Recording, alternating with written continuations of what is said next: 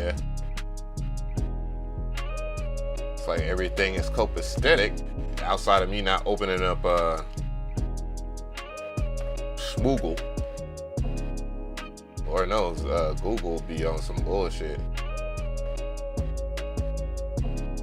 But hey, it is the browser, right? Discord. Yeah, bro. I big life, real life reset. For real. Yeah, that's my bad. I was gonna get on here earlier. I was gonna get on here earlier and talk about this shit because I wanted to do a live stream. I wanted to do it on Thursday. You might as well just get into it.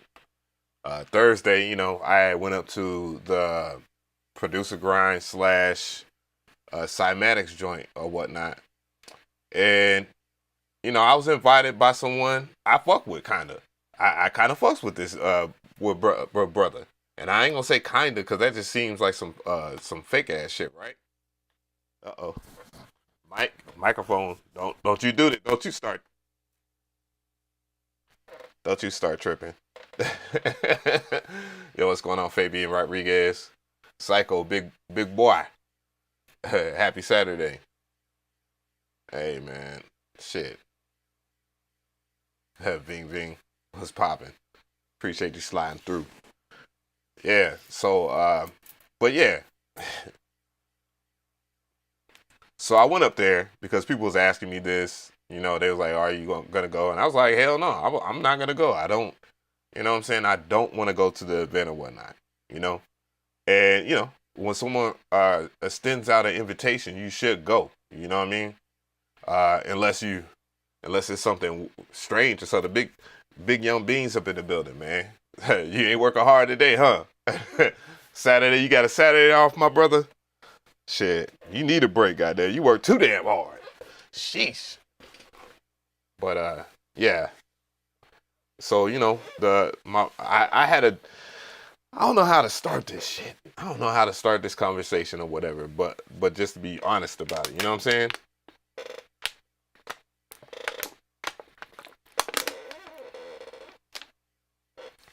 So I guess we could start here. This is probably the more interesting side of it, I guess.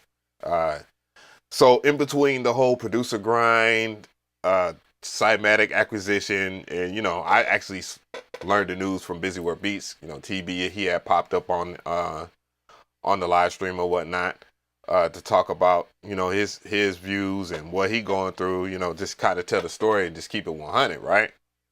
You know, his conversation with Busy Work Beats. You know, and homie kept it honest. I mean, I'm gonna keep it real. He kept it honest, man. We had a conversation. We talked or whatnot because I know a lot of his peoples. You know what I mean? Big shout out to Cutter. Man, he's cool. He's cool as fuck, and he's FL gang, by the way. For all those that want to start the whole FL gang versus MPC. And I'm gonna keep it real.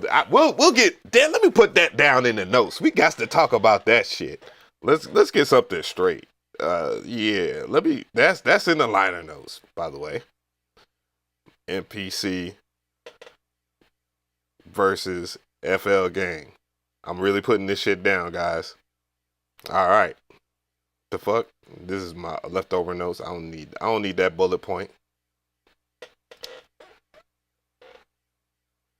Do I rap? I've been stopped rapping. I've been stopped rapping, dog. I'm too old for that shit. I'm too old to be coming in as a rookie, dog. Just straight up. If you've been doing it for a while and that's your thing, I'm not the type of person that feel like, man, just because you got gray hairs in your beard that you should stop whatever you love doing as long as it's productive, you know? And you ain't just living like a total bum. You know what I mean?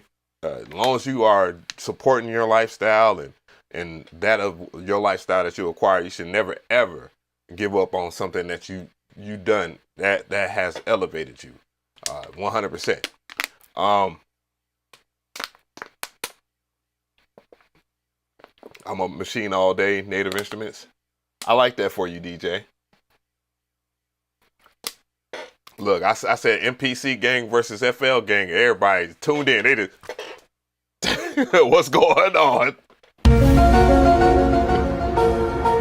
That's how y'all was thinking. Like, oh, this man, it's a Saturday. He don't stream on Saturday. He must be about to cook. Maybe a little, but not so much. You know. So let me get this in context. So you know, I responded to the whole information about Producergrind and Cymatics, you know, merging as a company, and you know, Busy Work Beats was the person that broke the news. At least on my side, that's the only person I seen. You know, and if you talked about it, ain't nothing like I ain't trying to start nothing with you either. If you was on that shit too. You know, there was some words exchanged between the two because I believe that there's some type of beef going on with them. You know what I'm saying? And I'm gonna just keep it 100 at this point, man. Look, y'all, I'm not picking nobody's side, bruh. I'm for real. This shit is hella petty at this point. I had a conversation with another content creator on here that's well known that shit is rolling right now. And that's not even smoke or anything for anybody. And he was just talking about how toxic this shit has got over here in the music production side. And I totally agree. I think it's massively toxic for no reason. Like some of the shit, I'm telling you. And it's funny too, because some people are, since they got so popular from the toxicity, have switched sides. All of a sudden they are advertising, right? I find that funny. And that is something that we called a long time ago.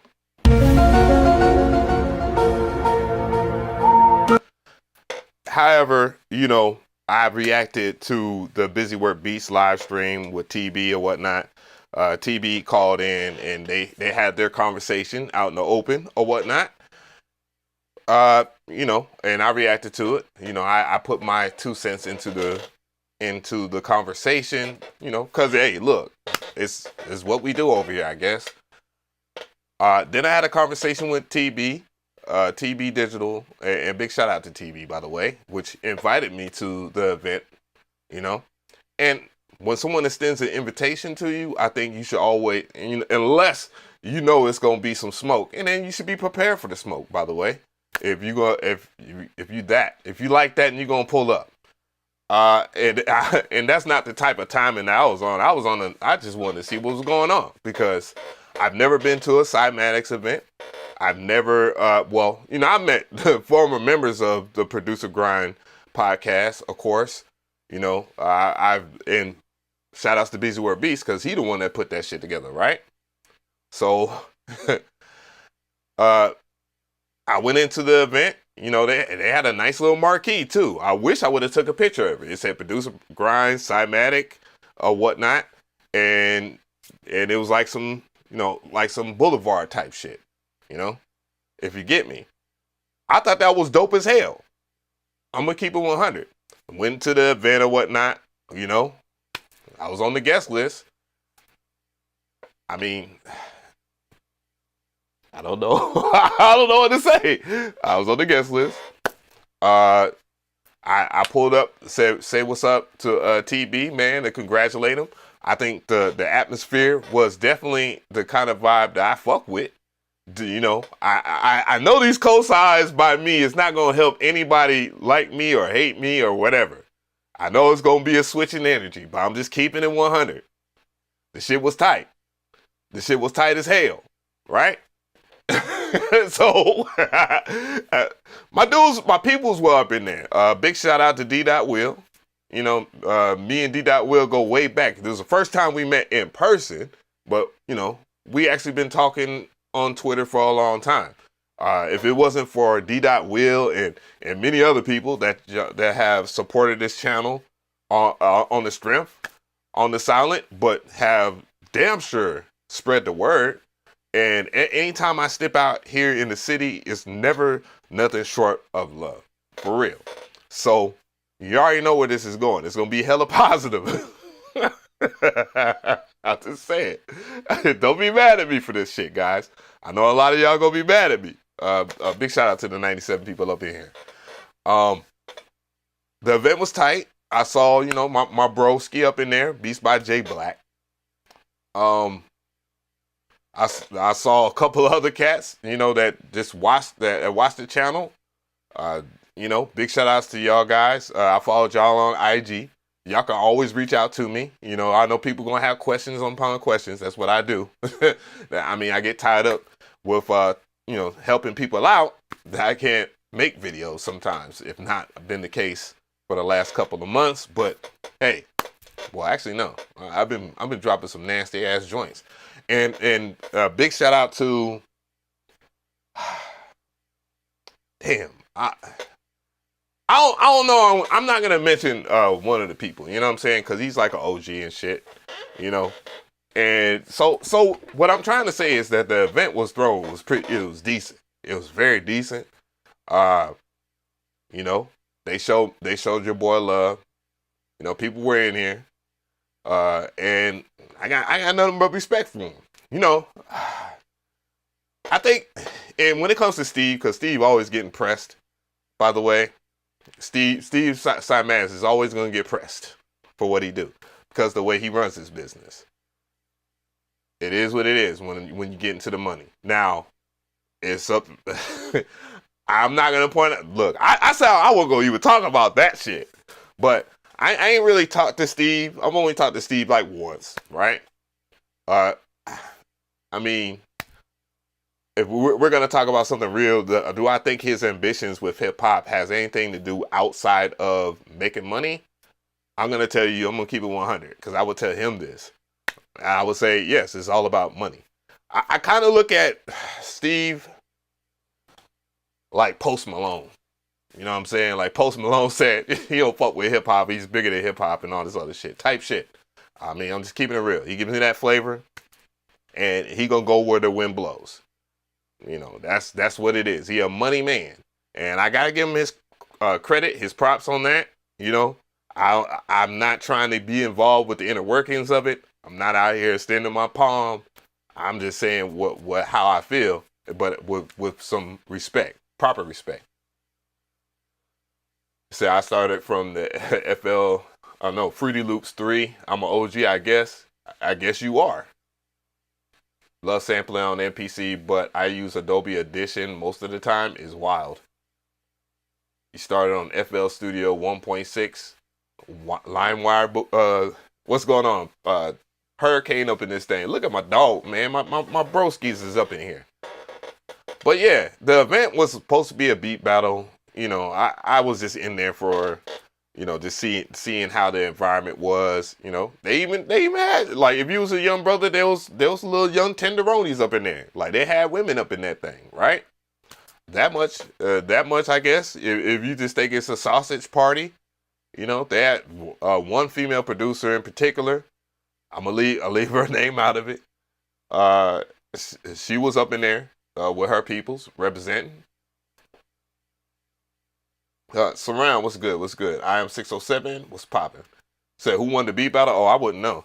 I just asked if they was gonna have the footage up, and you know, I was gonna watch it. I was gonna react to it or some shit, and that's what people were asking me to do. Right? A lot of people were asking me to do that shit. You know what I'm saying? Actually, people wanted me to be, and with all due respect, I think that would have told a better story if I would have just recorded me going to the event. But I really wanted to see what was going on. You know what I'm saying? I was locked in.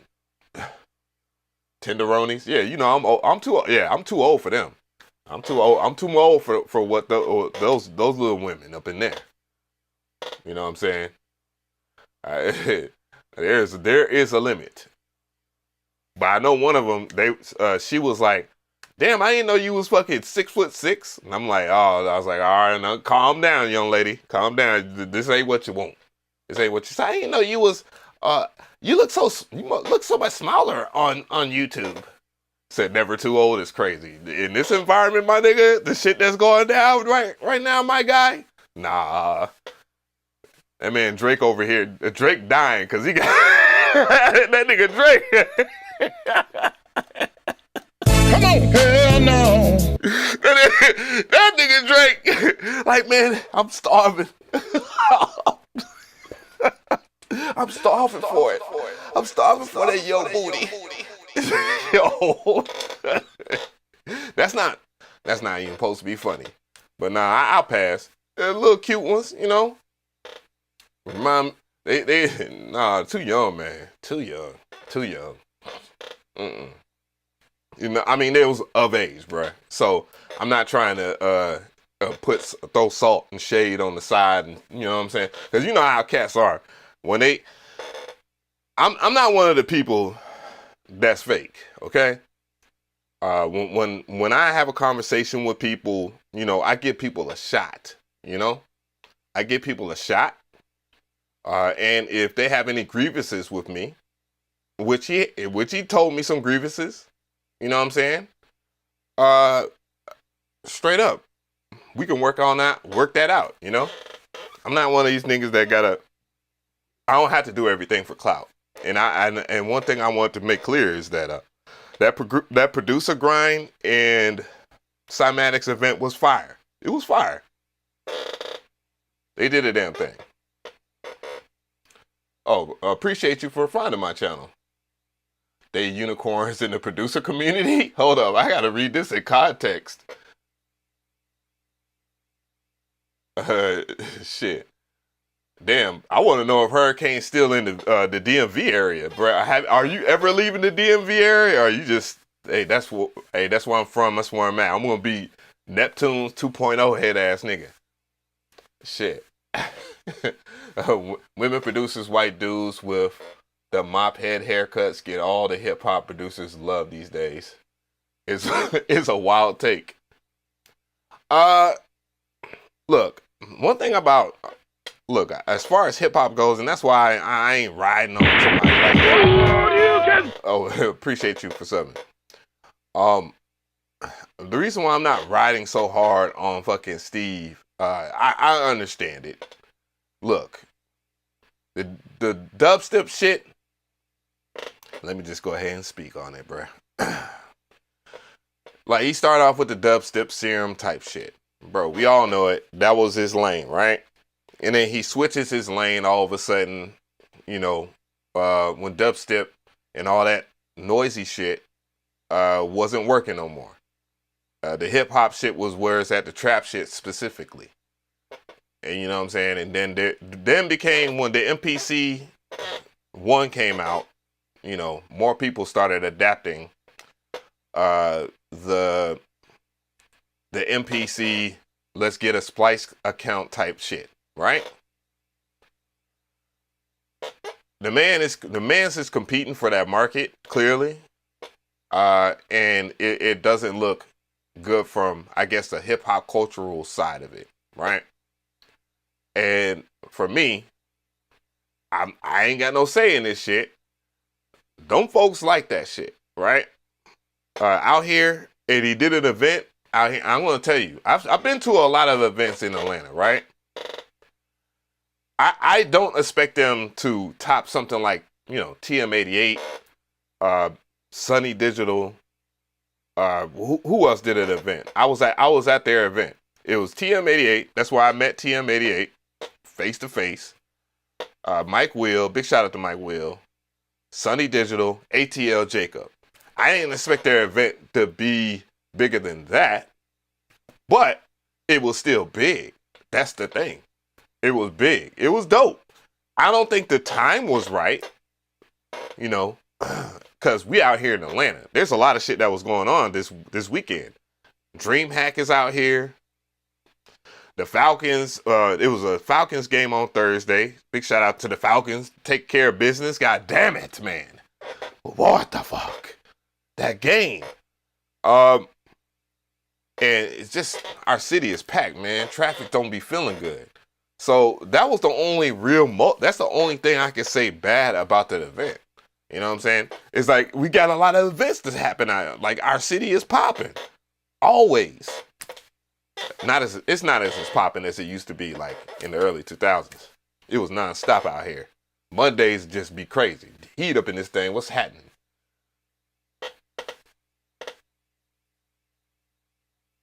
You can be big in a different way, and that works for some people. That's yeah, I'll fuck with you, dog. No Diddy. It's crazy. You heard about Sonny Digital's producer union? I've seen so many different producer union type shits. You know, more power to anybody. Okay. I just know not to jump on the bandwagon. Oh, okay. And I think I know where the video is at. Sonny Digital Producer Union.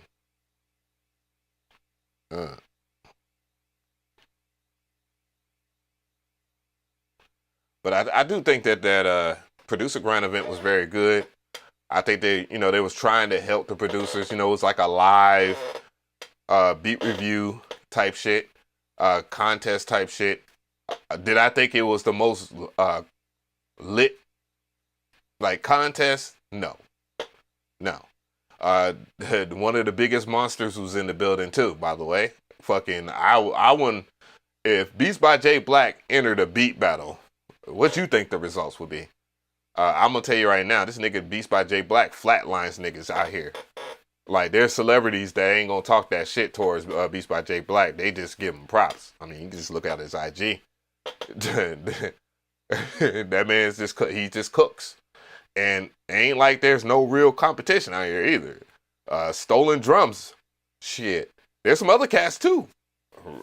Real talk. That's out here in Atlanta. Just when they make beats, bro, they make beats for real. You feel me?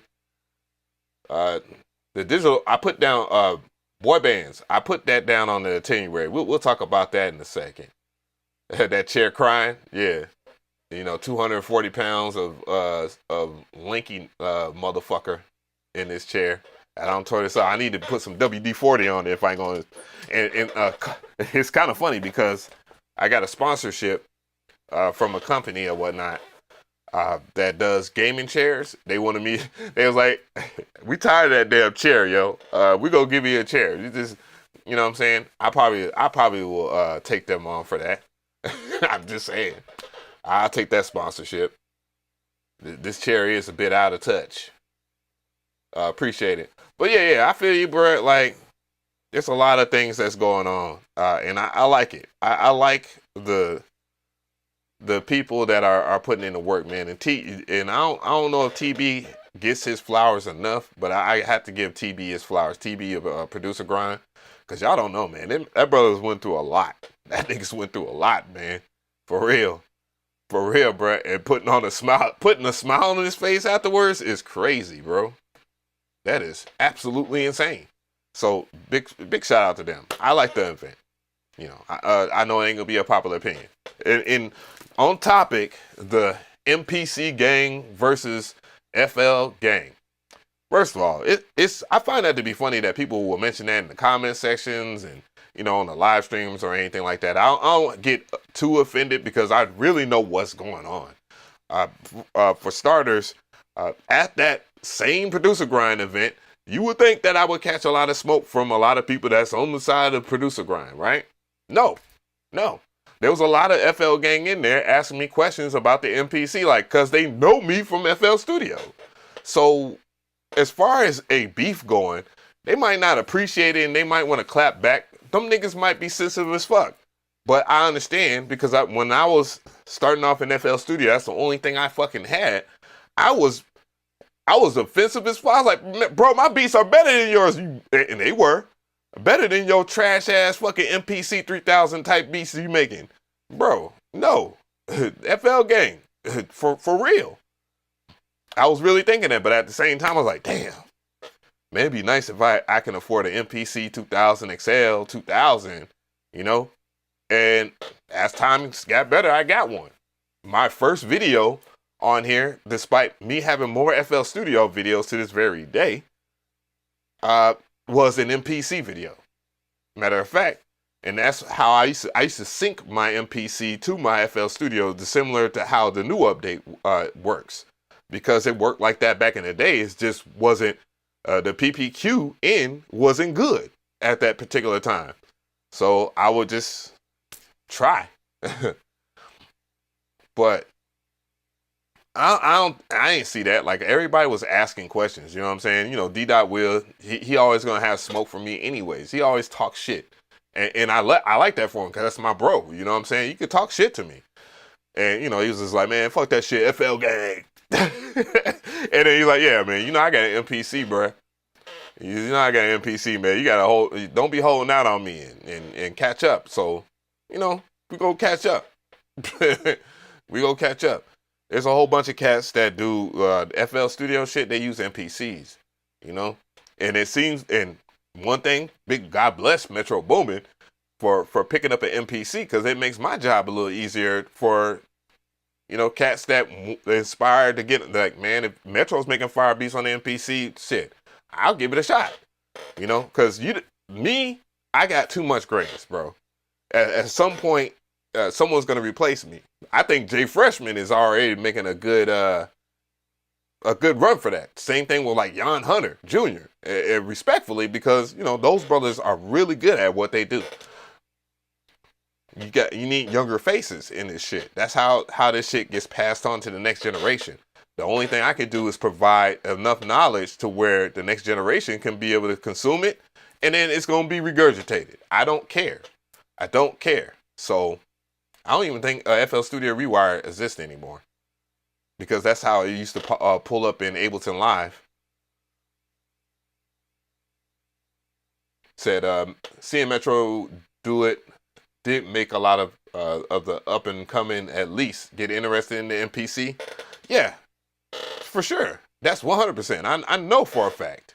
If it wasn't for like someone like Metro, and truth be told, TM88 has an MPC too. He has a 2000 XL. He has the blue one. Motherfucker. Damn. That nigga he got the one I want. Yo. I would tell him don't work. He probably watching. Fuck. It don't work, man. You can just go ahead and sell it to me like for like 200.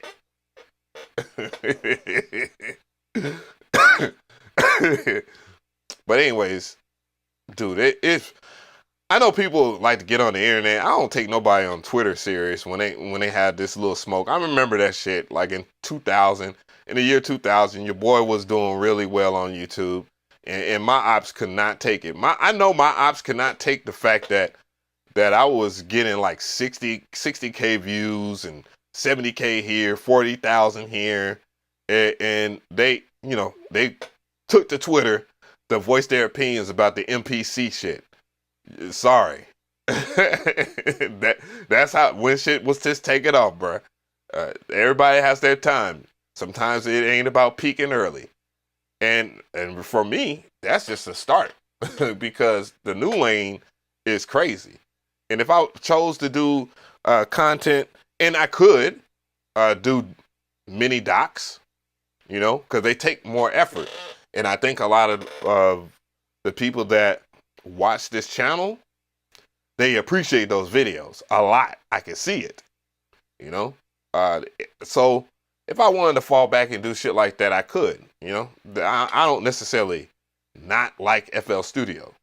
I just like my MPC more.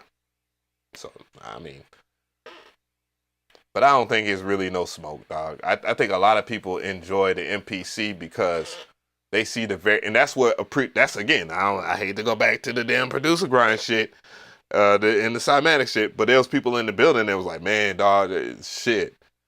Like they look at MPC heads with a little bit of respect. And I put it like that.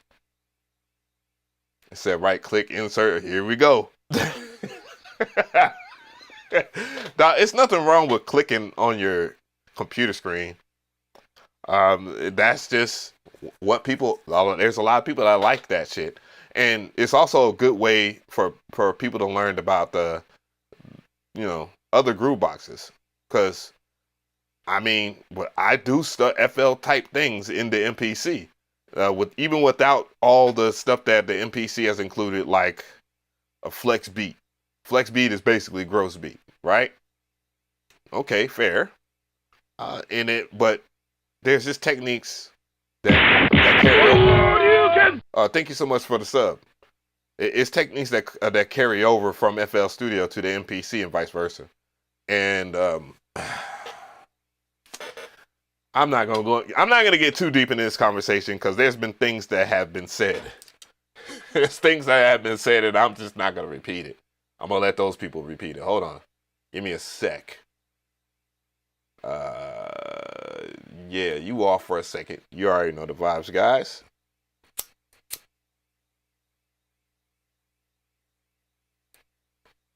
Mm-hmm. Mm-hmm. So, man, I think it's all good, man. Ain't nobody really tripping off that. But oh yeah, so I gotta look this shit up because I saw something. It was posted by Studio Link, and people was asking me about the Sonny Digital Producer Union type shit, and I believe I have footage to actually react to, and then I can come in with my takes or whatnot. All these damn. Oh, I watched that earlier. Yeah, there's some fire ass games dropping on Steam right now. Your boy is just too broke to be even doing that shit. You know what I'm saying? But I'm downloading demos though. Damn, I had to restart this stream how many times? That's crazy. That is crazy. That is crazy. Hard for me to believe that people are really beefing over how they express their self musically. Man, people beef over petty shit every day. Man, people beef over a damn $20. Shit. So, some software, yeah. All this shit is about, I don't know, it's about this weird supremacy type shit. You know what I'm saying? Like, it's like, what the fuck are we really, oh, here goes subscriptions. It's like, damn. Like, you really want to be superior, think you're superior because you use something and you're not. I mean, that's existed since the beginning of time, I would believe. That people think that they're someone's inferior to them because of X thing. And that's why competitions are a major part of that. It's kind of like like the Olympics. So, bro, where is this shit? I swear I'm looking. What the hell is really going on? They already. Oh, matter of fact, I just type in Studio Link. Studio Linked. There we go. It should be right around in here.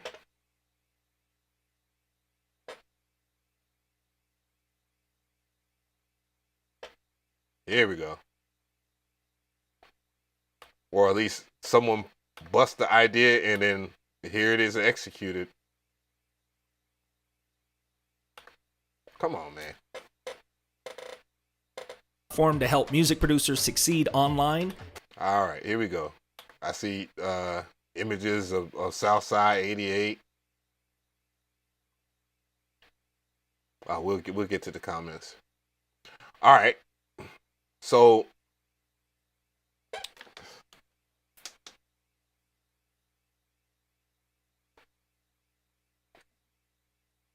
someone told me that Sonny Digital has formed a music producer union, and it's no. All right, so someone told me that they have a producer union. Now, there's been a couple of times where this has been mentioned in the past, and we're gonna check it out now. So this is on Studio Link's channel. I have it linked in the description box. It is definitely what you was talking about. Imagine the power of not just one, but a collective of music producers who are united, educated, and ready to break down industry walls. Welcome to the Producer Collective, the ultimate platform to help music producers succeed online and in the music industry. Membership benefits include membership card. This is your key to our annual producer conference and live events where we celebrate our music producers. Access to a curated library of VST plugins, royalty-free MIDI packs, exclusive discounts on industry-leading softwares, and the opportunity to learn from the pros through masterclasses taught by... I saw Future Audio Workshop on there. instructors like 9-time Grammy music producer Brian Michael Cox. Unlock the business portal where you can learn about music publishing, producer splits, downloadable contract templates, to our vetted list of entertainment attorneys for help negotiating deals. Become the best version of yourself with our mental health portal. Learn about stress management, burnout, and how these affect your creativity as a music producer. Receive constructive criticism and land placement opportunities through our Beat Submission portal. The Producer Collective is more than just a membership. It's your gateway to the music industry. In Phase 2, our goal is to show strength in numbers by unionizing and collective bargaining with decision makers to standardize pay for music producers. It's time to get paid what you're worth and on time. Interested in becoming part of the Producer Collective? Drop a comment below and join us as we educate, unite, and change the narrative.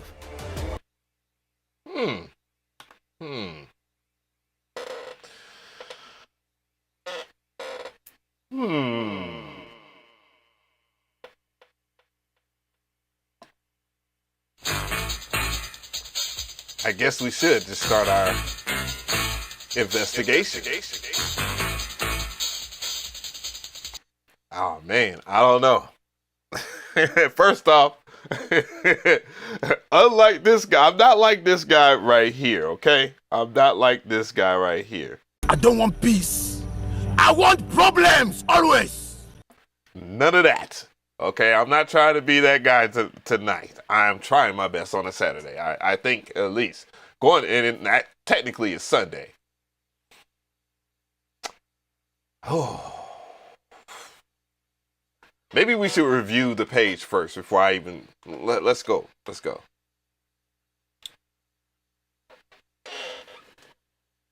Oh, okay. So there is. I'm looking at the information in the description. It says Producer Collective at www. Dude, you can hyperlink in the comments. And they chose producercollective.org. Coming soon, we have partnered with Sonny Digital and Rico Brooks to make this happen. Membership benefits, customized membership card, sound portal, VST plugins, MIDI packs, coupon portal, exclusive discounts to 24 audio companies, master course taught by Brian Michael Cox and Needles, business portal, learn about music publishing, sample clearance, and more. Mental health portal, learn about stress management to manifestation. Okay. Beat submission portal, submit beats for feedback. So someone in the chat said union dues. How much are the dues? Well, let's dig a little deeper. Let's go to the site itself.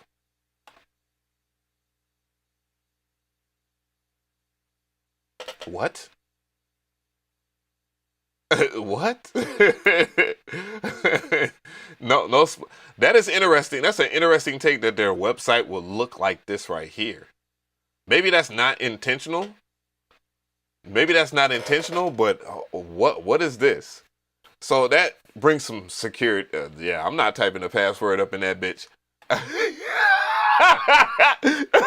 Hey, nigga ain't gonna set me up for a dox. No, on some real shit, I do. No, man, I don't know where to start. Wow, this is a heavy one. Well, y'all got me with this one. All right. So let's start off with a compliment sandwich, right? I like the fact that, first of all, I have worked with Studio Linked in the past. I've actually done reviews on their plugins. Yes, they have sent me free the software and stuff like that. However, I started off as a customer that was curious about this company that, does the hip hop shit, right? They have all the hip hop sounds. I bought a plugin. It was a trap plugin, something. I forget what I bought. Let's actually investigate that shit some more. What have I done a review on so we know together? I've actually liked a couple of their things. Infinity Player, shoot, I don't even remember what that was. I'm gonna be real. Trophies, that was the Brian Michael Cox plugin. Truth be told, I had some issues with some of the sounds, but that had to do with the way I had it installed. but it sounds is okay. Trap Boom 2. Oh yeah, this Trap Boom 2. This right here was actually a good plugin. Damn, that shit was good. And I believe they have. Wait a minute, I don't remember they did the Zaytoven plugin, and no, what the Beats by the Pound plugin. That shit was cool. I bought that one too, by the way. I actually wanted to buy this plugin to do this review because I would have bought it anyways. So I didn't reach out to Studio Link for that review or anything like that. But I have in the past. It is very expensive to buy plugins all the damn time. I ain't gonna lie. But the point of the matter is they actually did a thing called Rumpler too. It's supposed to be like their own way for you to develop plugins or something like that. I wasn't really feeling that because when I made my plugin, the plugin wasn't working. It was taking too long to load. There was a couple of issues with it, and that was pre-release. But I didn't want to do a video on that because I was like, man, I don't want to be on no sell y'all guys on some shit that really I'm not confident in, and I ain't want to just bash them either. However, this is quite different for me to even speak on. I gotta say it because we're going to actually talk about it, and that reminds me I need to put that down too. Timbaland. Yep, it happened again. Timbaland. Reaction. Almost forgot. Anyways, so when it comes down to it, I genuinely think this is supposed to be an answer to all the problems in the producer community. I've seen this before. We've seen this before, and it just reminds me of Beat Club. However, it's hard for me to want to compare it to that. Hopefully, the business side of it is much better than Beat Club. And I'm not ragging on Timbaland or anything for their situation at Beat Club. I just, seen too much and heard too much. But I hope, because for the sake of everybody that is a music producer, that they get something from it. The people over there at Studio Link, from my perspective, has always been good to me. But that people experience people in different ways, so I'm warning you guys. So this is something that someone asked me to react to in my live stream. This ain't something that was pre-planned or anything like that. So I'm just being honest and fair to you guys. I don't see the difference between this and Beat Club. I think they're trying to approach it a little different, but it's basically the same play. I understand that selling a service is far more lucrative than actually selling someone a product, because products, every product has a due date, basically, or every product has their expiration date is what I mean. So when you have a product and you put it out there, it's only going to make you so much money unless it's truly unique in a certain form of fashion. So yeah, I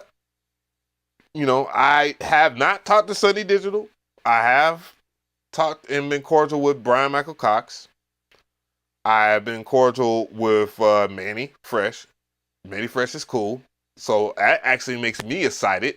If that's just not stock footage, that's their stock footage, by the way, because that's who the person that introduced me to Manny Fresh was my peoples over there at Studio Link. So to be fair, they have introduced me to a lot of people. I've always liked this company. I know they've been through different iterations because the market changes when you selling products to people. People will, they'll either take, when you're winning, they'll taint your brand, and then when you're losing, nobody's really talking about you and shit like that. And I'm not telling people's business. It's just how business works in a nutshell. I hope that they have their best. I hope the people over there have the best interests of you guys if you want to do that. I've I try not to speak on things like BeatStars and all this other stuff because because it doesn't work for me, it doesn't mean it's not gonna work for the next person. Okay. Again, I don't think that I know BeatStars isn't a hustle or anything. And big shout out to Abe, by the way. That man has definitely put. That man has definitely tried to uplift the community in the best ways that he can, and that's what it is. When you're a boss, man, you really gotta step your shit up, you know, because people start having so much faith in what you do and your movement that we get caught up in. They can do me no wrong, and it can happen. It can just happen. Shit, for real. Oh yeah, the Ricky Tinez shit.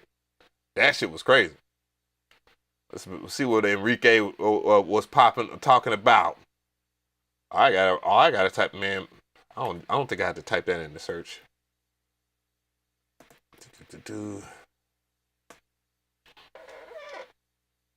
I stopped using BeatStars and had no customer support.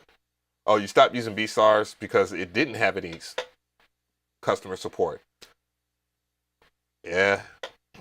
Listen, when you run out a damn website, man, boy, for those who don't know, the two people, I think it was only like 2 or 3 people that was running that was running BeatStars when I met Abe and them, for sure.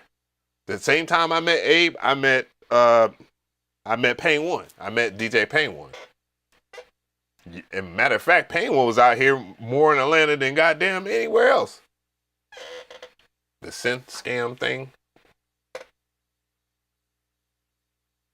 Yeah. I mean, I'll be outside.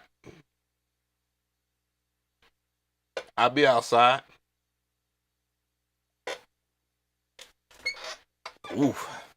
This nigga changed his damn thumbnail. Oh shit.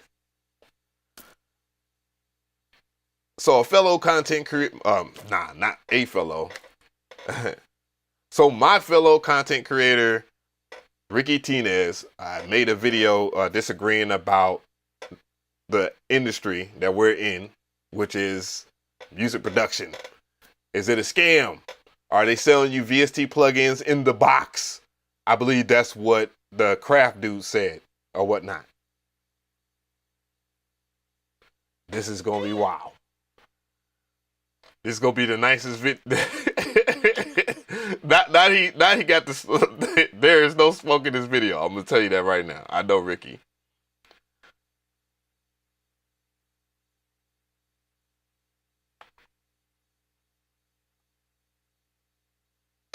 Okay, so hold on. That was enough of the producer union shit. And close that.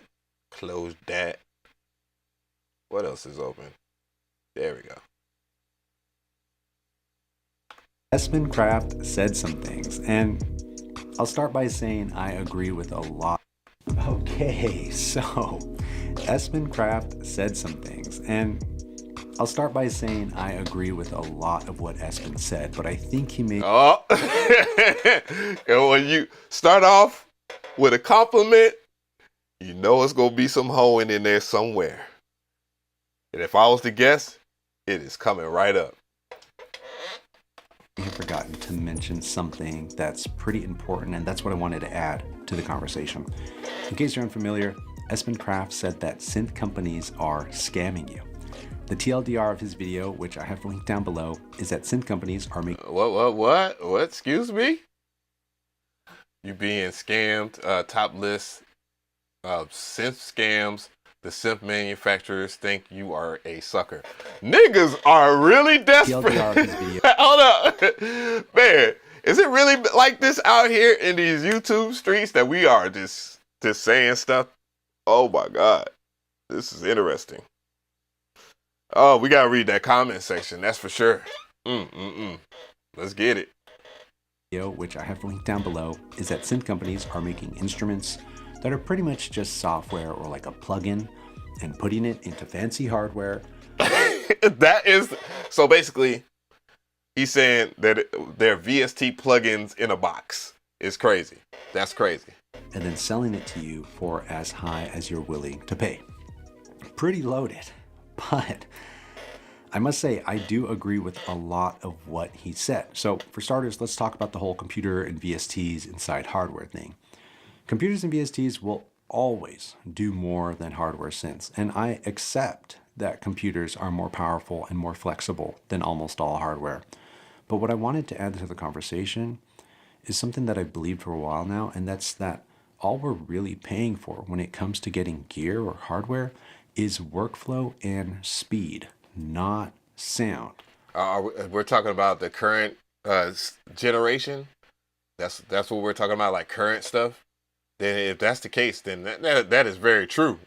You're not, look, in defense of old boy, whoever made that video, I understand where he's coming from, because there's a Churia Micro Freak plugin that's exactly like the Churia Micro Freak. And if you plug, like, it's made by it's not even made by a Churia, it's made by some people, some dude on the internet. And basically, it sounds exactly like it, 100%. Now, I think it's a ripoff to buy the Churia Micro Freak? No, because maybe I don't want to use it from the computer into my MPC. What if I wanted to just use a keyboard with my MPC? Truth be told, if Nexus was an actual piece of hardware, I promise you a lot of people would buy ReFX Nexus, the actual hardware. I promise you that much. And those are two things that I'm willing to pay for to an extent. Using a MIDI controller or a mouse or a trackpad for tons of VSTs, to me, feels a bit uninspiring, especially when it comes to programming and sound design, or even creative sequencing. And I understand that some folks, it might be all that they got. He has his way of saying, I don't like to click a mouse. That's what he's really saying. Or it's their preferred method, and that's totally dope, right? Whatever works to get you to make more tunes, I'm totally down with. But making sounds on the computer has always felt more destination-based for me. When I'm using my mouse to click on this and grab that knob and specifically turn that up, it's a thought that was predetermined. But when I'm on a synthesizer, it feels a bit more exploratory to me. And now that we're talking about perception, that's a good way of saying it. A desktop synth module and a separate MIDI controller feels a little different than like a keyboard version of that same synth. I don't know why, but it is very true. Well, because some people, like I would love for more desktop stuff to exist. Hardware companies, I would love, and I'm not the only one that thinks this. We would love for a lot of plugins too. Some plugins definitely need to be hardware pieces. Truth be told, I'm gonna keep it real. I definitely think desktop synths are better than keyboards themselves, because there's a lack of appreciation for me, at least, with dealing with the keyboard side of it. You know what I'm saying? I even say that some of the old workstations, I do not like the sequence in them things at all. And I've seen some dope sequences just straight up off the old school Rolling Phantoms back in the day. So. Perceived disconnect, right? It could be placebo, not sure, but I'm willing to believe everybody would buy Nexus if it was a hard piece of hardware. Definitely. Claims about expensive synths, two of which I own. The TLDR, yeah, they can be glorified VSTs if you really want to believe it, and I can totally see it.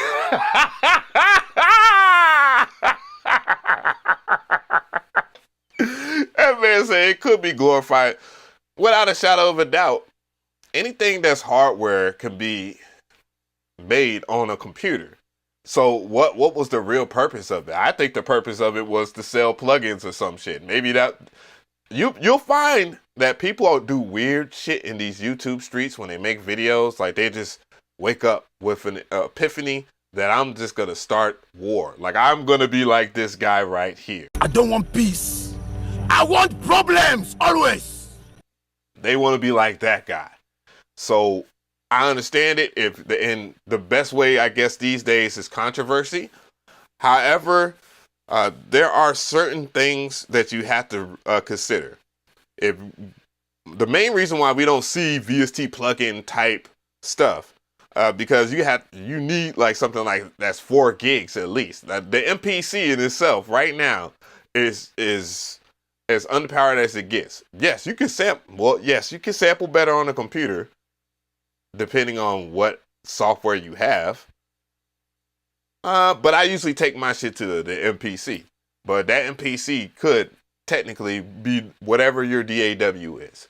And that is shown within the MPC software. That's why there's a software version only of the MPC software. Like you got a MIDI controller and all that.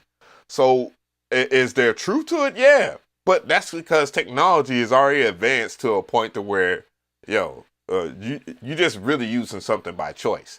But it does feel different for all the reasons that he has listed so far. And I agree. That point. For example, Waldorf's microwave plugin sounds so damn good to a point where I even question having the third wave. But going back to my point of this whole video is that if you need a sound to be set to a specific tone by default with limitations, certain synths will always have that sound no matter what. That is aiding workflow. And that is... Well, the reason why it's 2 to 4 gigs, because if you went any higher than that, bro, them MPCs would be around the $2,000 to $4,000 mark. Trust me. If you had like 16 gigs and all that, and then that would be overkill too. So I think the happy middle ground for any newer MPC will probably be around 8 gigs of RAM. And they make good use of 2 gigs of RAM. That's what y'all should be happy about. So when the future comes around, when more stuff is added, they are really trying to step into this stem shit heavy. They trust and believe that's going to be the selling point of the next MPC. That's for sure. Is speeding up your process. And that is giving you the permission to ignore the endless possibilities of what a computer can do. Not to mention, I, for example, wasn't able to nail, or more importantly, learn the sound of classic 90s house until I just used a JV1080 and an MPC 60. Then, with those limitations... because most of the folks was using that.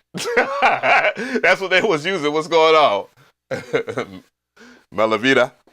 But yeah, that's what they was using. I mean, I understand that they used the TR-909 and all this other stuff, but the truth be told, man, sampling, that is what was making that shit crunch up back in the day, for sure. In mind, I took that with me to newer and more modern gear. For example, you could do anything in Ableton Live, or any DAW for that matter, but it's as gray and as transparent as its default color scheme. You need to have a goal of where you want to go and shape the software to get you there. Otherwise, it's possibility paralysis, right? I love limitations, and in some cases, I need. Yeah, that's the Japanese design of the Mark II or whatnot. That, if I'm not mistaken, I mean, I only heard a story. That doesn't mean it is true. When they dropped the MPC 60, when they dropped this Mark II, that was like Roger Lynn himself was not happy about that shit. And funny enough, this is my favorite one. That is my favorite one. That's the one I want right there, bro. I don't even know if I would make beats on it. I'll probably do like 1, 2, 4 limitations. And I think that that's where creativity thrives. And in some cases, that can provide the leverage we need to create something, right? A wall in our way gives us something to push off of, a way to build momentum. Otherwise, we're kind of just standing in a void with nowhere to go. Or again, it gives me the permission to ignore the sounds or settings or apps that a computer or a VST would let me get distracted by. It's the cliche, but can it check your email trope, right? Now, I don't recommend buying expensive gears to anyone because there are just as good sounding synthesizers for way cheaper. And I do agree with Espen that digital synths especially, for the most part, are just processors running some code.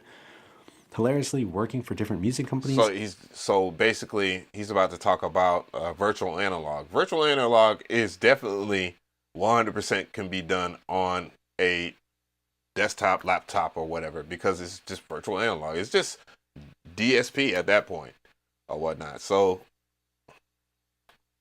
and understanding a bit more of the manufacturing side, it's crazy to see how one processor can be responsible for so many different products and from a ton of different companies at the same time. Roland is one of them, that's for sure. Roland has something, I guess, for the person that he's responding to's sake. I believe he was looking at it in that perspective of like Zen Core engine. You know, Roland has the Zen Core engine. I remember when they was pushing the ACB abbreviation. I can't remember what it was called. You just let me know in the comment section. But I remember them, and everybody was talking about, oh, that's just a VST in a box, dude. And it's like, bruh, like virtual analogs, all that virtual analog shit from the Roland JV 1080, all that's digital shit anyways. And there are some people, to be honest, that don't know the difference between analog and like, there's some people that don't even know what analog means. They don't know the difference between analog versus digital, like, or analog or digital gear. Truth be told, like if you told someone that modular gear was analog or whatnot, they probably would think it's digital. And there's some cases where it could be digital because of the sequencer that they choose to use, or a sampler or something like that. But most of it's voltage. You know what I'm saying? Let's see. It's just a platform to build whatever you want on, right? But where I think it starts to get kind of special is if you take that computer or that VST and a dedicated controller that was built with that instrument in mind, then I can start to see the value in acquiring different products, especially when the company has a vision of how a workflow should be. Anyway, my friend. That was the most sinister type smile I've ever seen in my life. What in the hell you got cooking up in your mind, Ricky Tinez? Let me know. Actually, I already know. One thing about it, there was no lies told in this video at all. A lot of this stuff, if you do whatever in your DAW, because we was just talking about MPC gang versus FL gang, and it's like, you know, it is what it is. So I need to stop saying it, but I don't feel like getting into it. Everything can be done in your DAW, absolutely, but it also depends on who has the absolute knowledge of what people like. You know what I'm saying? What makes a groove box special? Because the MPC doesn't do stuff like FL Studio. The MPC software, the hardware, none of that. And then when you mix it in with just recording is something loud as shit or whatever, because there are other things that the MPC does that in a typical DAW it might cause issues. Like one of the main reasons why I like the MPC is because I don't have to deal with latency. Bro, latency sucks. And it don't matter how good your computer is, you're going to deal with some type of latency. And the latency is going to be lower on keyboards and groove boxes. That's one of the clear-cut advantages. But I definitely think that Ricky's still looking at VST companies right now. It's like, yeah. Hey, make it happen, Ricky Tinez. ReFX Nexus / Electron. Oh, that shit will cost a lot of money. God damn. The Nexus hardware from Electron. That shit would be like 4,000. Damn. That would be $4,000 for the light version. And we need a light version of it. And then we need a fully featured version for 8. Say more like 6K. Shit, right. God damn. Massive X. Well, Native Instruments can handle that. But that would be cool. I mean, Native Instruments should have been doing shit like that. That's on some real shit, but they just hopped into the hardware market with the Machine Plus. And that's what I hope that's why I hope that they will figure it out over there. Hopefully the next one that they drop will be at a reasonable price, and just work a little better, than the Machine Plus. Because the Machine Plus, truth be told, I don't know if I said it live or not. I might have said it in my head or live. Who knows? But dog, I was working just on the Machine Plus for the latter part of 2020. Like, I had my live too. I tapped on it and stuff like that for YouTube. But boy, I was fucking with that Machine Plus like nobody's business. Shit, for real. And they both sounded very, if we're going to go into the whole sound thing, they sound very different. But I did appreciate the very responsive pads on the Machine Plus. They were very responsive. Very good. And that's on gang. Then we got all these sales from Sweetwater and Zounds. What happened? Oh yeah, that should be crazy. Man, look. ReFX Nexus hardware would definitely sell. There are too many people that are rich, that got rich using ReFX Nexus. And that would be the flex gear too. Let me stop giving them Enrique more fuel, because Enrique be like, oh, notes. Dog, a lot of people will buy that Nexus shit for real. This like, don't fuck us over. Don't fuck us over on the price, bro. Dance Orchestra in 2011. That Dance Orchestra sound pack made a lot of trap shit. Oh, I remember squeezing the juice out of Nexus, bruh. I used to squeeze the juice out of that damn shit. Then I realized, like, dude, I can make these sounds. Like, I can make these sounds and I can make a better selection. Because that was the biggest thing about Nexus. Nexus had some of the most filler ass sounds I've ever, and you have to do that. That's why people buy it or whatever with it. They buy it or they get it because it has all the damn sounds. That's how people jumped on the whole Omnisphere as a hardware synthesizer. Jesus, man, they would charge. Oh no, I don't even want to know. Could they charge like $500 for a goddamn Omnisphere? Bruh. And Korg already has something that's similar to it too, by the way. They have the I don't even use it because it's so damn hard to program. What is that shit called? I talked about it years ago. Damn, that's crazy. But Korg has something similar to Omnisphere in hardware form. It cost like $700 at one time. That man said Nexus sound was big, fat, and full. Pause. 10K for the Omni hardware easy. Damn. The only nigga that would have that shit would be Jermaine Dupri on goddamn Instagram. He'd be an influencer and shit.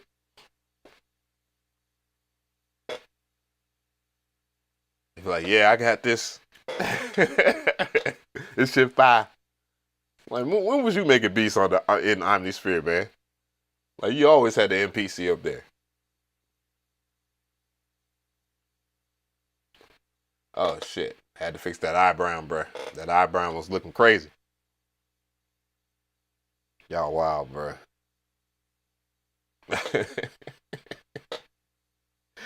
Y'all crazy as hell. Reaction. Man said, talk about MPC gang versus FL gang. That's hilarious. Yeah, you did forget to pause, man. That shit was crazy. That was crazy reading out loud.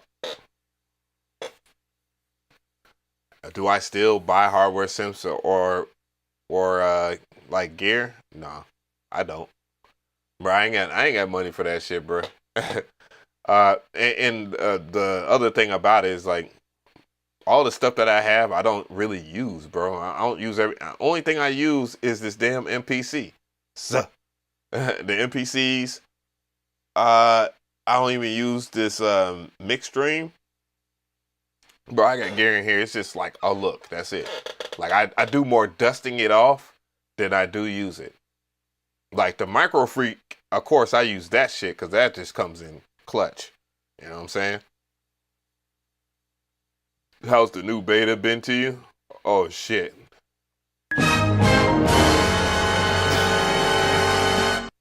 Yeah, I actually do feel like this. Yeah, I forgot I had that on there. I'm at this point, I don't think I really care about gear like that. If I was to buy gear, I'm going to trade, like I'm gonna sell all the shit that I don't use. And if I don't use it, there what's the point? You know what I'm saying? Because there could be someone out there that could use it. You know what I'm saying? And I'm gonna come off it. I'm gonna have some really decent prices too. I'm gonna have some really decent prices. Like, but as far as like chasing gear, like this has been a pretty underwhelming year as far as gear announcements in the first place. But even then, I wouldn't buy it. When I saw the EP, whatever that was from the recycled version of the EP 133, I was like, okay, like, what are we doing? Teenage Engineering, like, are we really doing this? That was my I didn't put out the video because I didn't want to put it out, but I was just like, man, dude, what are we doing? The only other thing that impressed me all this year was probably that P6 by Roland, that little sampler thing, which is a miniature version of the SP404. You know, I'm good. He said, you're sticking with 2.15, that 3.0 is a whole new curve. I can understand. It's understandable. It's understandable. I guess I could talk about my feelings about that. I know that was one of the things I said I was going to do, but I had to prep myself for that shit. But I will at least show why that, some of my grievances and some of the things I like about it. Okay. I had to just write it down so I don't lose my place. All you need is some CDJs. I'm done doing those CDJ days is over with. I'm done. Ain't even fucking with it. 3.0 on MPC is harder to learn than the Kai Force. I don't really think so. The only real difference in the main screen is just instead of you twirling the knob, it's just hitting new track. Like that's the only. Like looking at this shit is not like it's rocket science, bro. Like this is the track mute screen. It looks like the old track mute screen. Actually, it doesn't look. I like the old track mute screen. Just truth be told, as far as looks. Oh, they have time divisions. Oh shit. Oh, damn. I didn't notice that shit. Whoa. They put time divisions on here. Okay. What you trying to do, Akai? I'm guessing they're trying to prep you into using this like clip launcher. Pass, mute, pad, solo. Okay. But when you look on the main screen, man, it's, it looks different, but look at how quick I can get to my plugins. I mean, you could go menu and then go to track edit. But, dude, all I got to do is just tap on the screen. Boom. I'm there. I'm there. My grievance is with the software in itself is, one, when I do this, hold on.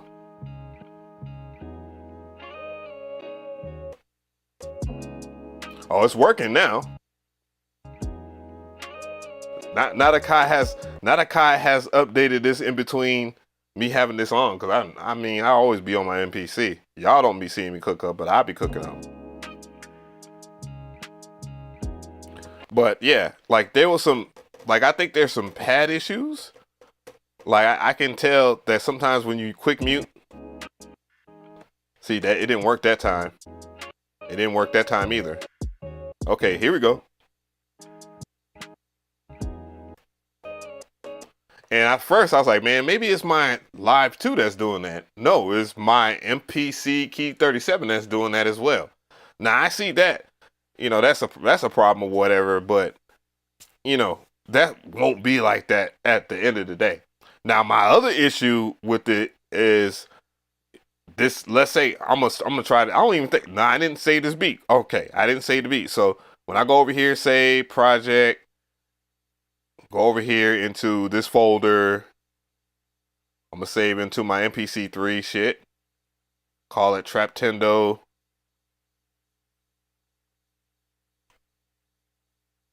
Soul 2024.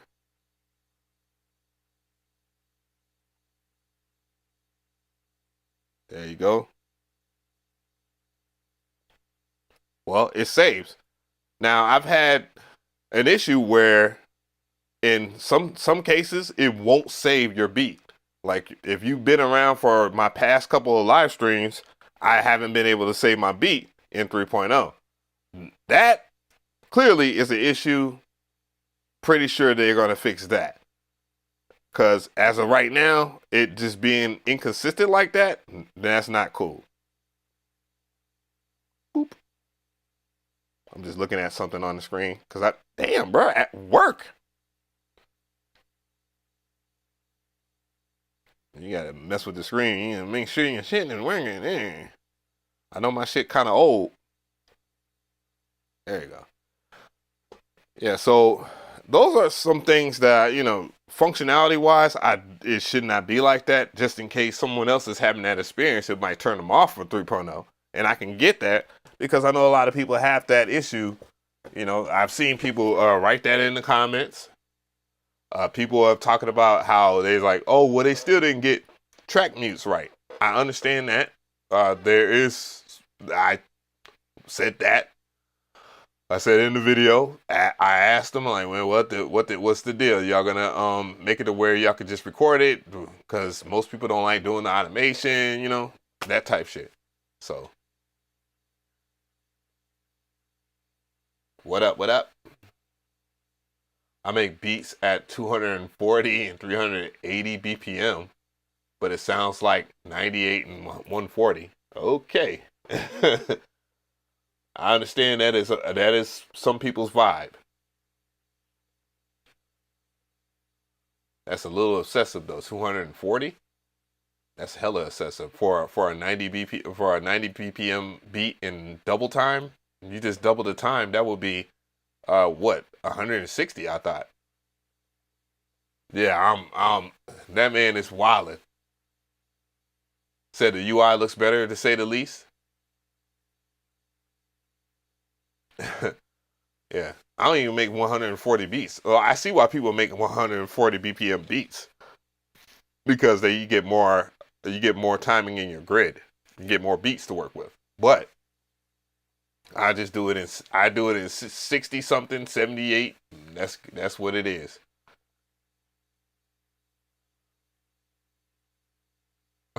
Most of y'all feel unheard. All y'all do is complain. That's why.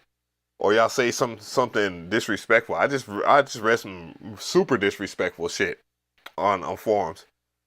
You gotta understand, like, when it comes to developers, man, one of their biggest nightmares is dealing with their customers because because believe it or not, like, y'all be rabbitous. Like some of the things that y'all say, and all jokes aside, y'all say some very, very disrespectful things and then still get it, but it's like, holy crap, y'all could do a whole lot better. Like, for real. So, and that happens in, imagine not EA. Yeah, imagine Electronic Arts, EA. So if they had to deal with like their customers' demands, and mind you, the Electronic Arts, they don't really give a shit. They care about the numbers. But developers in general, the interfacing with people, and they have to retighten up stuff, deal with people clowning them. Developers get a lot of pressure, is what I'm trying to tell you. They get a lot of pressure. Imagine the amount of patience for someone saying, fix your shit. Like, someone in their customer service seeing someone, fix your shit. Shit's not working. You'd be surprised at how many people do that shit. Man, what's the turnaround for customer service? I think the turnaround for customer service is crazy. Like, you gotta temp hire people, basically. because the amount of disrespect that they're gonna deal with on a daily basis to be in customer service is crazy. Yeah, I mean, sometimes it is user error, because I saw someone in the comment section, they was like, oh, they said something, it was crazy. I was like, bro, yes, it still could do that. What are you talking about? It even works better. I forgot what it was talking about. Not the track mute. Oh yeah. So one of the people were talking about, they just came to the comment section of my recent video just to say the track mutes don't work. And I'm like, what? I just showed you. Bring back the old track mutes. I'm like, nigga, I just showed you that the track mutes work. Outside of you have to hit automation, which does in all ways suck. Versus just hitting record, because you can mute your pass before you even press play start. That's the advantage, and most people will, by all means, mess up that part. That you gotta mute your pass before you start your track mute arrangement. But yeah, he's like, yeah, that shit sucks. It sucks. I'm like, bro, there's no way that you watch this video, like, at all. I just think you just wanted to vent, you know what I'm saying? What up, what up? What up, Solo? Most of the Kai stuff works well. User error, yeah, we talked about that. I got good at making beats because I have real friends. I mean, it doesn't hurt to ask someone if you need like advice and shit like that. Mind you, it's very... You'd be surprised at the people that you might meet because you have enough knowledge to teach them something. You know what I'm saying? You give yourself more value when you're teaching something. And then that's kind of my blessing, is that a lot of the people that, you know, are doing way better than me, they got a level of respect for me, and they have helped me out and like spread the word of like the channel and stuff like that. Or shit. Some people even wanted me to work on albums. Look. So there is a level of respect that comes along with this shit that I appreciate for sure. Max Shooter is killing it. He's making beats at 17. And wasn't there someone younger than him that was making beats? There's always someone. There's always someone that's the new, I'm an extremely young producer type shit.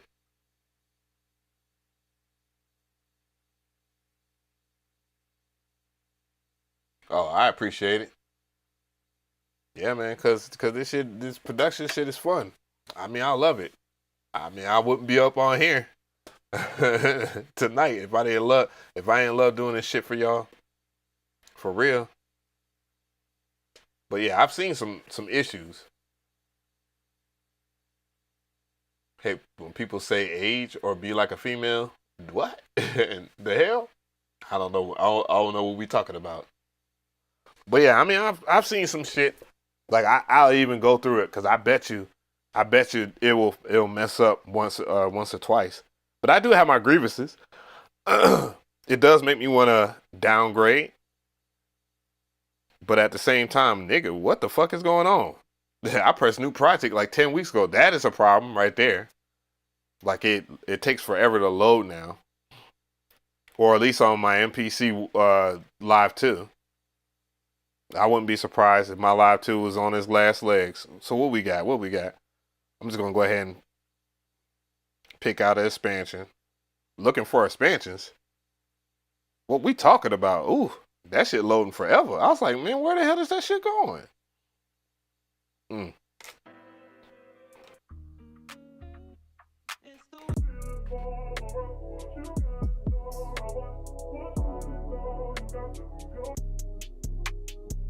I actually like that kit right there. So, kit loaded, right?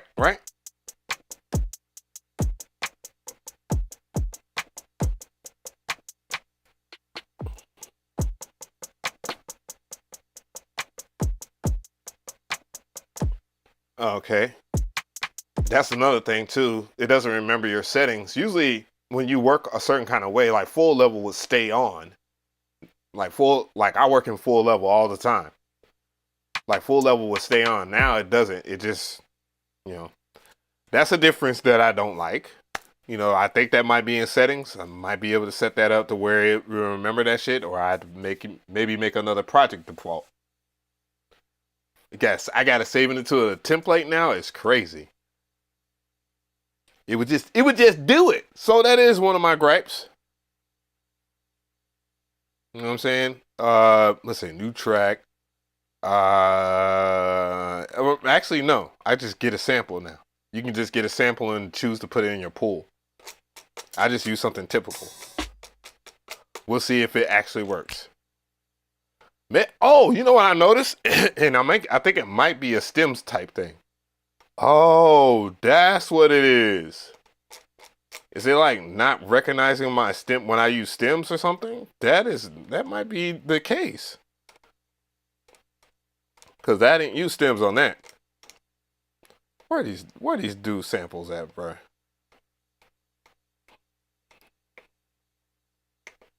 I think I've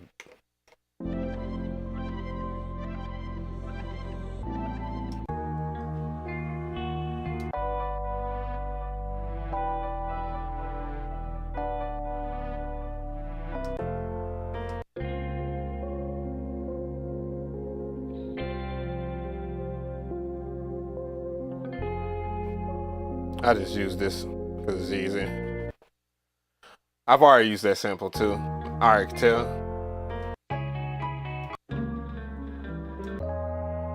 I definitely used that sample. I actually chopped that up in 65 BPM. Okay. So I think the problem happens to be, well, not that.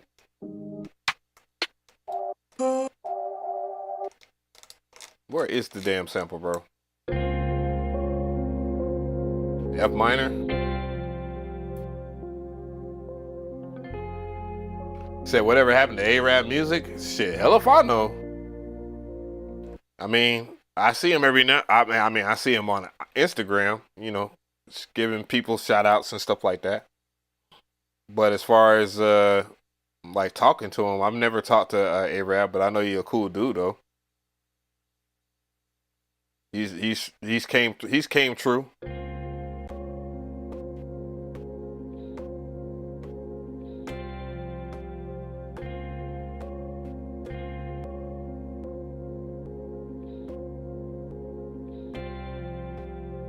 All right. I actually want, you know what? I'm going to take that back. I'm going to take all those slices back. Clear all.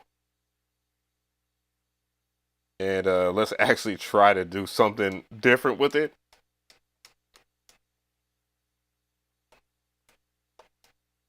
But how would it sound 3 semitones up? Will it sound like Boo Boo or Nonu? Oh, you saw him at NAMM a couple of years ago? I know he was he just chilling or was he just performing? Because usually people come to perform. Yeah, okay. I fucks with that.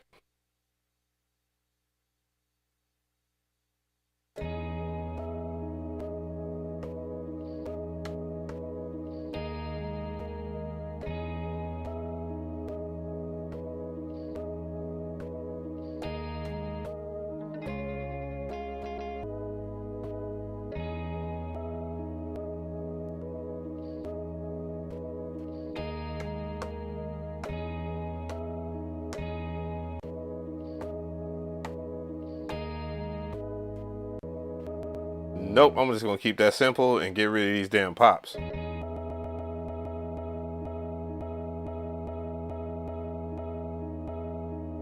Okay, so you really don't want.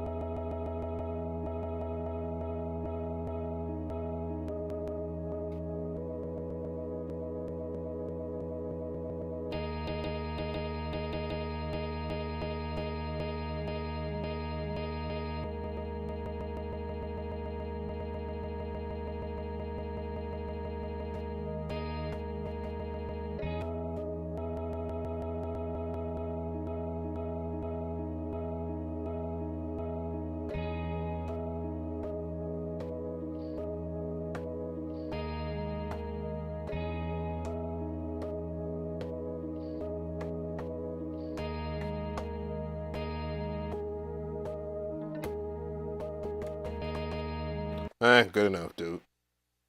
Just trying to see if it like crashes. I noticed this happens. Like it will all of a sudden, like all your chops are gone. I'm not sure if that's supposed to be intentional or at all, but it just looks weird. Like it looks extremely weird for that to happen.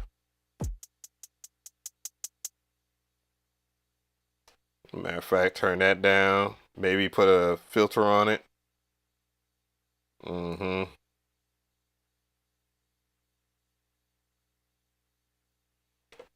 Mm-hmm.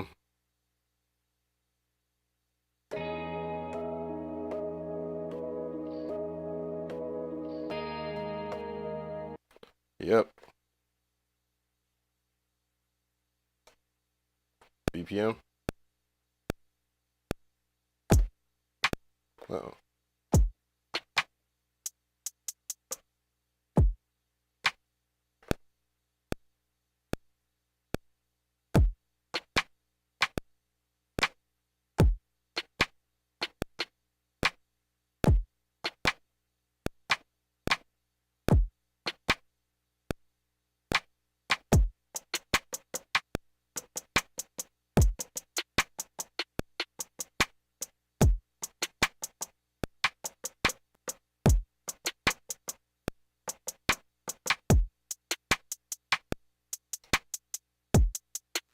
Okay. And then we'll see what it'll do.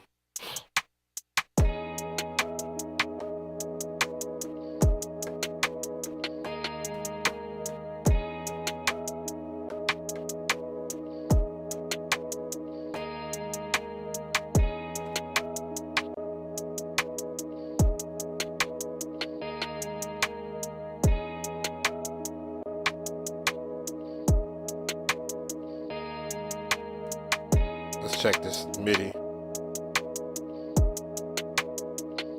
That's one thing I've noticed too. Some of the sampling is a little different. It sounds a little different, but there's ways to fix it, I guess. Just tap on this. I'll make a tail right here. Turn on tail length.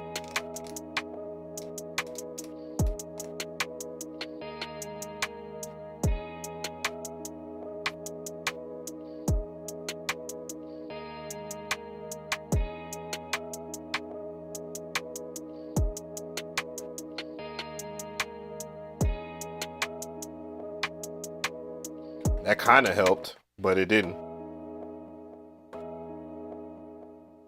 Back here, tap on the screen.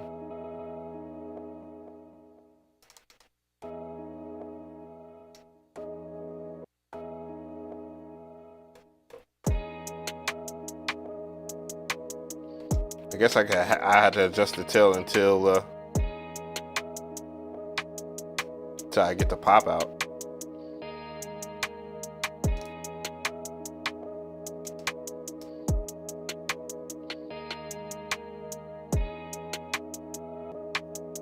Oh damn, I didn't even know you could reverse it right there. That made that chop useful. Damn, I didn't know that. I did not. Well, I probably did, but I didn't. Maybe not. I've never used that. I usually do my reverse stuff all the way over there. Oh, I mean, in the sample editor.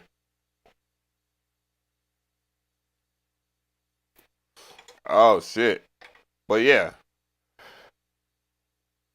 There are some awkward things. I mean, you will have to get used to the arranger. And, you know, I mean, it could use a bit of sprucing up in terms of clarity. You see how this is like, when it's highlighted, you see that.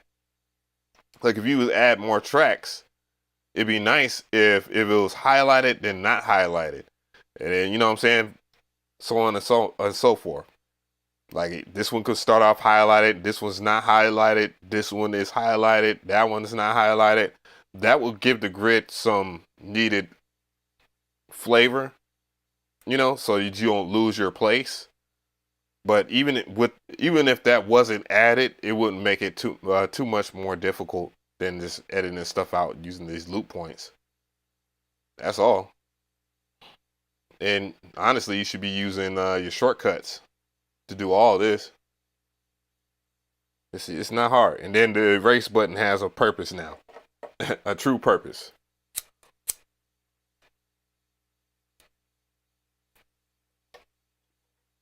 That man said, this is why I stay on Machine. Machine is easier. It's crazy.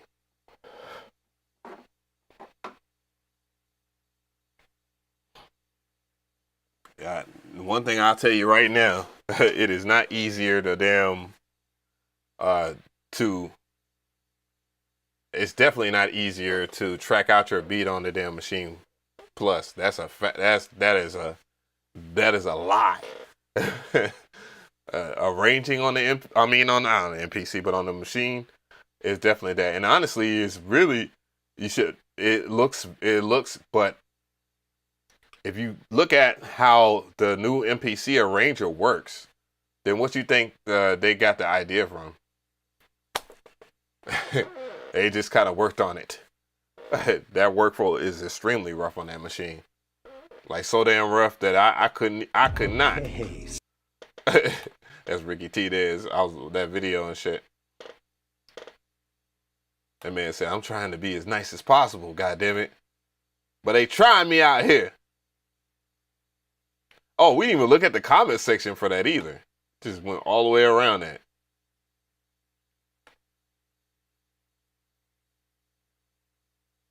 Yeah, that's that machine plus, bro. As far when I had to learn how to arrange stuff, first of all, you got to go from patterns to I can't even remember how you do it. You go to patterns to sections. You got to create a new section. Dog, it was like, what? Excuse me? What is it? Patterns, sections, and something else? Someone will tell me in the chat. Dude, that shit was a pain in the ass.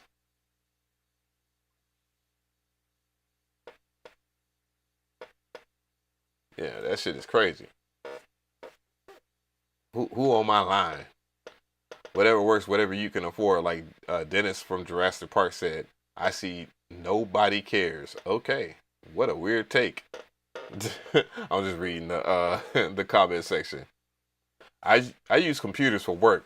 By the end of the day, I need to switch off and not stare at a monitor another 2 to 3 hours.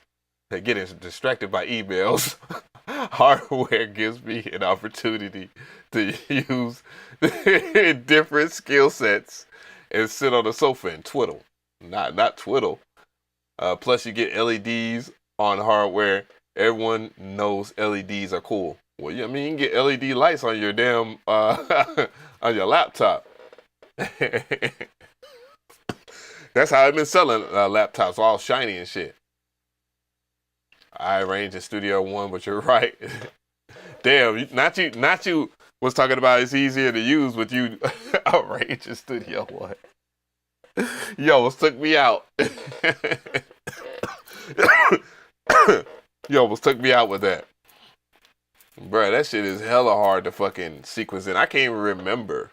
I know I only used it for like a couple of months, but shit, bruh. That shit was, I was like, God damn. Oh, the clips. What the hell are clips? Shit. It's tripping, man. This chair want to be in this damn conversation so bad. But yeah, I'm just reading that comment there. That was hilarious. This is like atypical.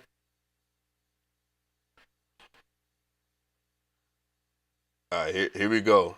I love it when musicians fight and bicker. Nonsense that doesn't matter. Instead of creating music in those times, YouTube has polluted musicians' journeys. Oh my God.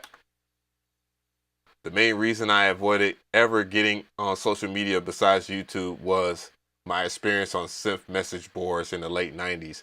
At first, it was fun to engage with two-minded individuals online, but eventually it evolved into wasting time talking about craft instead of actually developing it.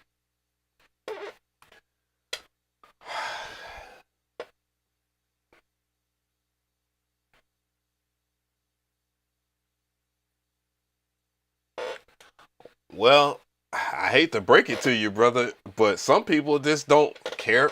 Not even a little bit. Most people just don't care. You know what I'm saying? It is what it is. People are if you're just tuning into the internet, you don't know how nasty it can get. You said you was around in the 90s. Bruh, the internet used to be nasty. Nasty work. Super nasty. It still is. Man, some of the stuff I don't see on the internet is absolutely, like, now people are just trying to top each other on how wild they can be just to get 1 million views. I'm just trying to tell you. However, 90s, oh nigga, don't be black and play Halo. Oh my God. I didn't remember that shit. Bro, Call of Duty too. Shit. It's wild out here in these streets. Well, I read Chill's name. and I read Chill. I thought he was like saying, yo, chill. LOL. The internet is crazy. It's crazy. But it's been like that. I don't know where you been. The internet's never been a nice place, bro. It's always been wild. Man. So who burner account was that?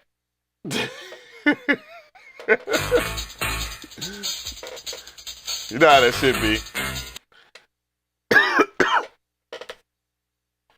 That man said, AOL. Them rules used to be brutal. That man is he's definitely got some grays. The fact that I remember AOL, it was wild. The AOL was wild. People was wilding out with 56K modems and shit. Just wilding out. 56K, it take like 20 minutes for you to your chat message to load. And it was just, fuck you.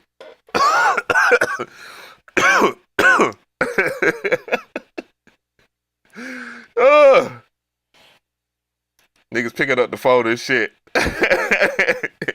They can't even finish that damn Napster download. Nigga, stop calling me, nigga. I was downloading something off of Napster. Oh my God. This really has happened. Oh my God. Then you thought you was better than everyone because you got DSL? Just for a nigga to say, oh yeah, I got cable. I got cable mode. And that was before they started putting caps on the internet and shit. Bro, I used to have like 20 gigs or some shit on the cable shit in like 2 minutes. Bruh, people were real life using dial-up to download songs, my guys.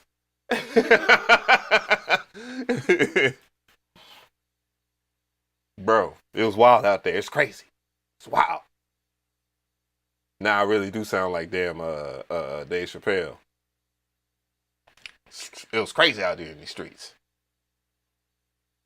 Lost your first beat on a Pentium 4? Nigga, I ain't heard about a Pentium 4. It's been more than a decade. Holy shit. Whew. Not a Pentium. A Pentium.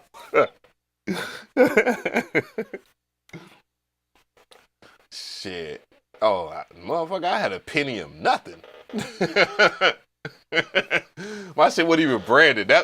My first computer wasn't even fucking brand. Didn't have a smooth brand name for the processor.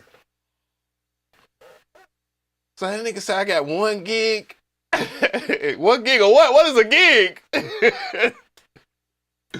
Imagine trying to explain how computers work to motherfuckers that don't care about computers. Oh yeah. And niggas thought because they was downloading off of Kazaa that they were geniuses and shit. Jesus. Not you think you a damn Doogie Howser or somebody. That man said Packard Bell. Yo. I remember going on my cousin's house to put windows on his damn it was a Packard, Hewlett Packard or whatever this shit. That's an ugly. They call it HP now because Hewlett Packard was a little rough. So they exist. They just rebranded.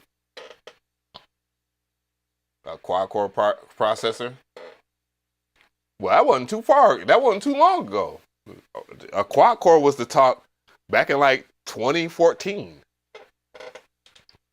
And in 2020, when every shit was hitting the fan, that's when they really was coming at motherfuckers with the hexa-core shit. All that. Man, y'all killing me with this shit. That shit had me rolling. Yeah. And you had a damn gateway, crazy, bro. Bruh, I remember using shit like Real Player to watch Dragon Balls in college. That's the wild shit, bruh. Like people will come into my damn computer and shit in lab. Was like, bro, this nigga watching Dragon Balls? Say Amiga, damn you old. I can say it because someone younger than you say that shit, you just got to crack them over the side of the head with a goddamn table or some shit. Like motherfucker, I don't play around. Don't do that. Don't do that. Don't do that. Yeah, he said it. Commodore Amiga, shit. I mean, I had a Commodore Amiga, but I was hella young. That was my first computer. It was a hand-me-down. It was probably one of the best hand-me-downs I ever seen, because what came with the Commodore Amiga was a coding book that showed you how to write lines of code for the Amiga. Commodore 128. Damn. Damn. There is some shit that is cool. Like it would be cool to have an Atari ST. You know what I'm saying? Like in a perfect studio scenario, I would love to have something like not no like Fairlight. I'm not that obsessed with sampling. I'll just stay over here in the MPC world or whatever. But as far as like older shit, like that would be cool just to have in the lab, making beats in Cakewalk 1. Damn, dog. Yo. That man said Fairlight was hella overrated. Yeah, I bet it was. No, I actually played with the Churia version of the Fairlight. And I was like, damn, bruh. Like, this was really what sampling was at one time. Like, damn. Acid Pro, that's where my shit started. Yeah, I was like, damn, $20 for this? Oh, and I got a microphone on my computer. Like, no joking. No joking. And then I saw, what was it, Magic's Music Studio or something like that? And people, we were just in here making beats on that, on both of them shits, but we had the PlayStation too. So we had the PlayStation and the MTV Music Generator. And the MTV Music Generator, that shit right there was fire. That shit was extra fire. And it's crazy because a lot, Cool Edit, oh yeah, for sure. Everybody was banging, they was banging the Cool Edit. If you can get Cool Edit, they was banging on that shit. But the homie told me, he's like, man, get Acid Pro, dog, and get this shit. You know what I'm saying? To record music on the computer. So your first beat was on the PlayStation? Hell yeah. That PlayStation, boy, we had beat tapes. Me and a homie, he calls himself Daytona now. He had a different name. No. He didn't have a...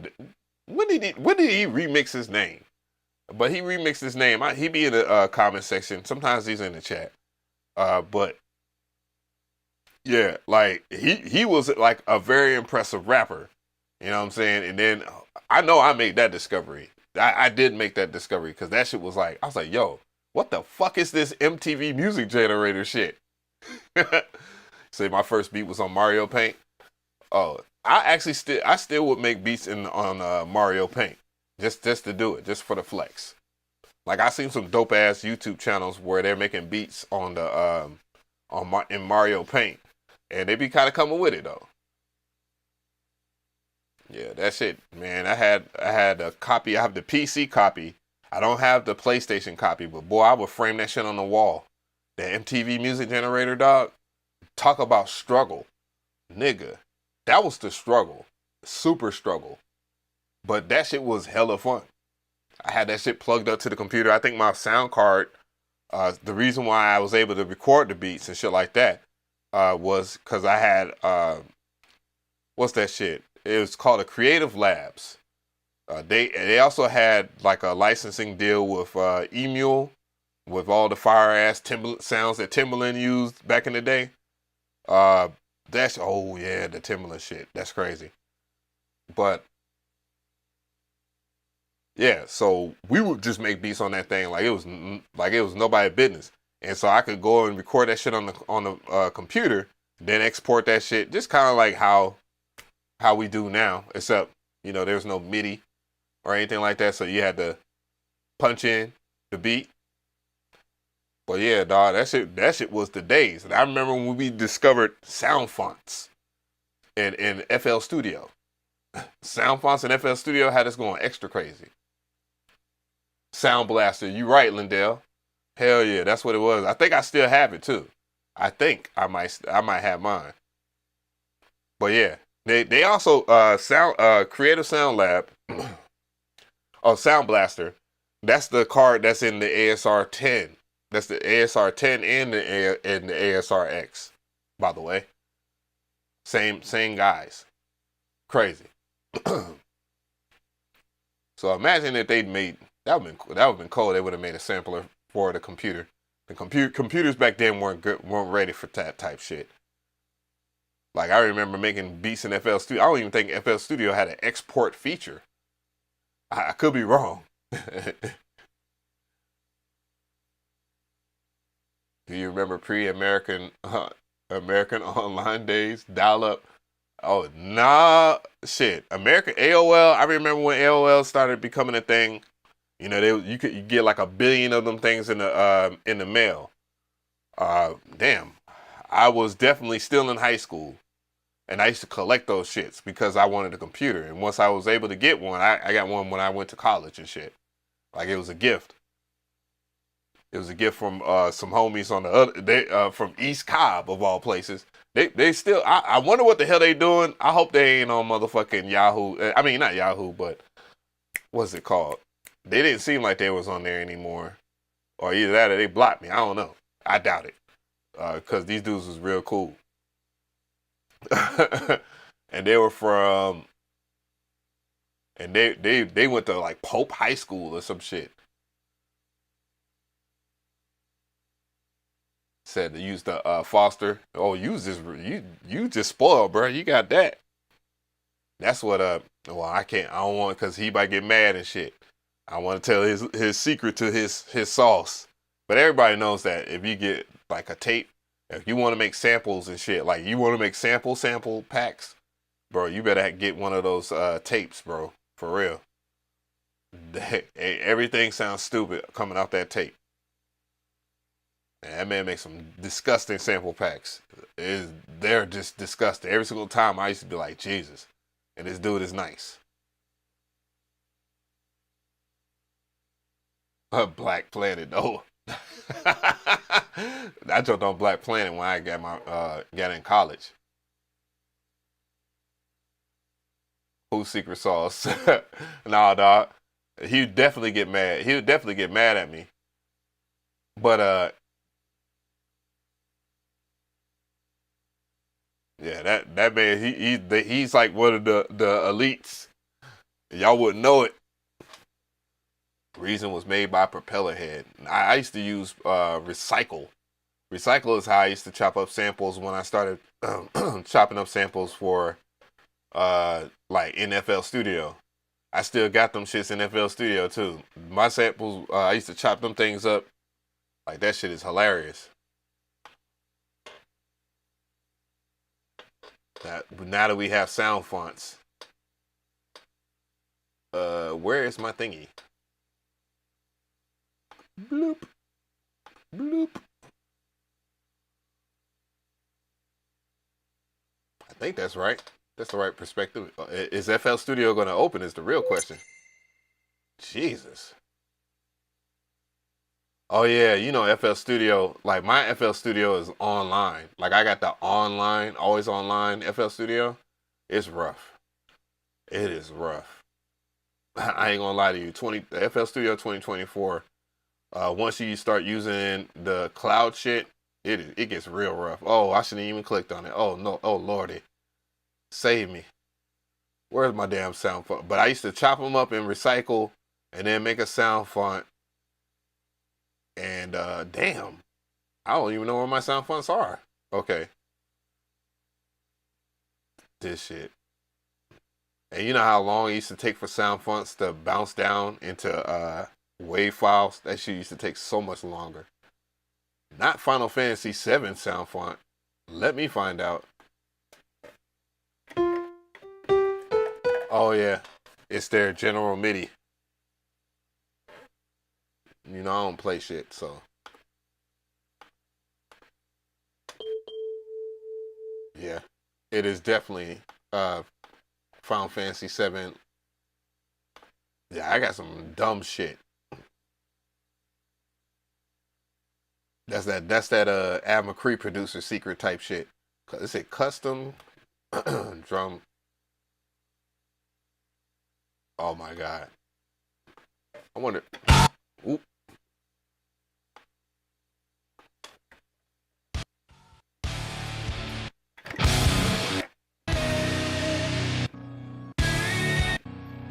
Yeah, I did sample these motherfuckers right here.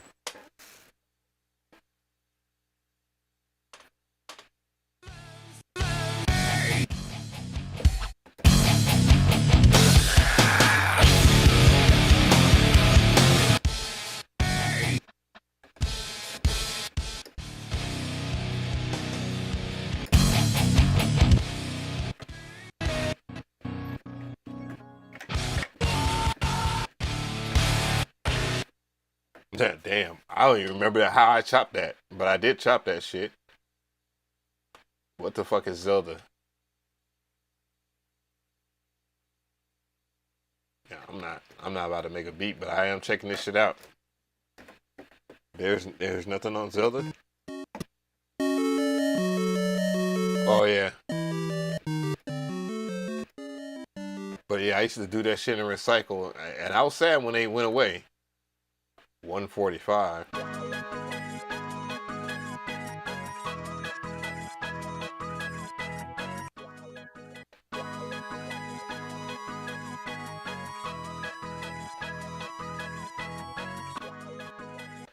Damn.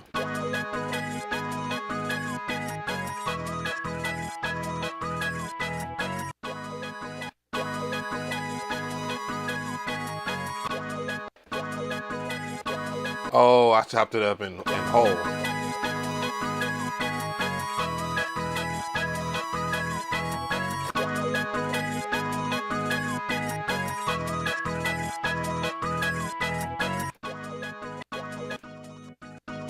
Yeah. Baby Washington, what is that? Y'all remember modernbeats.com? I think it's called modernbeats.com. And how they where is the damn MIDI for it? I mean the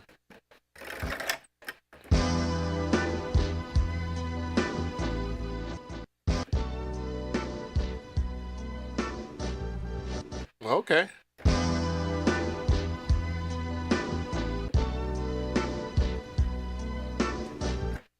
Oh, that's it? 2 chops?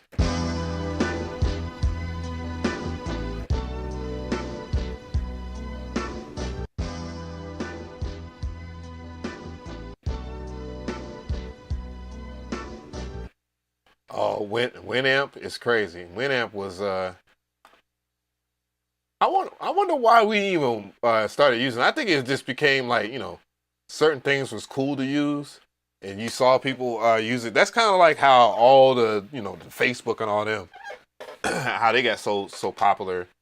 It's like, "Oh man, this is cool. Everybody's on here." type shit. Cause I remember I was like, man, I'm not getting on Facebook because I'm already on damn MySpace. I'm done with that. Oh yeah, it's Bobby Womack.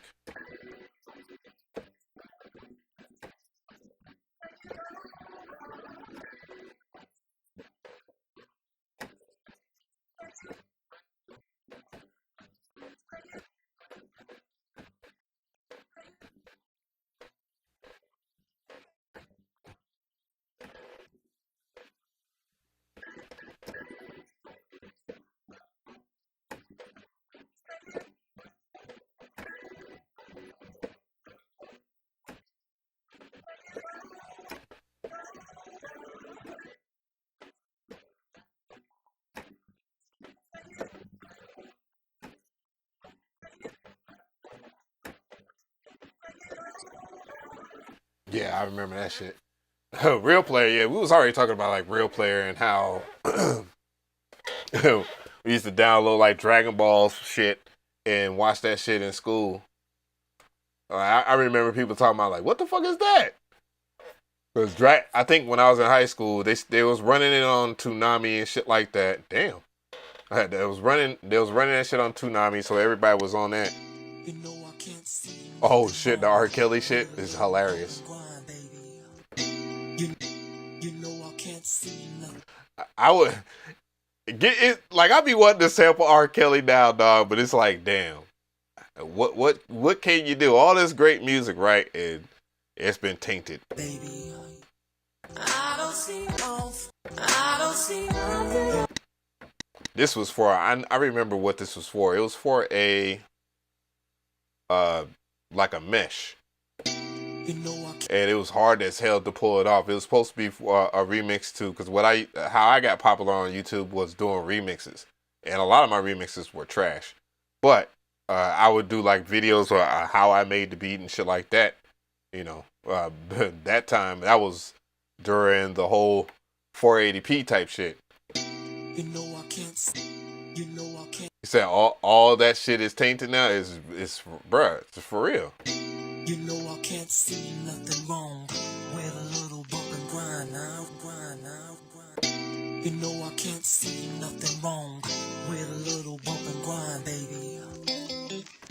You know I can't see nothing wrong with a little bump and grind now.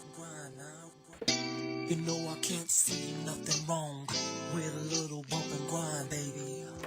Bruh. And that was a long time ago. That was before before he was found guilty for that shit. Like they got more. They didn't even let Diddy get to that part. They didn't even let him get onto the news where Gail Davis, what's her name? Gail something. They didn't even let her interview that man. Said Bill Cosby drum record is crazy.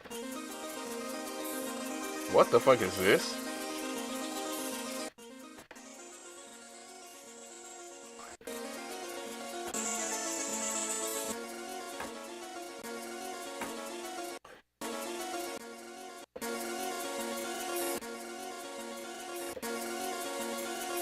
Oh yeah, it says C64 back in times. Oh yeah. Something Hubbard. I think it's like Robert Hubbard or some shit. Yeah, he used to do some wild shit.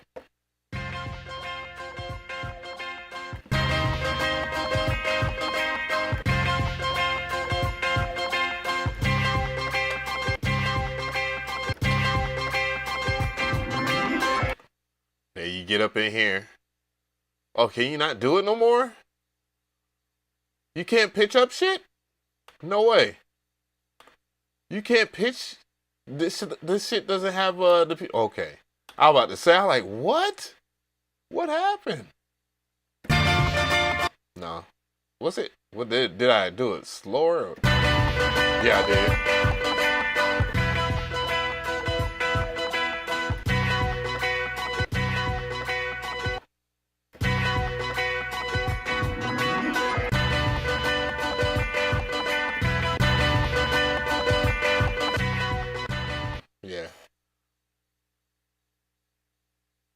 That was Stranger Things before Stranger Things. Yeah, I mean those cats.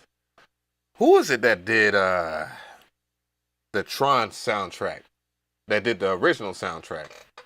Like they always have like the the commercial record type shit, but then they actually have the person that composed the OST.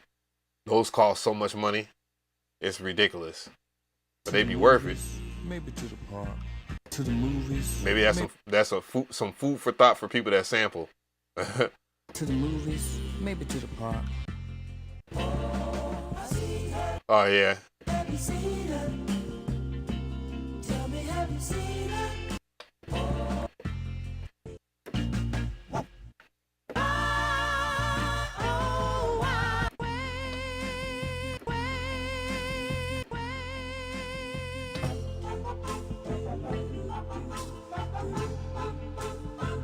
Yeah.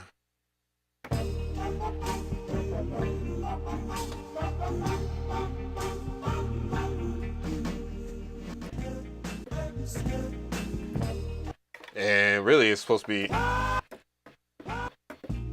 What's the guitar part? Yeah, that's what I sampled.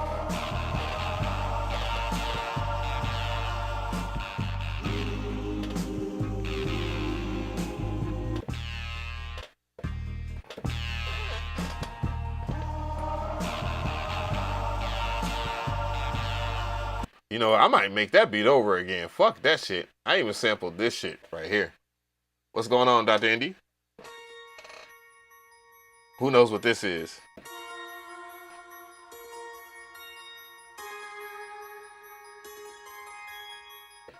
And I actually sampled.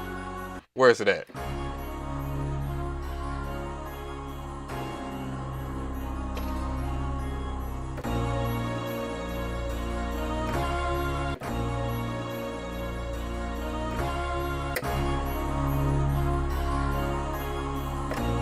Oh, my bad. I fucked it up.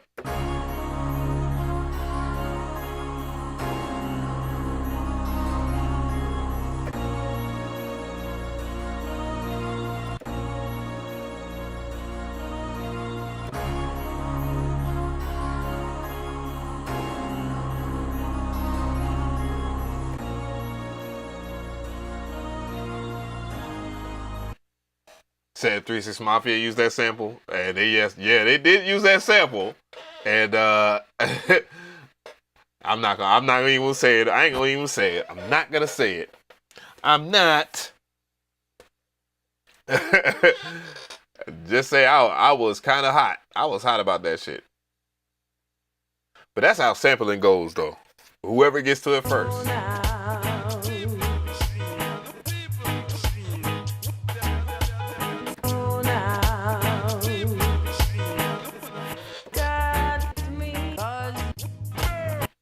Where you at?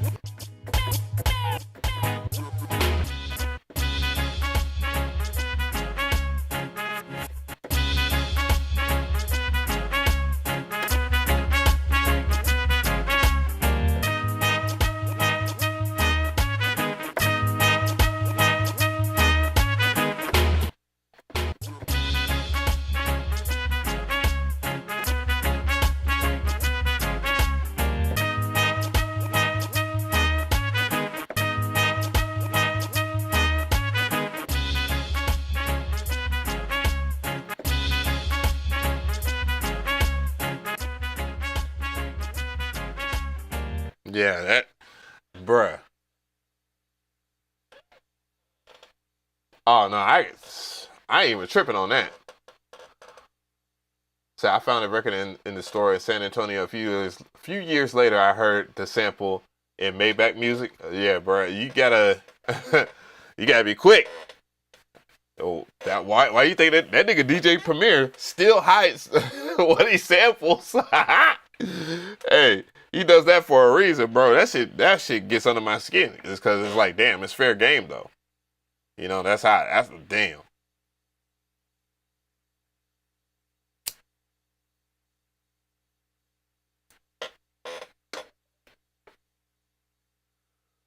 Hell yeah. The man said he flipped it better. I wonder who produced the track, though. If they don't just pop in my chat, pop in my chat like the boogeyman, like, oh.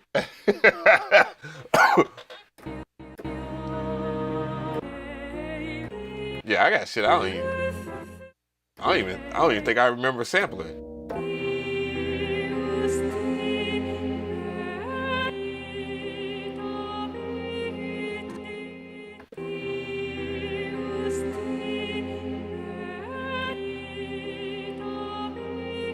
Yeah, the chopper's off.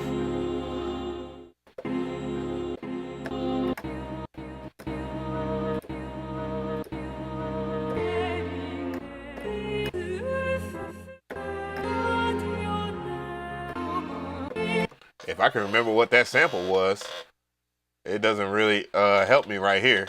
It says it's elephant lead sample. Yeah. And I clearly I spelt it wrong when I typed it in. I put elephant and it's elfin. Yeah. Bro. What's this shit? What the fuck? Oh, this is actually the what I did was I sampled ReFX shit when they made that shyt pack. I was like, man.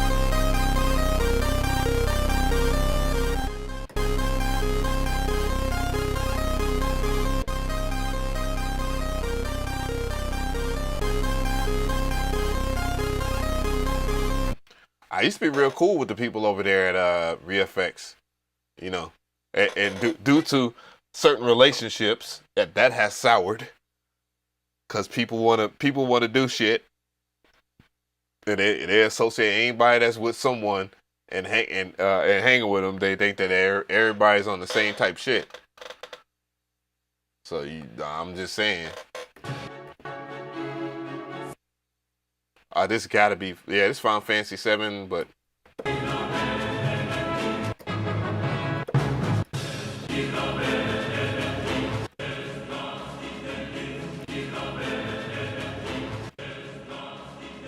I might do that for Twitch. That's gonna be my damn Twitch intro. No, I'm sorry, I like Sephiroth. Man, Sephiroth is actually a really cool character, man. He got tainted. He got tainted, for crying out loud. They invented this nigga. And when he found out that he's this perfect being because, what was it, Professor Hojo?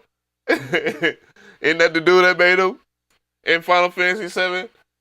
Told this nigga, nah, you are nothing but this shit. And this is your mother right here.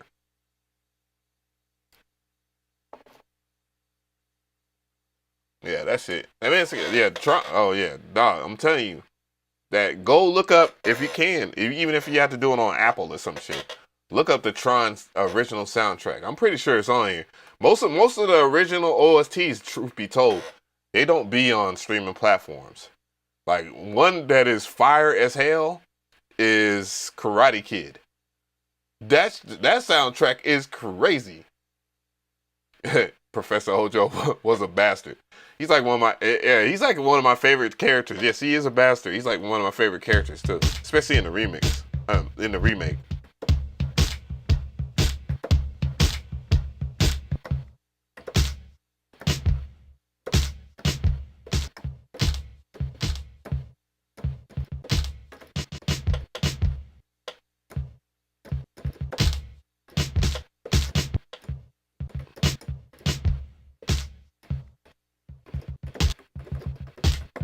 Yes, it's Gary Glitter.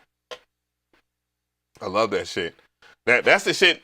Like I like hip hop and shit like that, but sometimes, man, when it comes down to like some sporting events, there's like Queen, We Will Rock You, and maybe this is and Gary Glitter, dog. That shit gets me excited. That gets me excited. And as someone that plays sports, hell yeah. Especially when you get in the dub.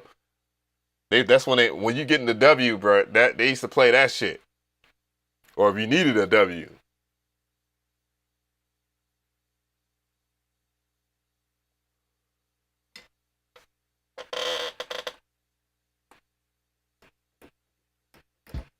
What is this?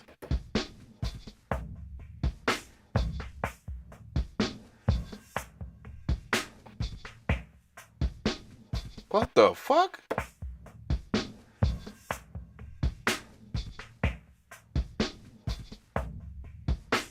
Oh yeah, I remember how I made that shit.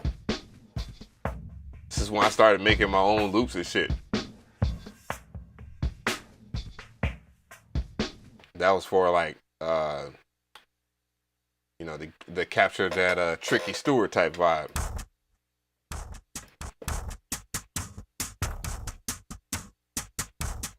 I didn't needed to do another one of these. I think that is supposed to be slowed.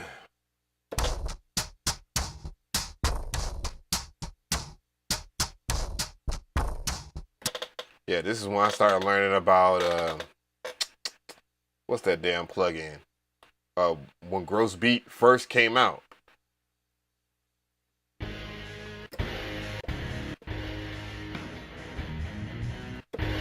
That's the Guile thing.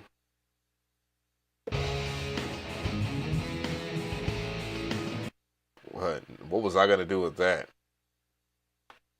Oh, that's trash. I know that. Oh, I did sample this.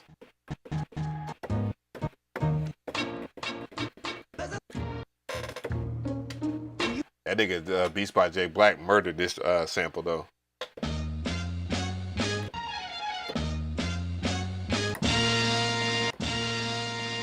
I just used that. That's all I use from that. I remember that. The beat's somewhere around here. I don't know.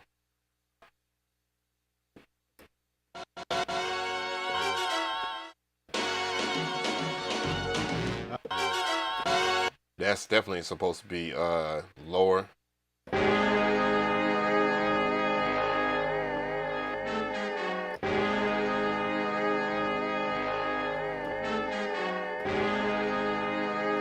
Maybe a little too low.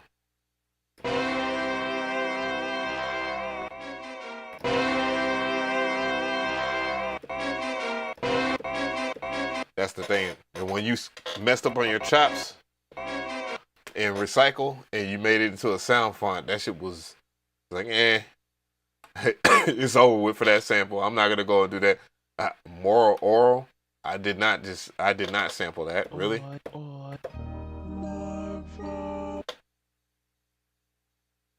Hey, this shit was actually a pretty dope theme from Moral Oral. Oop, what are you doing? It should be Moral Oral, fool.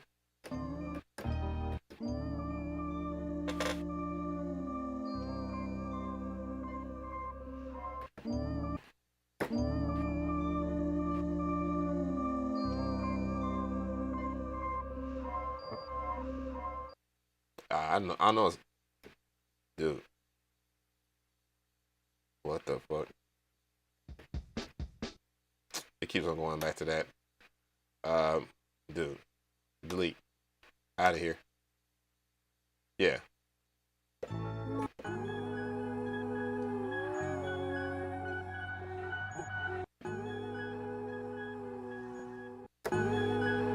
Why would I chop it like that?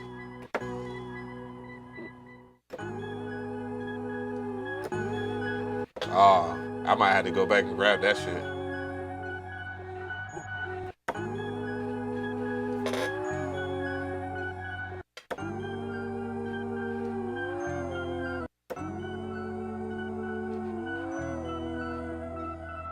Yeah, man. I used to sample some weird shit. I know I used to watch Cartoon Network all the time.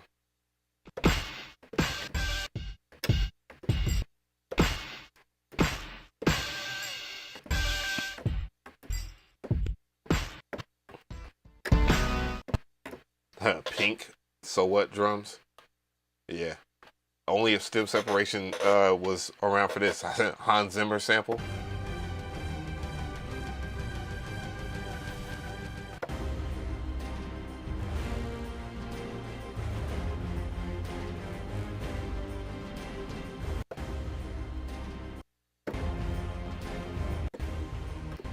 Y'all think that Hans Zimmer would actually approve of someone sampling his shit? It's like, no. Let me just make this fucking beat. You do the drums. Shut up and do the drums, nigga.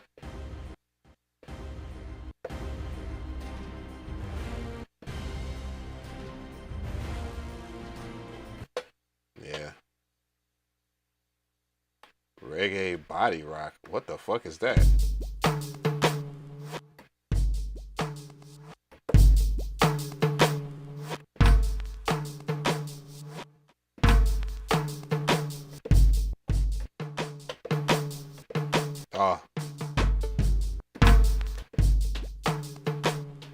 It should be a one that starts off with the snare.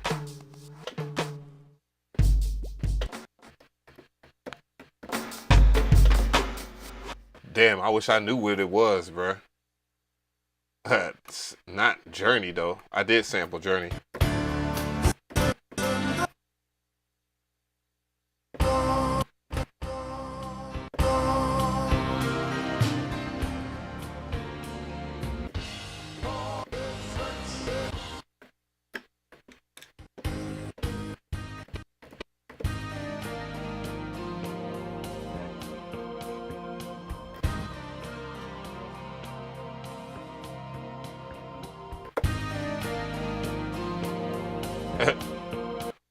That shit actually makes me want to chop it up now. Yeah, Journey. This send her my love. That shit was pretty dope. It's a pretty dope. I used to love the verses part. I actually used to chop up shit in verses and shit like that.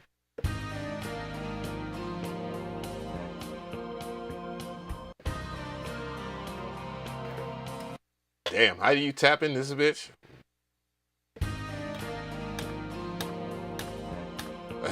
Damn, I was tapping wrong.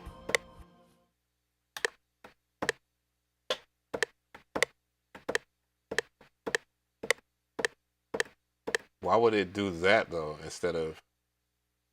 Oh my gosh. FL Studio and their awkwardness. Maybe. What would it be? Like this? 16.8.4. 64. And what the fuck?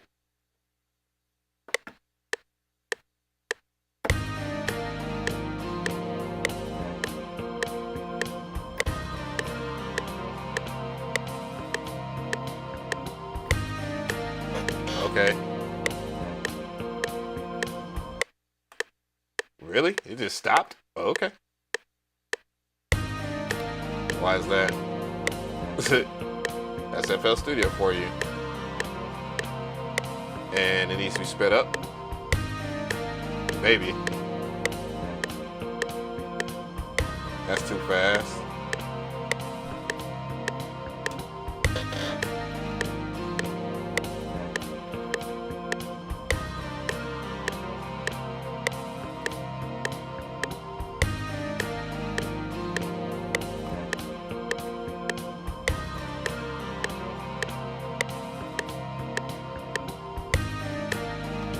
Definitely don't need that no more. Jesus. It's still a little fast. It should be on like 2.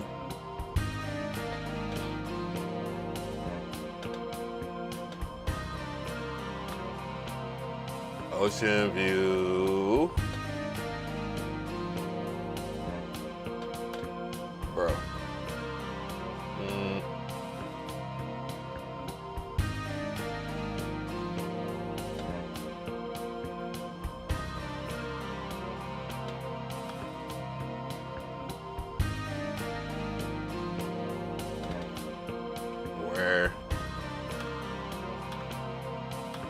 Oh yeah. Clone. Make that into nothing. Add this in here. Why is it ask me that? Oh, perfect reason why. And then I gotta deal with nothing on nothing. Control A, C. Yeah, this is so exciting. Let me stop picking on y'all niggas, y'all FL niggas.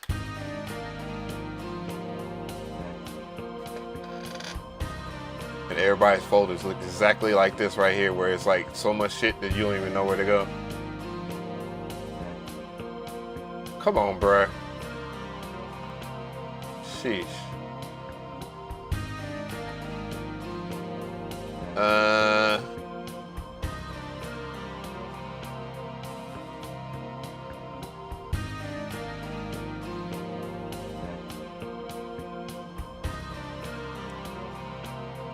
There you go.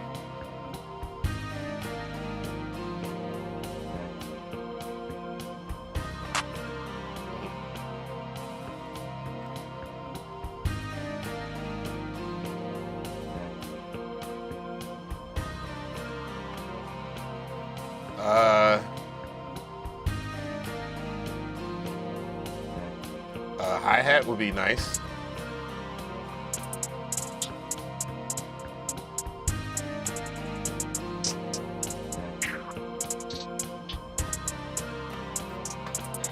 For real.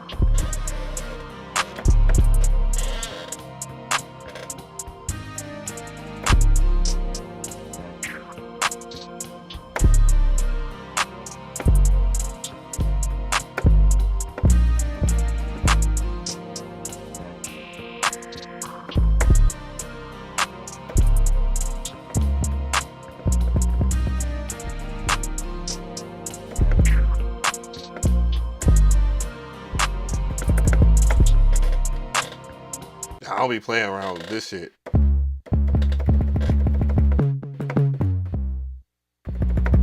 Gotta hear that shit's in tune.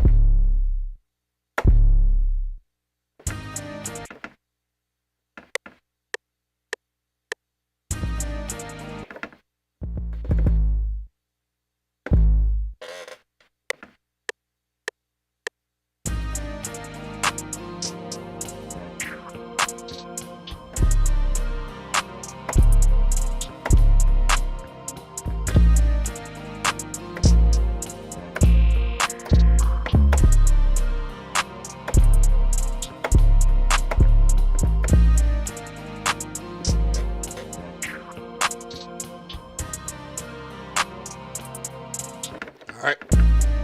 Oh, whoops, I thought I was on the MPC.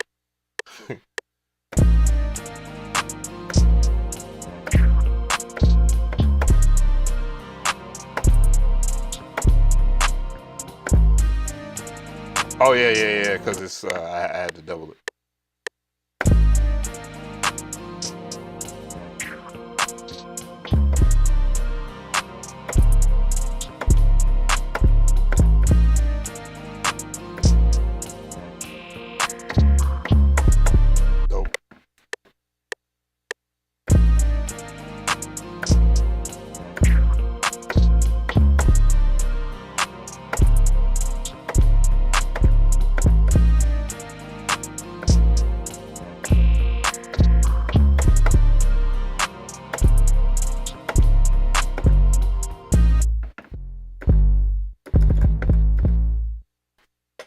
sure this shit is.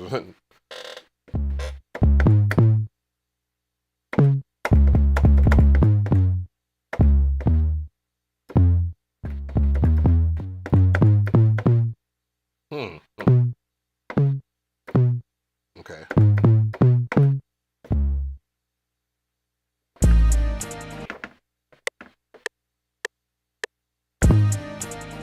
Whoops. Turn that shit down.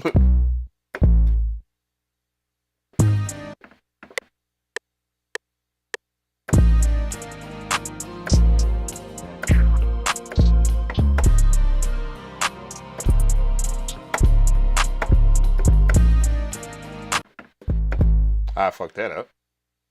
Ooh.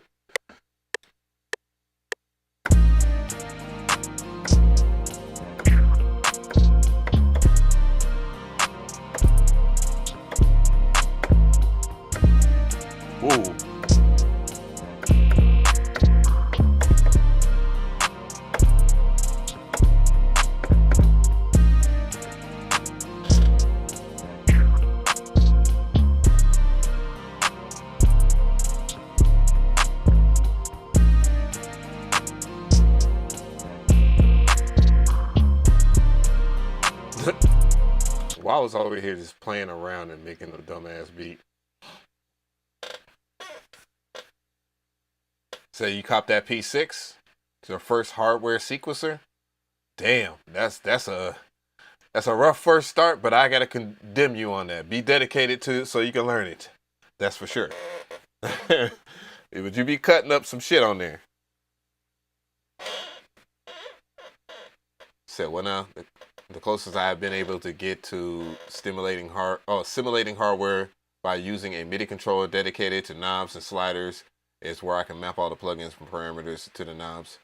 I guess you're referring to, well, I mean, the FL Key series, the truth be told, is actually your best bet to getting close to the hardware experience in FL Studio.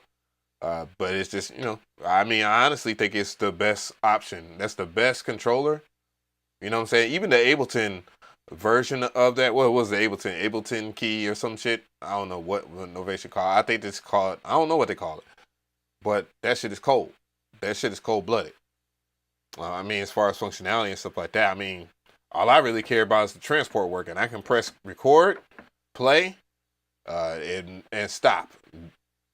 I believe there is some things, if you go straight using FL Studio plugins and stuff like that, the Novation Key 37 functions pretty well with that. I remember that being a decent thing. Like, it functioned decently with the sampler, Slice X inside of FL Studio and whatnot. And I think that was pretty good. Said you have the Key 37? Yeah, same as me. I have the Key, well, I don't have the space for the Key 49, but I have talked about it on this channel. I talked about all of them, the small one and all that shit. I have experienced some things, and I from what I've experienced from Novation or whatnot, it's been extremely good. But yeah, damn, I didn't realize I had that many. Well, I closed it up. But yeah, that Journey sample is dope, for real.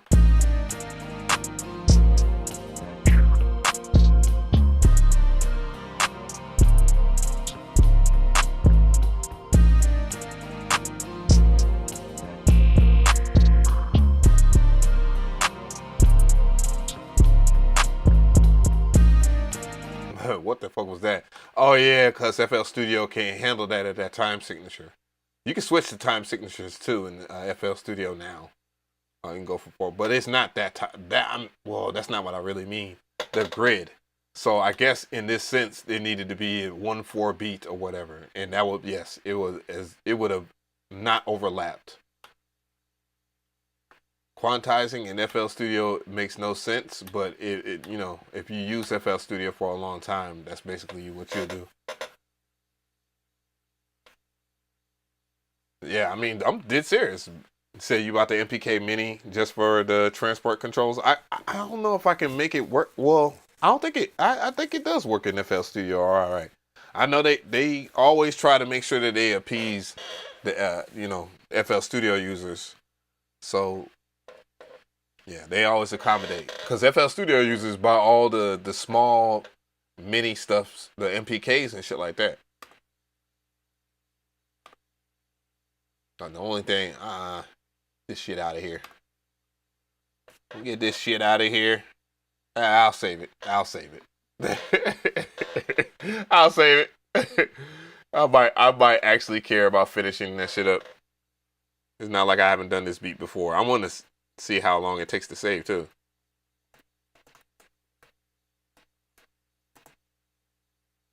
There we go.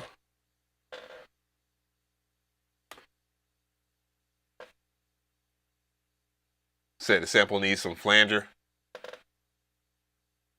I actually dig that idea, truth be told. I dig that idea a whole lot. Oh, yeah. Let me get that out the way, because that, man, it looks like someone made another video on Timbaland, dog. It's actually more so, it's not like my idea with the documentary or anything like that, but they did a extensive work. Like, there's some things they left out. You know, I think I'm gonna just go ahead and lock all the way in on that one. That shit is crazy. But we're gonna check that out. Come on, man. Work. Oh shit. I don't type this in.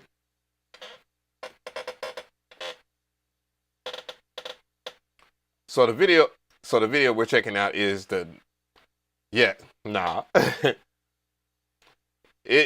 It kind of happened again. Someone made a documentary on Timbaland, and I want to check it out, and I definitely want to know how y'all feel about it. And I have it linked in the description box just in case, but I just want to weigh in on this yet again. Yeah, I'm telling you, bro. This shit got, damn, that not they got chapters.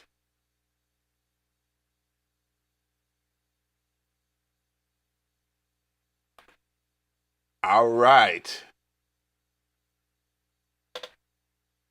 We gotta let it cook a little bit.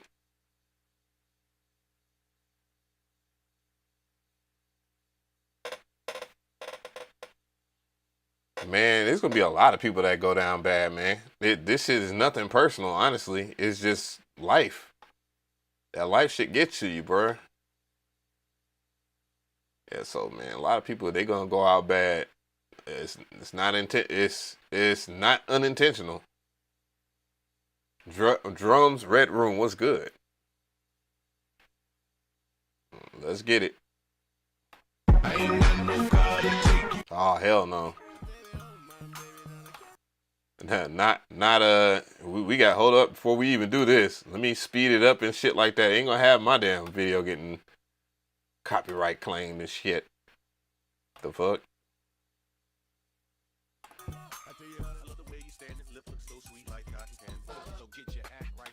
Information is up to you. 300, 500. Producer ain't always just peeking, girl. I get offended when somebody don't like my.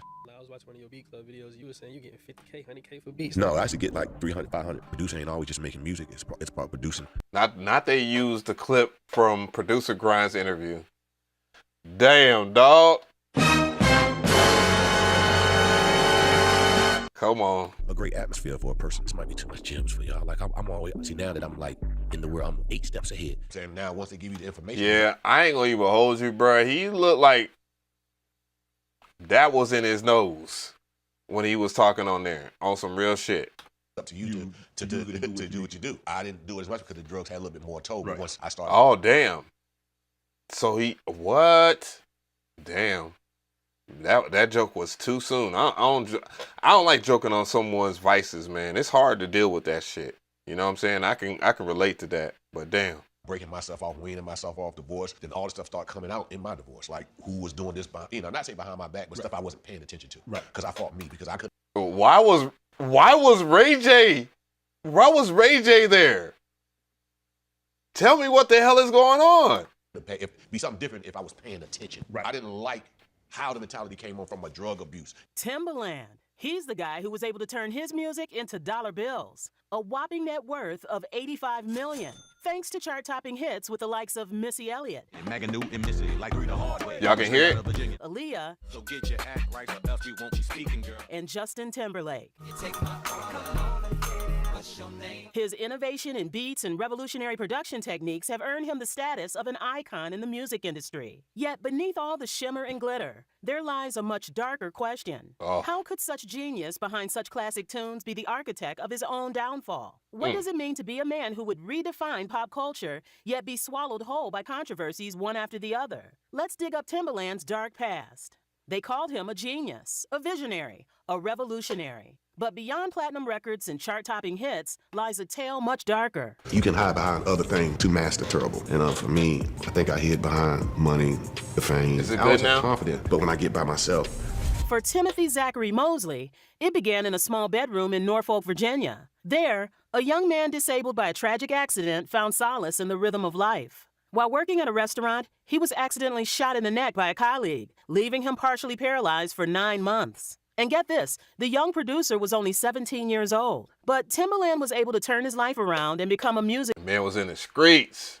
mogul, all because of his love for art and music. I got tired of using my ASR-10, so I just started going to garbage cans and rakes, spoons, and plates and shit, and saying to myself, I would definitely get tired of using the ASR-10 if that was my only alternative. So, not saying much, my brother.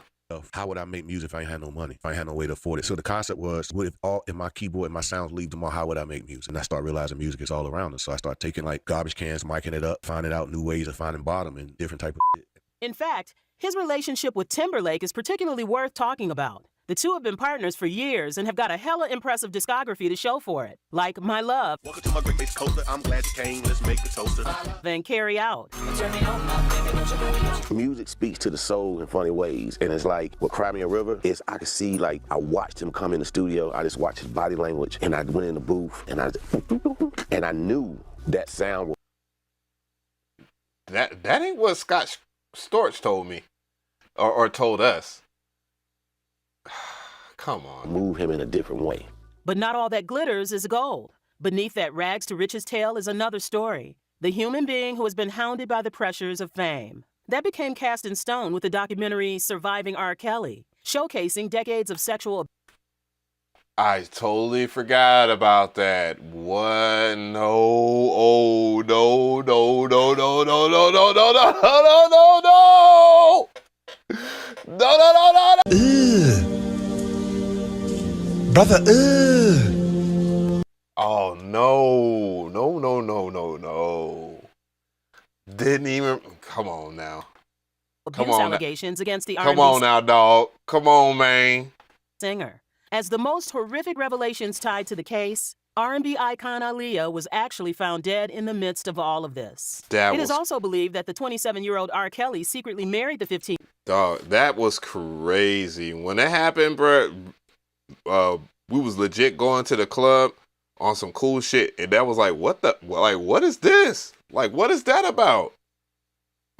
Year-old Aaliyah. Though it was later annulled. This shocking fact made the public anger against the singer grow strong, found dead in the midst of all of this. It is also believed that the 27-year-old R. Kelly secretly married the 15-year-old Aaliyah. Though it was later annulled. This shocking fact made the public anger against the singer grow strong. Worse yet, Allegedly? Is that safe to say? Allegedly? reposted video from a 2011 episode of E! True Hollywood Story came back to haunt everyone with a really disturbing confession from music producer Timbaland. I'm gonna give up a little secret. I was in love with her. I said, but I'm not. She's just a baby. I'm old. I said to myself, I'm just gonna be her brother. Oh man, I was frightened.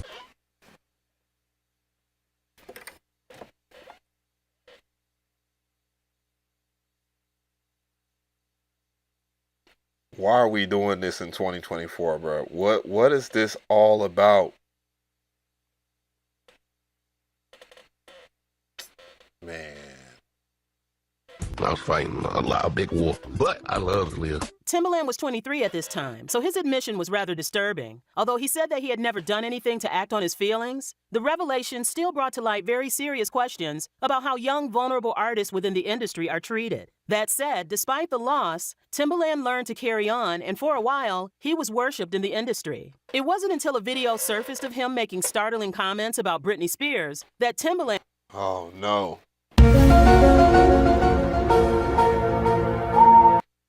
...'s otherwise carefully cultivated image as some kind of a musical visionary really started to unravel. Speaking with fellow producer Ninth Wonder, he was asked about Britney's memoir, where she spilled the beans about her tumultuous relationship with Justin Timberlake. Rather than saying something thoughtful, Cry Me a River is making headlines again because of Britney's memoir. She's saying that she's going crazy, right?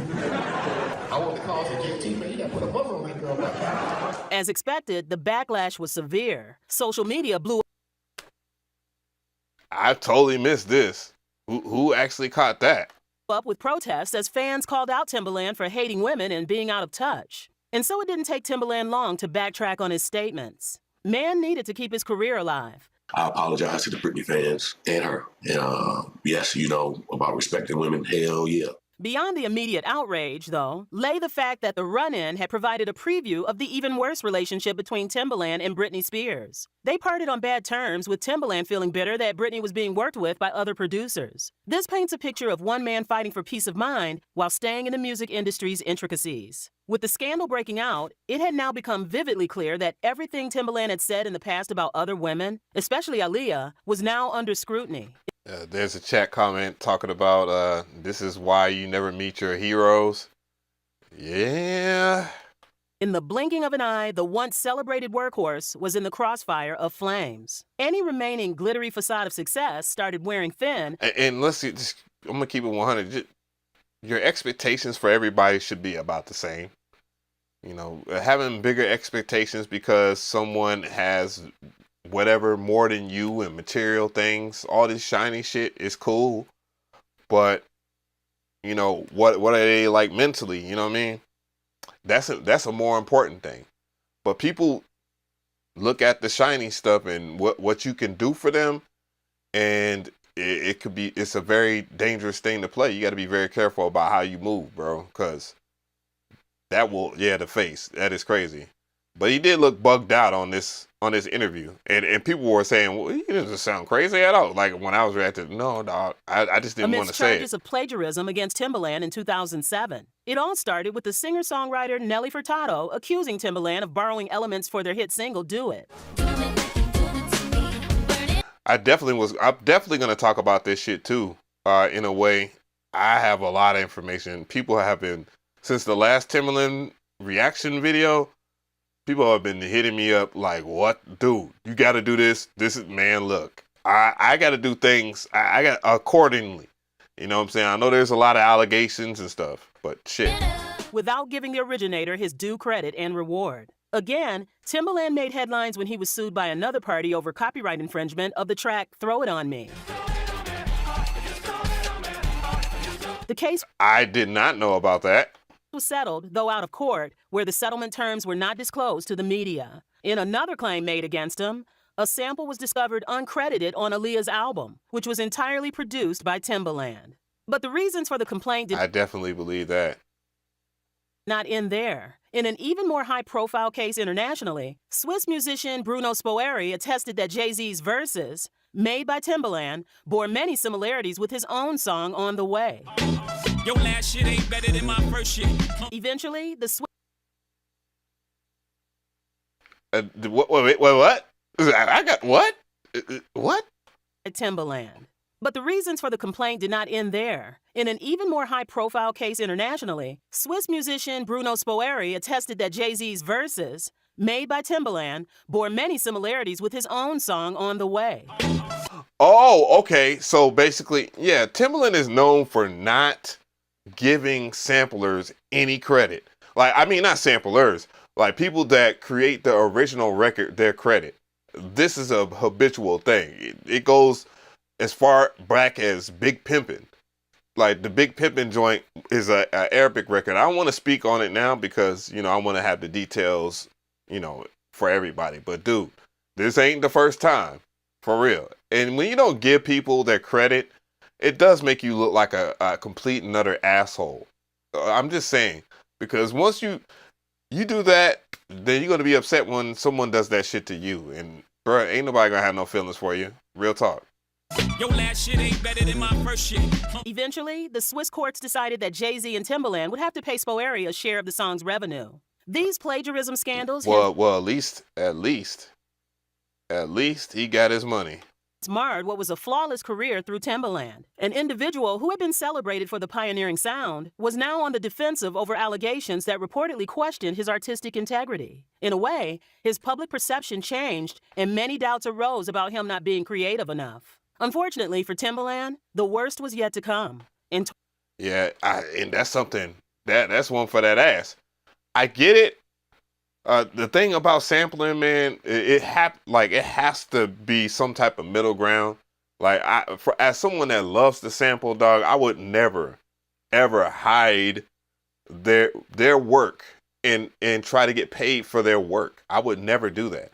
And that's why it looks like an asshole move, because this man is making all this money, or at least in the position to make all this money, and he's talking about, yo, I'm just crazy. You know, he had a whole bunch of people thinking he's crazy.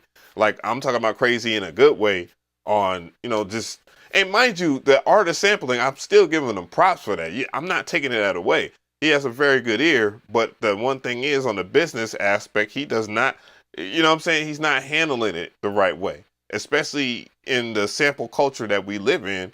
I think it's only fair that you give someone their credit, bro. Facts. 2011, the producer became addicted to prescription painkillers after being prescribed Oxycontin and Percocet following a dental procedure. I was fighting the enemy within me. I was married at the time, doing things, you know, not really knowing who I am, chasing things that's false, and just life just got a little bit aggressive. It got the best of me. And so to deal with all the pressures of life, it started with a dentist taking Vicodin. Then the Vicodin made me feel like Superman. It made me get over everything, and then all of a sudden I find myself just taking it all the time. I had a doctor that was giving it to me at all the times. The addiction spiraled out of control as he went through a messy divorce and faced financial troubles with the IRS. The hitmaker told Men's Health magazine for the January-February 2020 I didn't know issue. It'll make you function because everything feels great. Everything is just, it could be a bad moment going on, but the pill blocks all that out. And I thought that the pills was making me create, but as I went back and listened to some of my music, like, oh, this is not creation, this is a hot mess. And it came.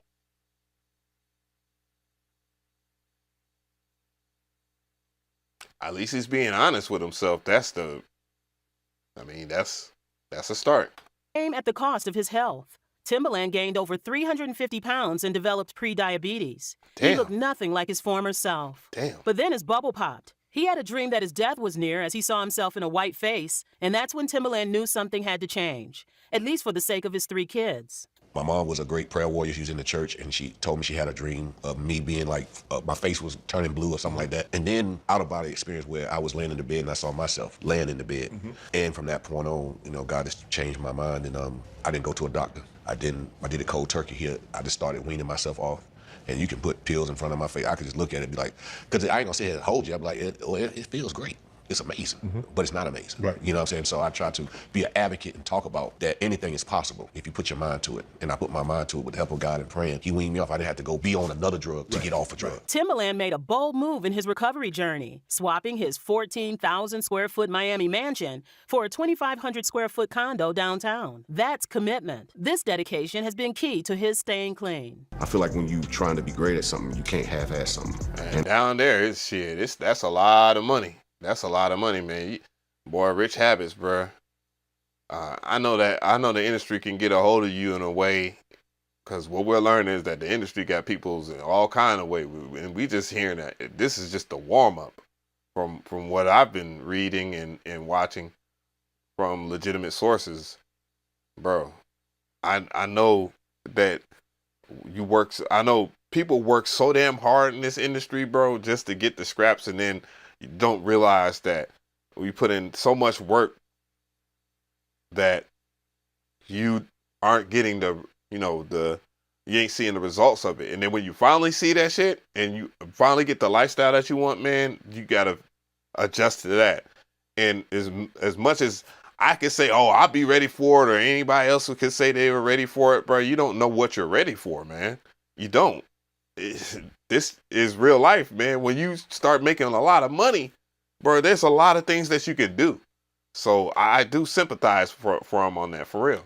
And I feel like before, it wasn't productive for me. But until 2017, 2016, I made up my mind to really go forward with health and really give it all, because I didn't want to just lose weight. I might have a goal in mind. My goal is to just to be ripped, at least by the time I'm 50. You know what I'm saying? I want to be like, this is the new middle-aged look.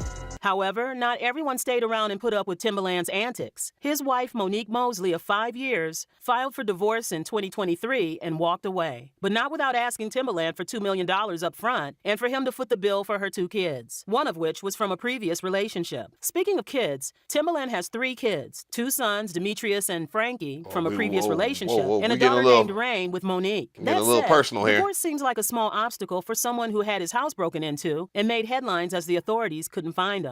Back in 2010, Timbaland's house got robbed and the authorities received a call. Not you got the footage? Jeez. And it didn't have anything to do with the theft. Instead, according to Sheriff's Deputy Lieutenant Rich Erickson, deputies responded to a call initiated by distraught family. Oh, shit. The authorities received a call. And it didn't have anything to do with the theft. Oh, boy, we got to go back. And a daughter named Rain with Monique. That said, divorce seems like a small obstacle for someone who had his house broken into and made headlines as the authorities couldn't find him. Back in 2010, Timbaland's house got robbed and the authorities received a call. And it didn't have anything to do with the theft. Instead, according to Sheriff's Deputy Lieutenant Rich Erickson, deputies responded to a call initiated by distraught family members of Timothy Mosley, better known as Timbaland. Apparently, the family thought that the producer was so distraught over the theft that he might harm himself. Fortunately, nothing happened as a chopper spotted Timbaland in Point Doom at Heathercliff Road. He just went for a drive to deal with the theft. And so, Timbaland's stronger than most people think. In order to be great, you gotta take great responsibility. I'm an advocate of getting checked out, going, you know, just taking better care of yourself, especially as a minority, as you know, as black people. Although his chart-topping days might be behind him, his influence in the music industry remains strong. He's now channeling his energy into until my bad. Until somebody starts popping up. Man, I do not envy this brother right now. Woo-wee! Or many of the other brothers, man, it's gonna be crazy. I know it. Mentoring the next generation of talent through his initiative, Beat Club, which helps up-and-coming producers gain industry insights. Beyond music,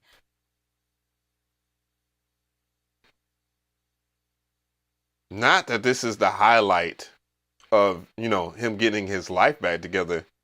Boy, I'm gonna tell you right now, you didn't get too far into learning, doing your research, did you? When you made this video, or you was exhausted towards the end. We're gonna play that back. He's now channeling his energy into mentoring the next generation of talent through his initiative, Beat Club, which helps up-and-coming producers gain industry insights. Beyond music, Timbaland's creativity extends to children's literature with his book Nighttime Symphony. Yes, that did not cover any of the Beat Club shit. Oh, there's gonna be a part 2 on this channel. I can smell it, cause that ain't shaping up too well. Man, look, I'm not trying to be a hater of Timbaland. A lot of people won't even watch this part of the video. You're gonna make your mind up from me just watching and reacting to this video. But I'm gonna tell you right now, I don't wish anything bad on this man at all. I'm not trying to hard press him. He ain't never ever did anything to me or whatnot. But man, I'm from someone that's observing from afar, it just doesn't look good. I understand the current climate outside. You know, it is hard out here. I think a lot of things have changed. Shoot, a lot of things have changed just this year that would actually add up to about 6 years. Sheesh. But man, I don't wish bad. Hopefully Timbaland will bounce back. And yeah, I didn't know. There's things I did not know. Far too personal, in my opinion. But I just pray. I pray that this man recovers from whatever demons that he got inside of him. And I'm not even trying to be funny. That shit crazy. That shit is absolutely insane, I say. Yo, that is insane. That shit is in fucking sane. That is insane, guys.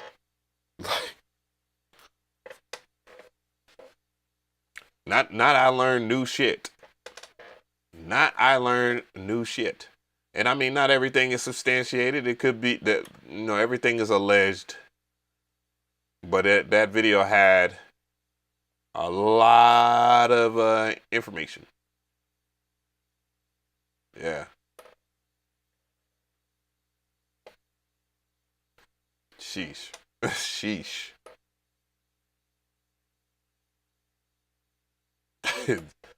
That ain't even a word. Now, what was the other shit? I had a lot of hood shit on here. Where's my hood shit? Oh, bruh. Bruh. Gang. Your boy Drake done got caught slipping with the dealer, and a content creator has found the evidence. Allegedly. I gotta use the word allegedly. Bro, check this out.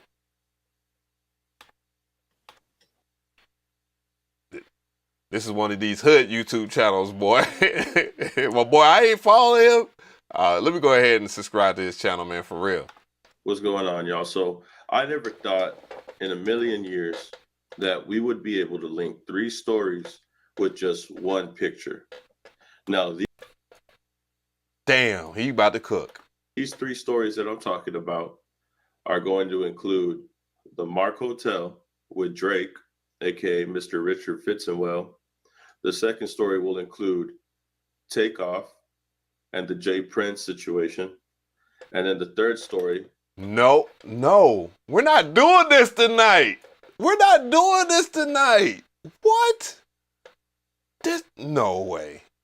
This might be a little too edgy. Will also lead into the Diddy situation with the Lil Rod incident. These clues were given to us by Ebony Prince. Ebony Prince has been the person. This man is pressing the hell out of Drake right now. Exposing Drake's dirty laundry, has been able to obtain items from Drake, and basically is alluding to the fact that he has a lot of dirt on Drake that he posts via. Also being responsible for the items for the Meet the Grams art for the diss track for Drake by Ken. It turns out. And you know what's crazy? A lot of people say the Meet the Gram song is the worst song out of the beef. And I'm like, bro, did you not really understand that Kendrick sunned this man by putting up stuff that had his name? Ozempic is crazy, bro. I didn't even know what the hell that was until to that song, bro. I know what Ozempic was. That this picture that we went over yesterday leads to a lot of things that we thought we would ever know. This one picture opened up a rabbit hole that I didn't think we'll expect to. So last night on live, we went and looked up all the information. We know that Drake is Richard Fitzenwell, as stated by the last documents that Ebony Prince had shared. We know that 1601 could be possibly a room that Drake was staying in, if this is a room. This is the date and time an item is found, and this is what I believe says purge date, which is the date that you get rid of an item, and there's a 30-day period in between. Now, there's speculation that you could keep an item that's lost longer than a 30-day period, but what it looks like 30 days is a purge date where you could just discard the item and throw it away. So last night on live, we went and looked up to see if Drake was really there on November 9th or around the time in November in 2022. What up, Roach? No, you didn't do this. But first, the key reason why we wanted to find out where Drake was staying around this time of 2022 was because a while back in May, Ebony Prince, same account, had shared this incident report at the Mark Hotel where it says underage guest drinker. Well, I'm assuming it's saying drinker.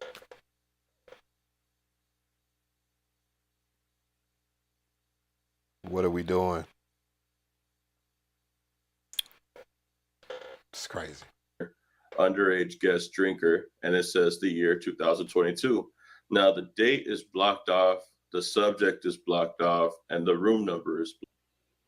But if that room number and if that date matches the dates on this paperwork right here, then we might be in it for a bigger surprise than we ever thought, bro. So that's why we try to see and try to find out when exactly Drake was there, because we wanted to find out if he is there. Let's try to see if we could put him in a certain place where he wouldn't be involved in that, or maybe he would be. Now, as you can see here, Drake had a partnership with Sirius XM to perform at the Apollo on November the 11th. This was back in 2022. Drake, being Richard Fitzenwell, shows up at the Mark Hotel on November 9th, 2022. As you can see, people tried to, edit this image to... This is like being in court, bro. You might as well... see the paperwork in the background. One of the things that people had stated was that in this document for the underage drinker, underage guest, it says here 12 right here. Can't make up the day exactly, but if this is a 12, going by the paperwork where you can see with the clothing with Richard Fitzenwell, this has to be an 11. So if this is 12, then this is 11. Going based off of how the purge date is and how the date and time of the item is found is a month apart. So people were speculating that that's what this date and time is right here. So let's go back to November of 2022, because now that we know that Drake showed up at the Mark Hotel at least around November 9th of 2022, Billboard had made an article talking about how Drake was supposed to perform at the Apollo in the end of the year around 2022 in November. You see what ended up happening, and I'll read it here. The concert was postponed. It says here, after 2 postponements last fall, the Toronto superstar finally graced the stage at the legendary Harlem venue on Saturday night for the first 2 shows there is this weekend. In partnership with Sirius XM and his radio show Sound 42, the concert was originally meant to take place on Friday, November 11th, but was moved early December to mourn the death of Takeoff, who ultimately occurred a little over a week prior. The show was then delayed again due to production issues. So Takeoff had passed around the same time, and that's why they're saying that they had to postpone the Apollo concert. But they didn't postpone it once, they postponed it twice. See, they tried to push it back, and then they tried to push it back again in December. And this is where the Takeoff story and the Diddy story get connected with this story. So Drake postponed his tour to mourn the passing of Takeoff. Ultimately, he never performed in 2022 at the Apollo. He ended up doing it later in January 21st. And that's when the situation with Christopher Alvarez happened. So that concert that's in question with Christopher Alvarez was the same concert that he postponed during the incident with Takeoff. But what's interesting about that is that we all know the story about Jay Prince and the situation with Takeoff and the theories that people had. As you can see here, it says, tempers flared earlier this week when Offset and Jay Prince feud spilled over to social media. On the other hand, Jay Prince has attempted to debunk rumors and clear his family's name surrounding the deadly shooting, which took place in his hometown of Houston during the early hours of November 1st, outside of a local... I already know where this is going. ...bowling alley. The Rap-A-Lot Records founder has publicly addressed Takeoff's death on multiple occasions in different interviews, which angered Offset, who has remained publicly tight-lipped regarding the circumstances surrounding the incident. Tensions were raised to another level. And them brothers have not been right ever since that went down like that, bro. They have not been right. For real. Like, things have, like, the mood has definitely changed. I think the only thing, what was the only thing that Quavo did was do the Kamala Harris speech. Man, that was a struggle. This week, when Jay Prince and the Mob Ties family appeared on an episode of $1 Million Worth of Game earlier in February, where the Houston native dissed Set for allegedly not being there for his late groupmate. While Jay Prince What's going on, Jeff? It's a vibe up in here, bro. There was previously love on both sides from interactions throughout his career with the Migos. The fuse was lit, and that love went to the wayside as the war of words started to intensify, becoming a trending topic on social media, as Offset promised in his most recent warning shot at Prince that it would be the final time he speaks on him publicly. So there was a back and forth with the Migos and the Jay Prince family in regards to the passing of Takeoff. Now, this is the reason why Drake had said that he wasn't going to perform at the Apollo, and that's why he postponed it twice. The real question right now is, if you're going to postpone your concert on November and then postpone it again for December, and then you postpone it again to January, the real issue is, why are you postponing it twice? If Takeoff passed away, why do you have to mourn his passing for 2 whole months? You know what I mean? It just doesn't make sense, given the fact that you're not even in Houston, you're not even near where he had passed. Well, I mean, the truth be told, you know that Drake discovered the Migos, which, you know, if you from here, they were popping. But, you know, I guess you could say it's fair to say that Drake made them more known. If you really want to put it that way, I honestly think the Migos was rocking no matter what. But as you're actually in New York, and it clearly shows that you were in New York after Takeoff had passed. Takeoff passed away on November 1st, 2022. You postponed in November, postponed in December, and then you don't perform until January. If you need 2 months to grieve the passing of Takeoff, I guess that's okay. But what really concerns me is that you were still at the Mark Hotel under the name Richard Fitzenwell in November 9th.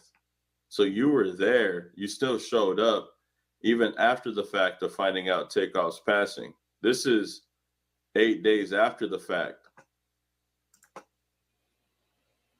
So you were there for a whole week after Takeoff had passed.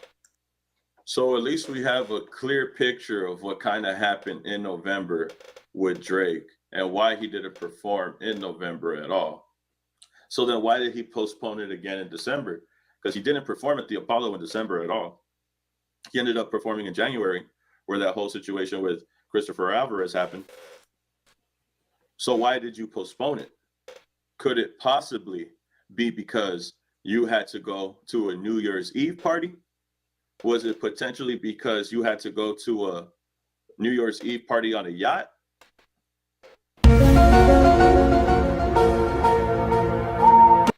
Bruh, what are we doing here? A yacht that had multiple celebrities: Drake, Lil Baby, P. Diddy, Meek Mill, Quavo, French Montana, and Fabulous. You know what happened at this time also? Whoa, not Quavo was there. Hold on. Also, that incident with Cuba Gooding Jr. Now, this is at the St. Bart's. Oh, shit. Oh, shit. Where they were at on the yacht, this is at the St. Bart. Look, January 2nd. Drake and Cuba Gooding Jr. there at the same time. Where? The Lil Rod situation happened. Yeah, as you can see here. That is nasty work. That picture, by the way, of him and Cuban Gooding Jr. smiling like that, that is some crazy shit. Also, Drake was chilling at St. Bars. I don't care how cool we are when we homies and shit like that. At best, maybe like you know, I might put my arm around you, be like, hey, you know what I'm saying? And even that right now, hey, we need a little bit of space, cause you don't know. Yeah, that's nasty. Cheeks touching. Cheeks is touching. I'm trying not to laugh. Bars. Crazy. Right there, yep. St. Bars right there. Cuban Gooding Jr. We all know. Look though. All right, bro, we ain't never that cool. I don't care. No. This right here, no. I don't care. If we besties, we ain't rubbing cheeks. I don't even do my woman like that. He's facing in the Little Rod situation. Well, let's see what Cuba Jr. has to say in regards to this, right? Because as you can see, everybody was at St. Bars that night. But Cuba Gooding Jr. has the most detailed story of events that happened around. In this video, Cuba Gooding Jr. describes the accusations he's facing and the Lil Rod lawsuit. I'm gonna play the clip right now. He said, you know, every outlet in the world wants to talk to you. And again, I'm not defining myself from some headline in the press. So I stay quiet. And it's so funny. So I'll tell you a little story about who my girlfriend is. She gave Robert De Niro 3 grandkids. Her name is Claudine De Niro. She married his son, Raphael. What? Wait a minute. What? We going back. So I'll tell you a little story about who my girlfriend is. She gave Robert De Niro 3 grandkids. Her name is Claudine De Niro. She married. What? She gave Robert De Niro 3 grandkids.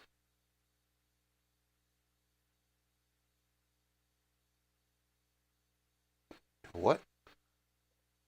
His son, Raphael. They separated and we've been together. I did a video about his girlfriend, a brief discussion about it. I still need to go in depth about everything about her, but we'll talk about it right now. We'll just get into married his son, Raphael. They separated. He gave Robert De Niro 3 grandkids. Her name is Claudine De Niro. She married his son, Raphael. They separated and we've been together for a while. But she, at one point, ran Naomi Campbell's publicity. She, at one point, ran P. Diddy's publicity, right when he started doing the white party thing. Mm-hmm.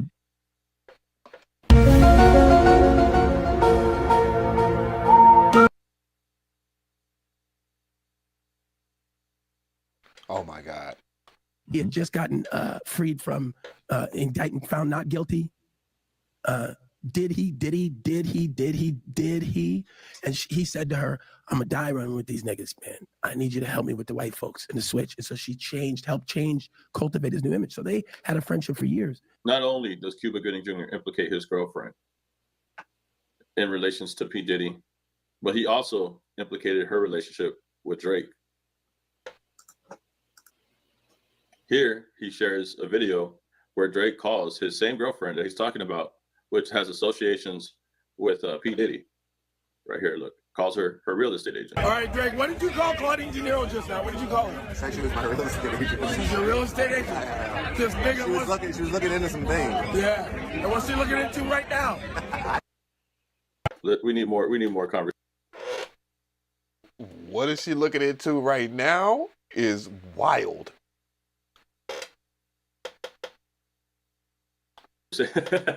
We need to hear more about what you got to say, bro. Please tell us more. But let's get back to the story at hand.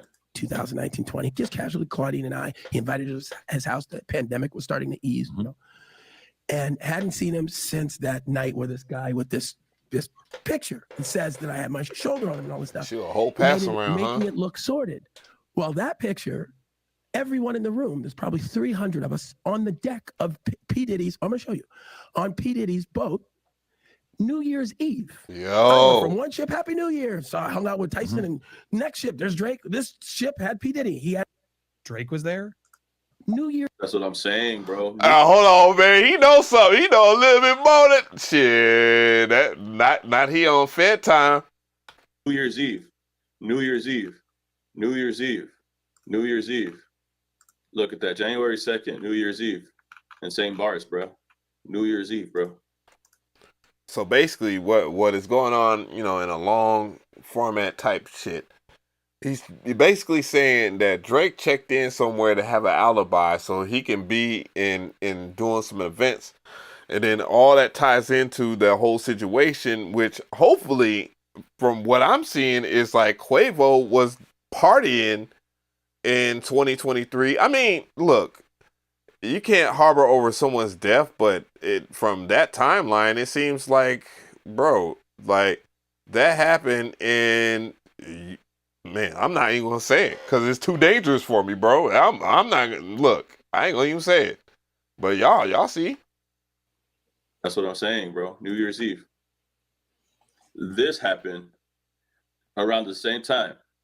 He's saying that when this happened, that he was there, that Drake was there, following Diddy's boat around while all of this was going. Well, that picture, everyone in the room, there's probably 300 of us on the deck. So that was Little Rod in that picture, the one that has the lawsuit. New Year's Eve. One of the millions or one of the hundreds. So I hung out with Tyson, and next ship, there's Drake. This ship had P. Diddy. He had Drake was there. That's what I'm saying, bro. That's what I've been trying to tell y'all. Either that he's like, man, maybe we're not supposed to be sharing. Maybe you're talking too much. That he's gonna mourn the passing of Takeoff. Right. And then he postpones again in December. And then he finally does the concert in January. And then moving to January, that's when the Christopher Alvarez situation happens. He postponed the concert all the way until January the following year in 2023. And that's when the Alvarez situation started that coming was into really play. strange. It's the span of 3 months. It was November, December, and then January. Why did he need 2 months to do this concert again? He didn't mourn the passing of Takeoff for 1 month. Drake didn't mourn the passing of Takeoff for just 2 months. He probably did for like a week or so. And then when the next month came in December, he had a New Year's Eve party with everybody in attendance. Including Quavo. With everybody in attendance. With everybody that was there. Drake, Lil Baby, Diddy, Meek Mill, Quavo. Quavo was even there, which is really strange because if Quavo is there, but then you supposedly diss Drake later on in the year. And not to mention, like I thought like him and Lil Baby was beefing. They look like besties. They all look best friends. Yo, yo, love, huh?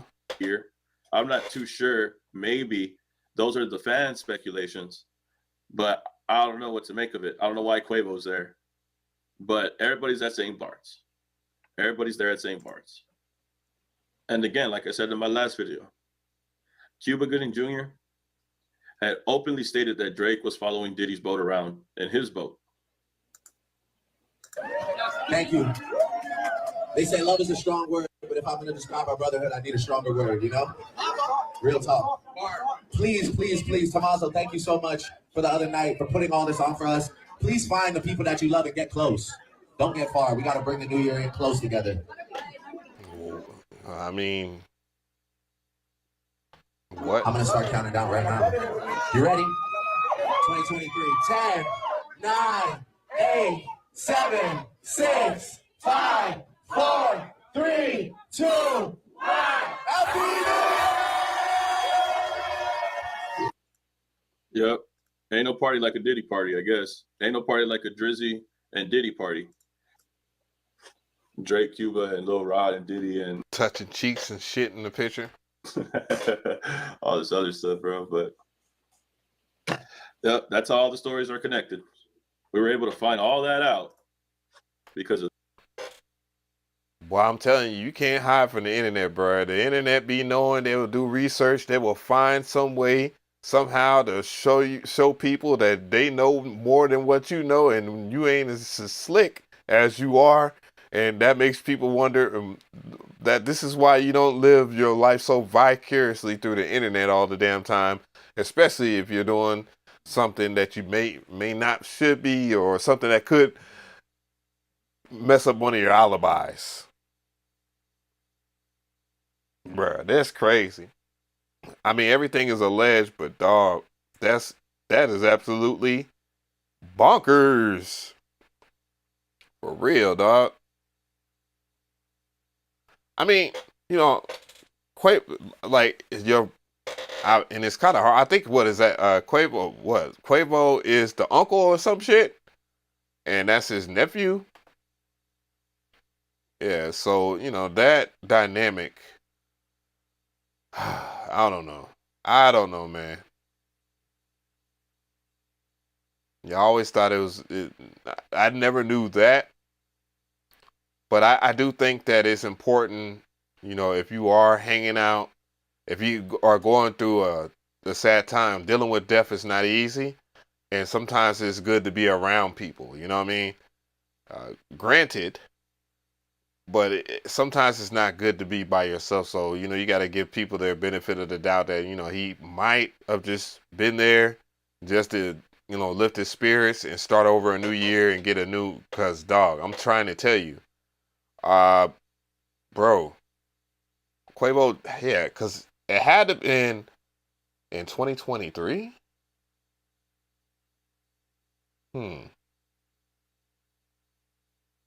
Not, it wasn't, it was the beginning of 2023.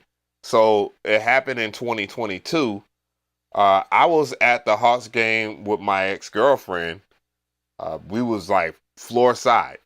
Quavo would usually be floor side at every single Hawks game. This is not a flex, by the way. But he was not there. Boosie was there. Boosie was there where he usually sits or whatnot. Now, I think it's been like that for quite a while now. I'm not sure. But, yeah, he wasn't there. Like, he was definitely not feeling that. And, bro, Quavo likes some basketball. For real. He's all, you know what I'm saying?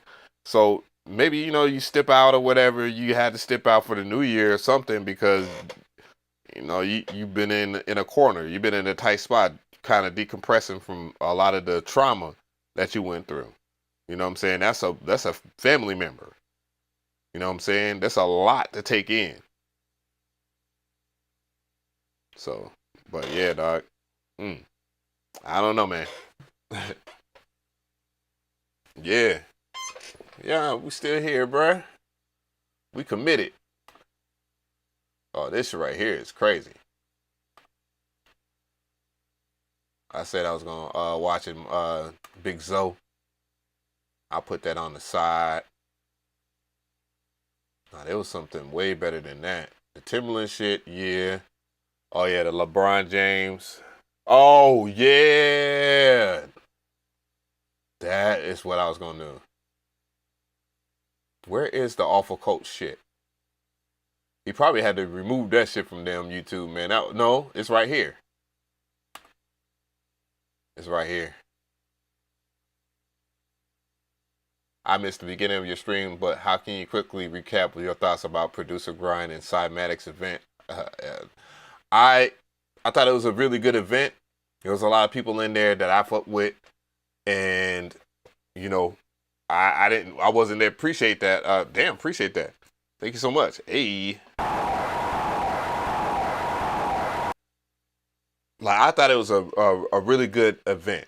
It didn't seem like it was weirdly out of place or anything like that. It was on a Thursday though, and there's a whole lot of stuff that's happening out here in Atlanta. You know, there's the Dream Hack Atlanta. You know what I'm saying? And I wanted to go to that, but I'm broke as a motherfucker. There was Dream Hack, and then there was something else too. The Falcons game, and the Falcons won that game too, by the way, against the Buccaneers. And that was a really good game. So getting there was hard because of the time that they put. If I was them, I wouldn't. Thursday is a cool day to do an event because you really don't want to get in the way of Saturday prices and stuff like that when you're renting a venue or whatnot. The venue was really nice. They had a marquee, you know what I'm saying, that said Producergrind, Cymatics, and whatnot. You know, some of the homies was there. You know, I saw D.Will. I met D.Will for the first time in real life.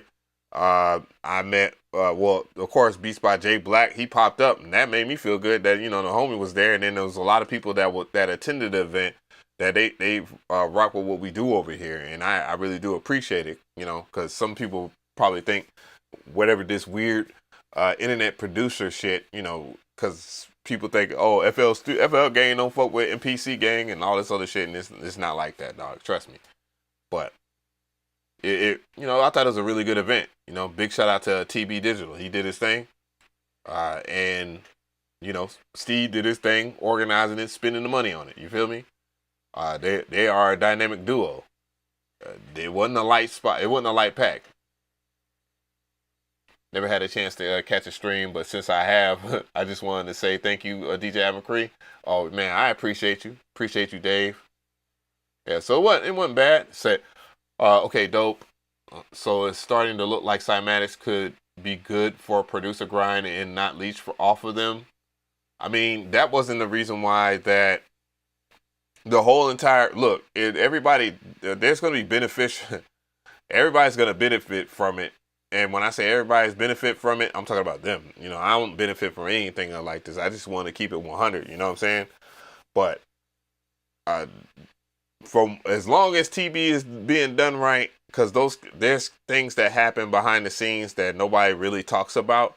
And from what I've heard, there's some things that I didn't like that was going down. But however, that had nothing to do with what TB Digital, you know what I'm saying? TB Digital had nothing to do with anything, you feel me?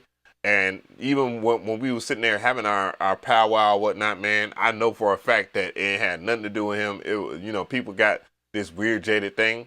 And as someone that's a content creator myself, and I'm work with a whole bunch of people out here in Atlanta or out here in Georgia in general, it makes no sense for me to even not to work with people, you know what I'm saying, and keep up this weird shit going, you know what I mean? Doesn't mean I'm going to do something with Cymatics. They have asked me on several occasions, so it's not like they've been player hating on me or none of that shit. They fuck with me on some real shit. Does this mean that I won't fuck with or I'm going to fuck with Producergrind? I mean, I fuck with TB. You know what I'm saying? I don't necessarily want to be interviewed on Producergrind or anything like that, but I do respect their platform for what it is. So, I understand some of the things that have went down and what people have their stories and their feelings about the Producergrind situation or whatever. If they're on the inside, those guys had their time to say whatever. I'm just looking at TB Digital as a fresh start, and he's trying to get shit popping, and he's doing it out here in my city. You know what I mean? And I don't get any bad impressions. I don't get any bad vibes when I fuck with TB. TB fuck with a lot of dudes that I real life fuck with for a long time. You know what I'm saying? And to a certain extent, even though it's been business with Steve, because Steve is the business guy, and that has a layer that I can touch up on another day. He still fucks with a lot of people out here, and I've been told on many occasions by people where I've been like this right here. When they told me, hey, you should work with Cymatics for real. I've been like this. Brother, But at the same time, dog, I'm not going to limit what I got going on, because shit, I ain't gonna even hold you. Shit hard out here, pimping. Like, this shit is hard out here. It's hard out here for a pimp. And I'm not no pimp or anything like that, but it looks stupid where I could be getting money in certain situations, but I'm trying to, quote unquote, keep it real. I don't think that, now, does that mean that I share the same views or as anybody that I rock with or mess with? No, that doesn't. But am I going to put some thought into it and make some manly decisions? Hell yeah. It might piss some people off. I mean, that's just how I feel about it. Huh? TB. Oh. Yeah, he definitely took a Producergrind brand to another level when he first started taking over the live streams and stuff. Yeah, I mean, he's definitely the main focus. If it was just buying Producergrind, the name itself, dog, this shit wouldn't work. Like, putting Steve Cymatics, nobody wants to see Steve talking about nothing about hip-hop. Real talk. He knows that, and that's brilliant. So, what is he going to do? He going to stick to what he does best. He gonna sell you into them packs. Let's see here. But as far as I'm concerned, I wasn't partaking all the way into that damn event. I was just there to pop up and show some love to some people that extended an invitation to me, and I did just that. And I'm glad I pulled up because there was people there that I really do fuck with. And They just saying, man, like, look, we a part. This is a town. They told, hey, so one of them told me, he's like, man, you gonna have to grow up a little bit. You know, I had some words back when he said that, but I understand where he's coming from. And also, another person was talking about, like, look, you don't take on no other man's beef, dog. And that, I ain't gonna hold you. That is a rule. Now, would I F with someone just to piss someone off? Hell no. Damn, bro, I'm just looking for this other video.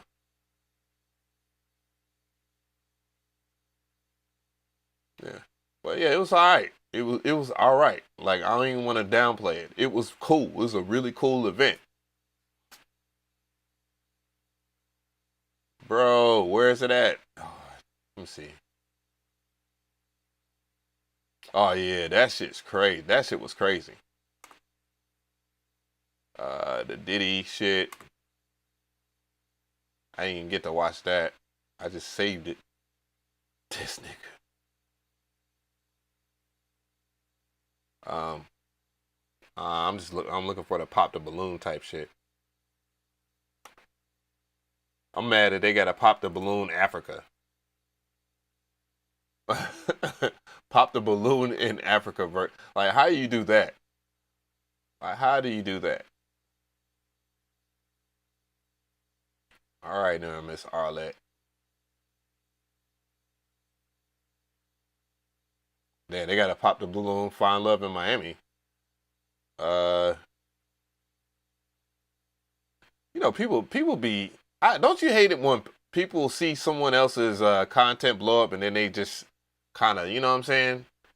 I'm gonna remix this shit, but I'm not gonna do it. I'm gonna do it the way I want to do it. Okay, I hate that. Like, get off old girl's nuts. I'm pretty sure she probably took the idea from someone else too, but still, this music is horrible. It has to be down. This, like, the music for the beginning of this show has to be some of the worst shit I've ever heard, but it's perfect for her, for the brand. You know what I mean? That shit is very perfect for the brand. That shit is. I'm not about to watch that shit from the very beginning though. All right, there we go. Let's get it. You like what you see, you like what you hear, do not pop your balloon. However, if there's anything, you know, she says or anything on her you're not really feeling, go ahead and pop your balloon, and then I'll go over to each of you and see why you ended up popping. Are we ready? Oh, okay. Well, her bubbliness is so perfect for this show. with that being said, let's go ahead and bring out our first single lady. She takes this shit seriously. I like it. What's your name? Andrea. Andrea, how old are you? I'm 30. It did sound like some And what do you royalty-free do? music. I'm a dental office receptionist. Very cool. Shit. Hold up. You know what we got to do. You already know the vibes. We gotta investigate I gotta at least pull up the gram, right?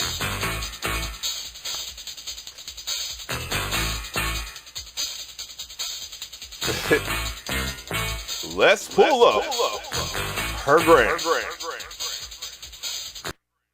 All right, let's get it done. Let's see. What was it again? But yeah, other than that, whatever my person likes to do, honestly, Okay. I'm pretty open. Nice. Not your person. Just say your damn husband or something, because you got all men up here, so you're not interested in women. What's so hard about saying husband, boyfriend, partner? Like, I be hearing partner. That shit really makes me mad. I set the boundary right there. I was like, first of all, let's not say partners, because we're gonna start splitting these bills. Oh, okay, we boyfriend and girl. We got a title. Okay then. Yeah, let's work on that. Or we could be partners. Hell, shit. Our first single lady. I'm on a budget now. Hello, welcome in. What's your name? Andrea. Andrea, how old are you? I'm 30. And what do you do? I'm a dental office receptionist. All right, now let me go ahead and pull up this damn IG. Shit. We're gonna pull up that IG real quick. Oops. I promise you I know what Instagram is. Matter of fact, I need to pull it up on my phone and just put it to the Yo, my Instagram is off the chain. Yeesh. And I don't be following chicks like that, for real, for real. You can get out of here. You're too sluggish. Room as him, like you're not what I'm watching.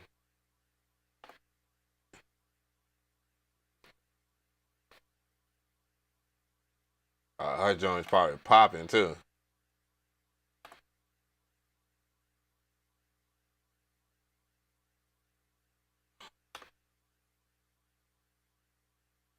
Oh.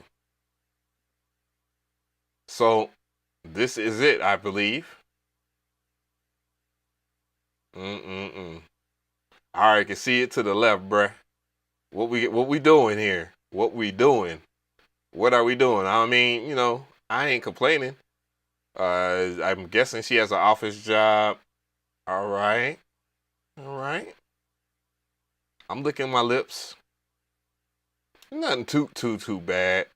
Consider all things considered. Oh, we got a little scratch. Okay, so she a little ballerina type. She is. She got that ballerina body. You know, she's flexible. That's good intel. And you know,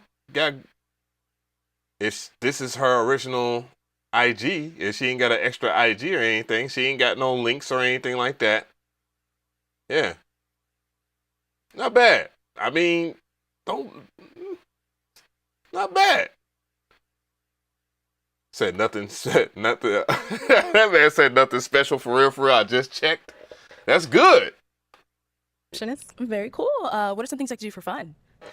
I'm probably the most basic person you're ever gonna meet. What I do for fun is being at home. I do love nature. I like that man popped the balloon on her is crazy. Shit, that sounds like music to my ears. taking walks. I will go out on occasion, so I like comedy shows. Shit, I might try to jump to this screen. What you talking about? If you want to go out, I want to get more into traveling, which is something I hope to do next year with some things I have. Well, I mean, damn. I mean, the traveling is not a thing. What she started off initially, I'm holding her to that. We could definitely travel. She seems very pleasant on some real shit. Out for myself. But yeah, that's not her main page. Whatever my person likes to do, honestly, I'm pretty open. Nice. Now, speaking of your person, what are some things you look for in them? I am looking for a leader and my best friend as far as what I'm actually looking for. I can definitely lead, but I don't know about this best friend type shit. And that don't ever sound good coming from a chick. Putting you in the damn friend zone as a husband is crazy. But I get what she's saying. All foolishness aside. For in them as far as traits, you mean? Yeah, whatever it is. What's something like when you're trying to find out, oh, okay, I think I like this person. What are some traits you look for? Definitely. I'm looking for Man someone who is strong. Like, I'm looking for a leader. Someone That's who not has her good real character, representative? someone who's disciplined, someone who can motivate me and pick me up. Also, someone who likes to have fun, someone who has empathy. I can go on. Okay. Now, what are some of your You're doing too much. You're doing too much. Deal breakers? Let's see. Deal breakers would be lack of affection. We're dating in a relationship, whatever the case may be. Like, I need you to show affection to me. I like to cuddle. I like to. So just go ahead and say that you're clingy and that is your, I guess, character flaw. Because not everybody likes to be cuddled and stuff like that and held and all that other stuff. I'm not saying that I'm that type, but I do have my moments where I just kind of like slide off and want to do my own thing. You feel me? However, I ain't nothing wrong with that. You can make some exceptions, you know. Kiss all of that. Another one would probably be, I would say, if you're not growing as a person. Yeah. All right, cool. All right, so we did get a pop. Oh boy, that can go. When you start hearing you're not growing as a person. What does that mean in particular? So you have dated someone that basically was happy where they're at, and it wasn't enough for you, because that's the way I'm reading it. You know what I'm saying? Because no matter what, from what we hear on a daily basis, and this is just a nice way of saying, she's saying it in a nice way. But what we hear is that, oh, well, we need to elevate, level up, all that. balloon. Okay. Let's go on over there, see why they ended up popping. All right. If we can go ahead and start with your name and age. I'm Ricky, I'm 32. And Ricky, what do you do? I'm a regional manager for Dog, why is this man's jawline so goddamn strong? a security company, and I work for Metro Valley for personal protection for the fair revenue team. So I work 2 jobs. Nice. So why did you end up popping your balloon?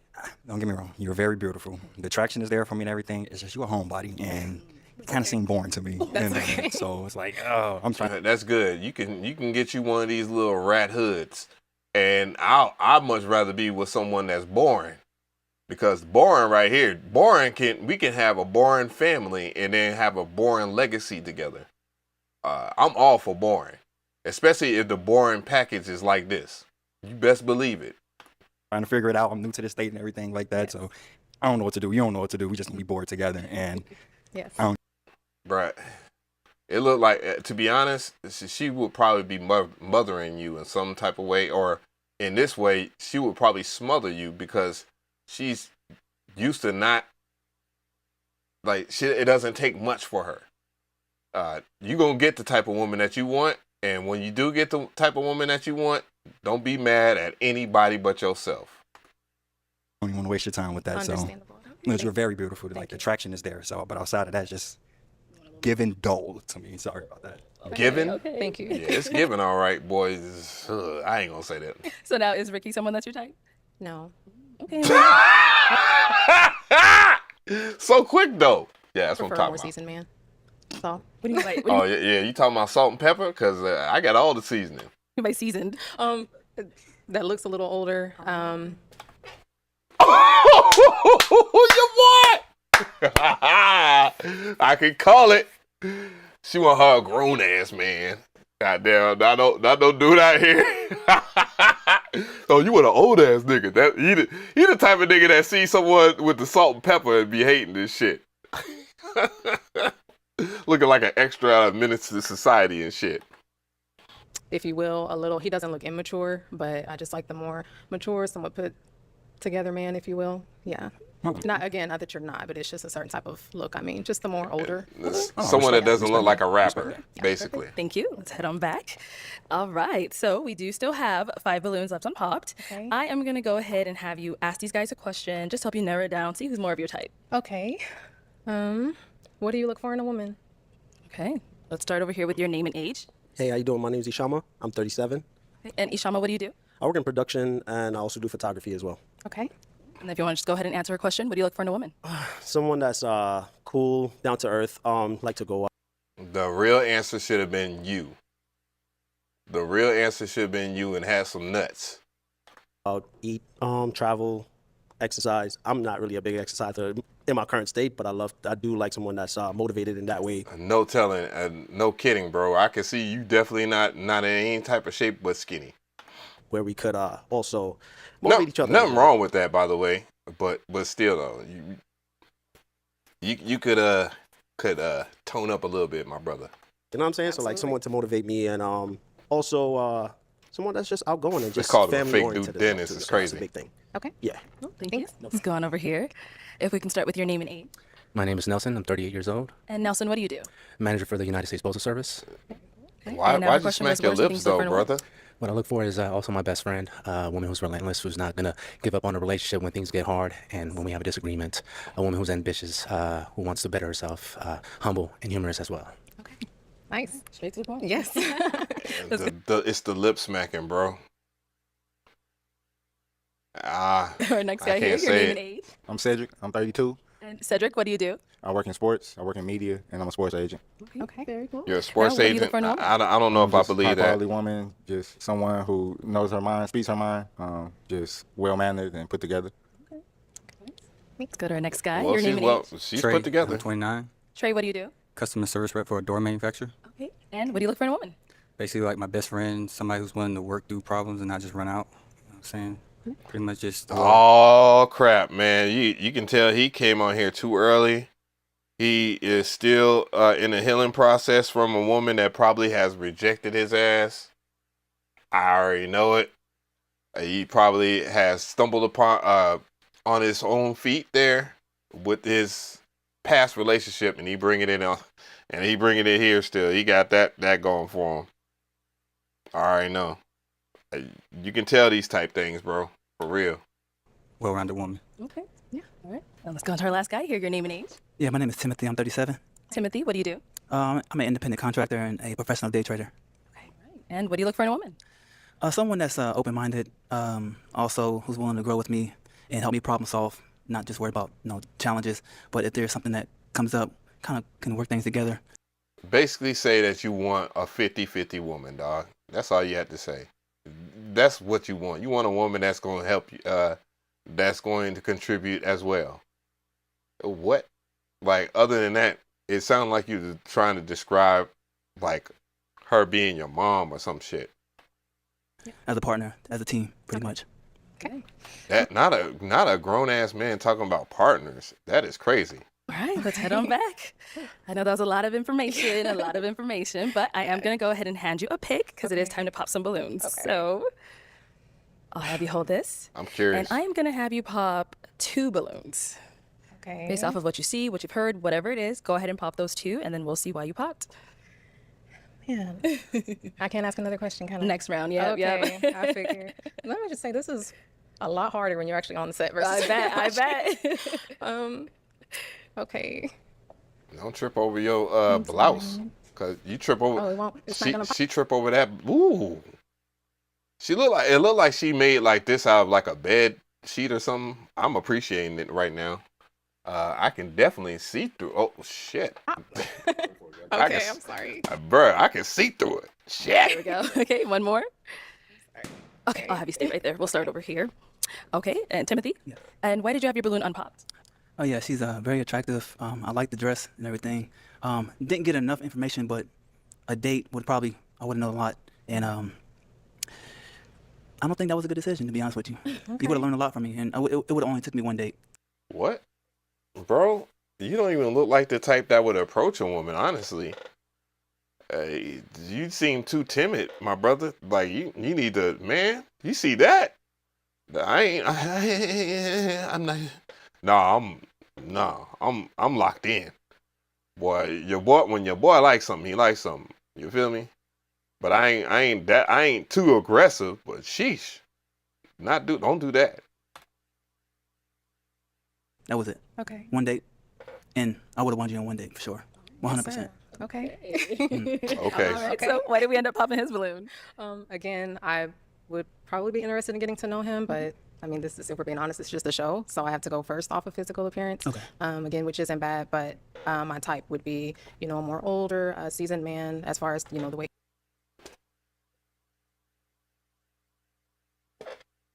he dresses and what have you. Just that more older, seasoned man kind of a. How much older are you talking? Just curious. Late 30s, early 40s, usually. I don't mind. I'm man is early. We stay with it. See, I be knowing. See, I knew the vibe. That's the funny part. I knew the vibe. Late 30s, but it just has the look of like early 20s, if you will. That dress type. Okay. Yeah. Okay. He dressed like he going to high And we school did for the pop first one time. more back here. Okay, and why did you have your balloon unpopped for her? Yeah, she's an attractive young lady. She looks nice. We're around the same age, so I understand. I get it. She want an older man, so Oh yeah. you know how this go.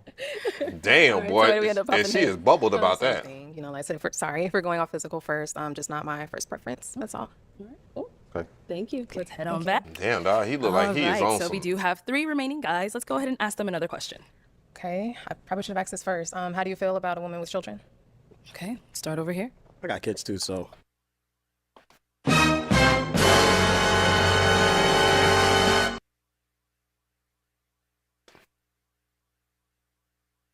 It was going so perfect. Damn.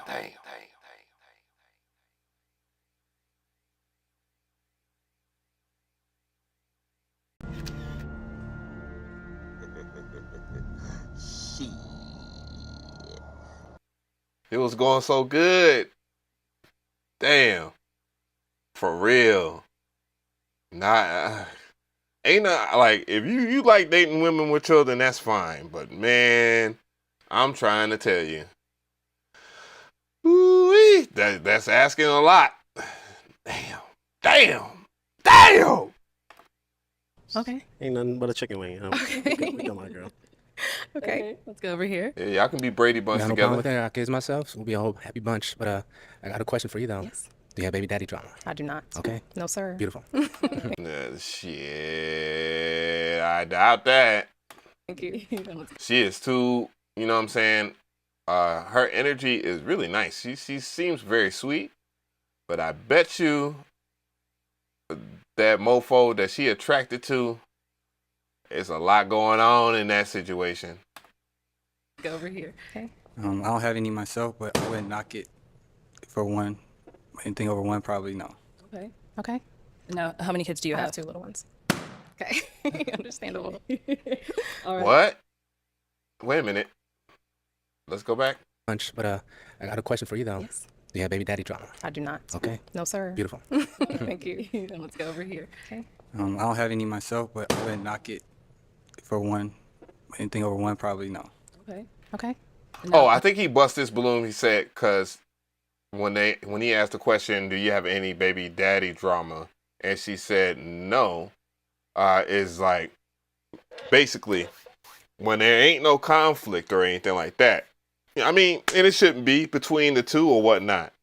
However, I bet you that there's a high chance they might still be, you know what I'm saying?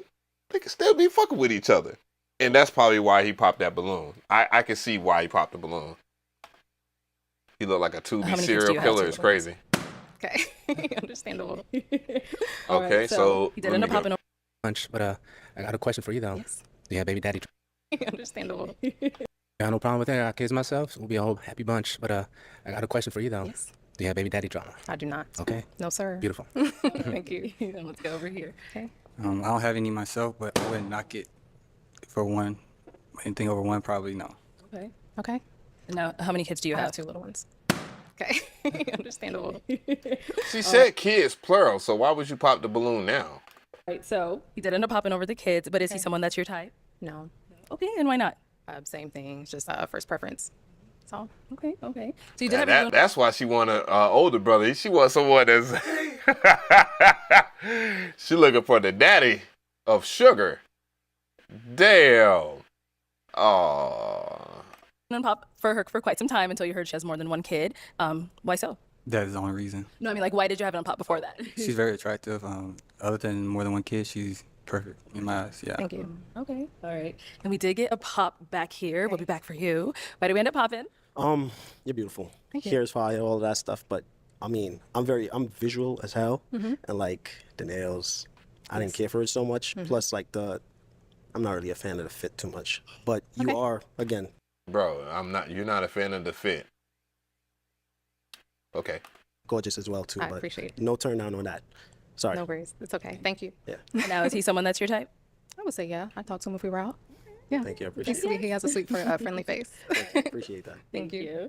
All right, so we do have one unpopped balloon. Let's head on over there. Okay, any questions for our lady here? I do. I know everyone here popped their balloon.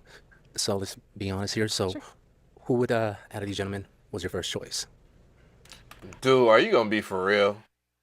Are you for real right now? Cause why does that even matter? But I want to hear. Based off of what? Based off of looks. Wow, that's okay. I have to answer this, don't I? I'm just being honest. Yeah. I'll be 100% honest. Yeah. It would have been you. Oh. Yeah. Okay. Why she just lie like that? All right. And why is that, if I may ask? You fit my type. I like your facial features. I like the way you dress. You're confident. Does not fit the facial features if you're looking for an older man. That's a fact. That's a fact. So you need to be loud. You know what I mean? So yeah, I could be loud. I know you, but, sure you can. I do have another question though. Sure. Do you want more kids? I'm content with my 2, and I would love more kids either way. Okay. Yeah, Right. either way. So the answer is no. All right, come on up. Okay, so I have a final question, unless you guys have any others. Oh, and where do you live at? Kansas City. Chiefs fan? Depends. Depends, right? Depends on who you ask. I live in the Bay Area. So how do you feel about flying to the Bay? Because I mean, I have no problem flying over there. So. I said I'm down to travel. Yeah. Okay. Yeah. Especially for the right person. All right. Perfect. Okay, so then does it give you a yes for you for her? Yes, ma'am. All right, and is it a yes for you for him? Yes. We got a match! This show is so bare bones, but I do like her as a host. All right, so what else is popping here? Oh shit!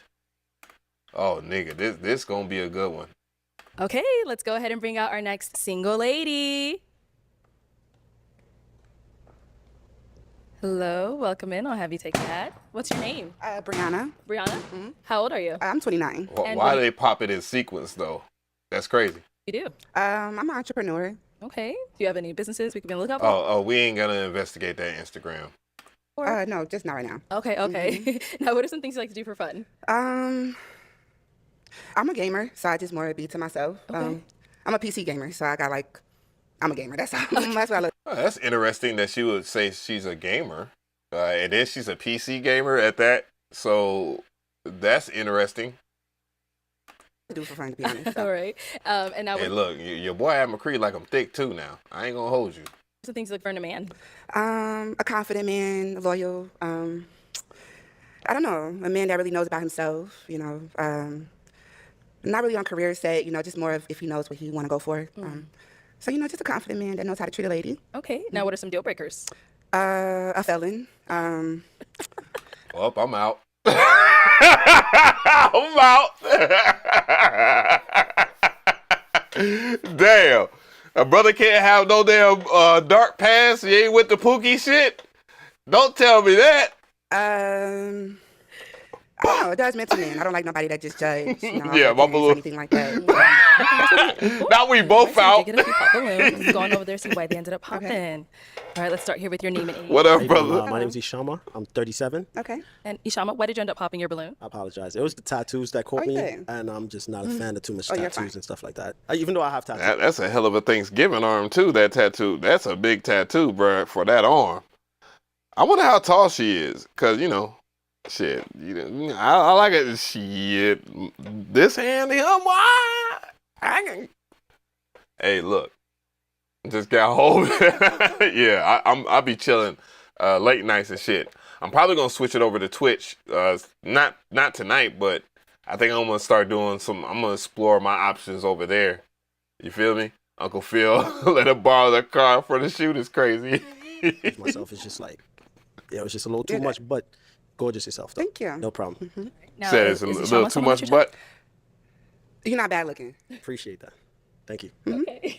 Let's go to our next guy. Your name and age. Ricky, and I'm 32. Nice to meet you. And Ricky, why did you end up popping your balloon? First and foremost, I couldn't get past the shoes. Like they squeezing your feet and it's like they're suffocating. I just couldn't get past that. Okay. Oh, he's over here. And the physical attraction just wasn't there for me. Like, He when I wants to see, cook. Like, when I look at something, I want to be like, oh, I gotta get that. Or Right. I need that. And it's just Right. like, oh, next. So like the attraction wasn't there. Okay. All right. I don't have nothing to say yet. So is Ricky someone that's your type? He's cool. Okay. Cool. You got a strong face. I said that earlier. Like, why is this man's jawline so strong, man? Look like a goddamn anime character. If they had like a black anime character, like a Boondocks character, it's shit. I love it though. You mean like his jawline? Is that what Yeah. you strong? Oh, okay. You should eat a lot of it, but I love it. Appreciate that. You are beautiful as well. Thank so- you. I never thought I wasn't. Oh, damn. Let's go on over here to That the was next the guy. Your nice- name and age. Trey, and I'm 29. And Trey, why did you end up popping your balloon? Kind of like what my boy said down there, just a neck tattoo. I don't really like it.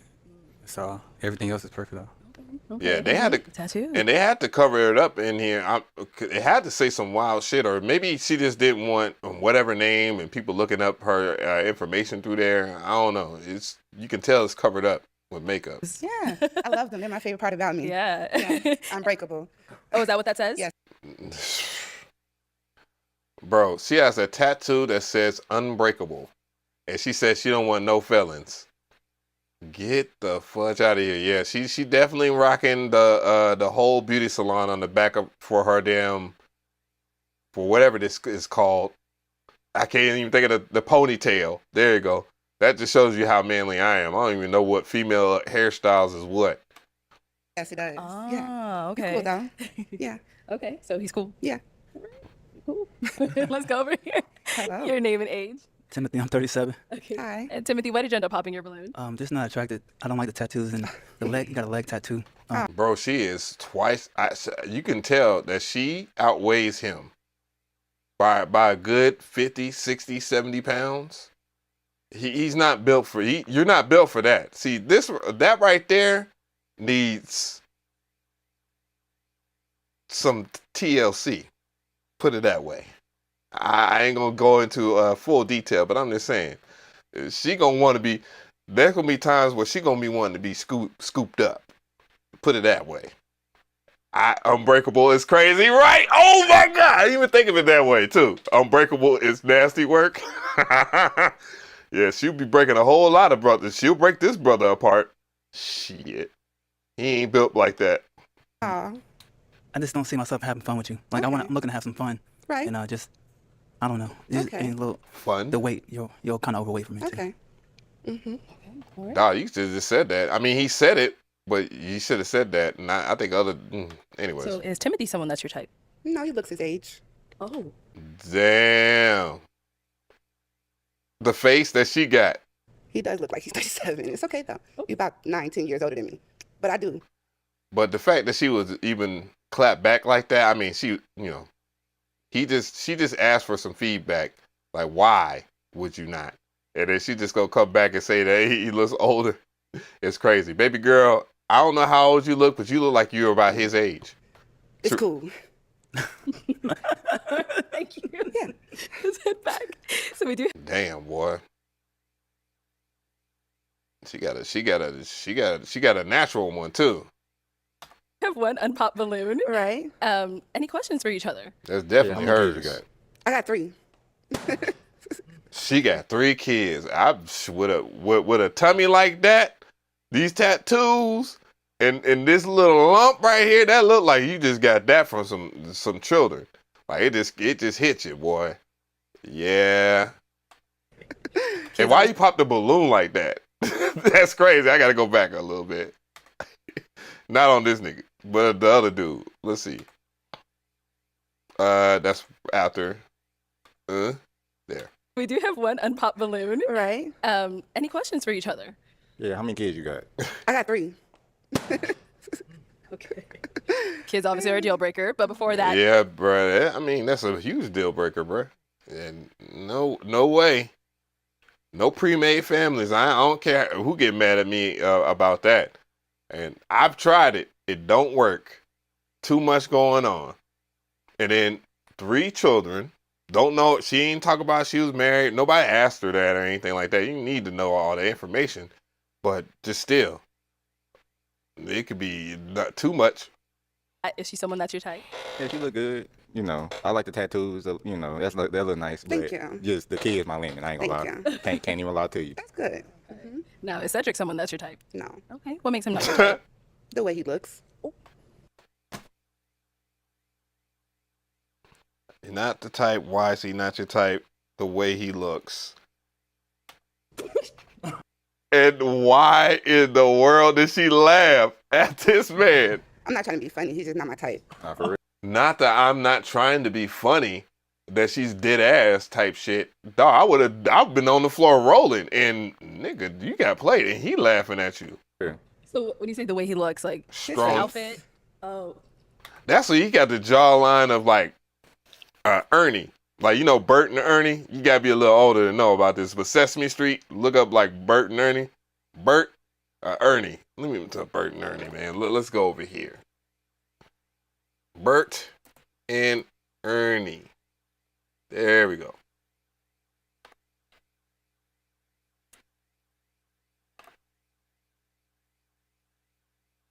So that, here you go, right there.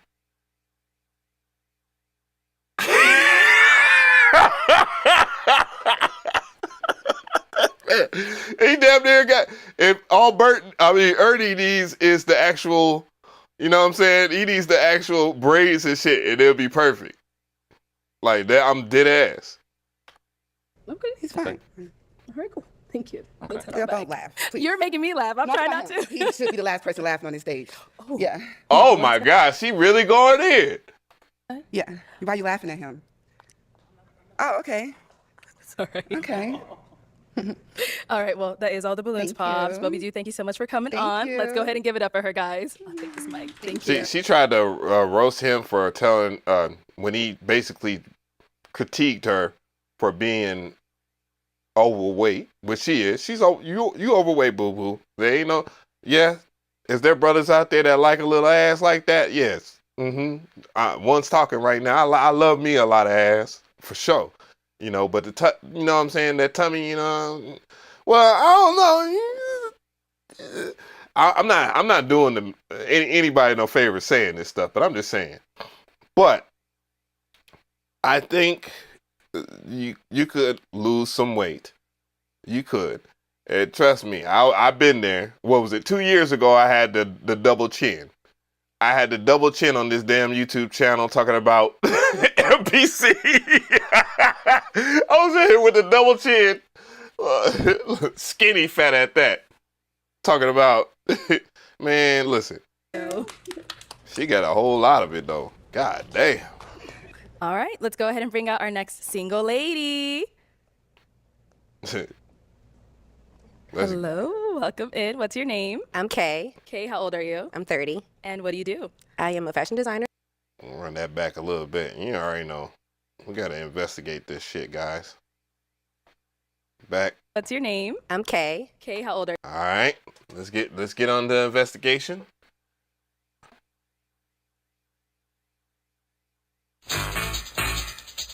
Yeah, I got to find out what it looked like. I'm not gonna weigh in yet because it look a little iffy, bruh. But I don't want to say anything about it, you know, too much. I want to say too much. Look a little suspect. Yeah, let's get this joint going, bruh.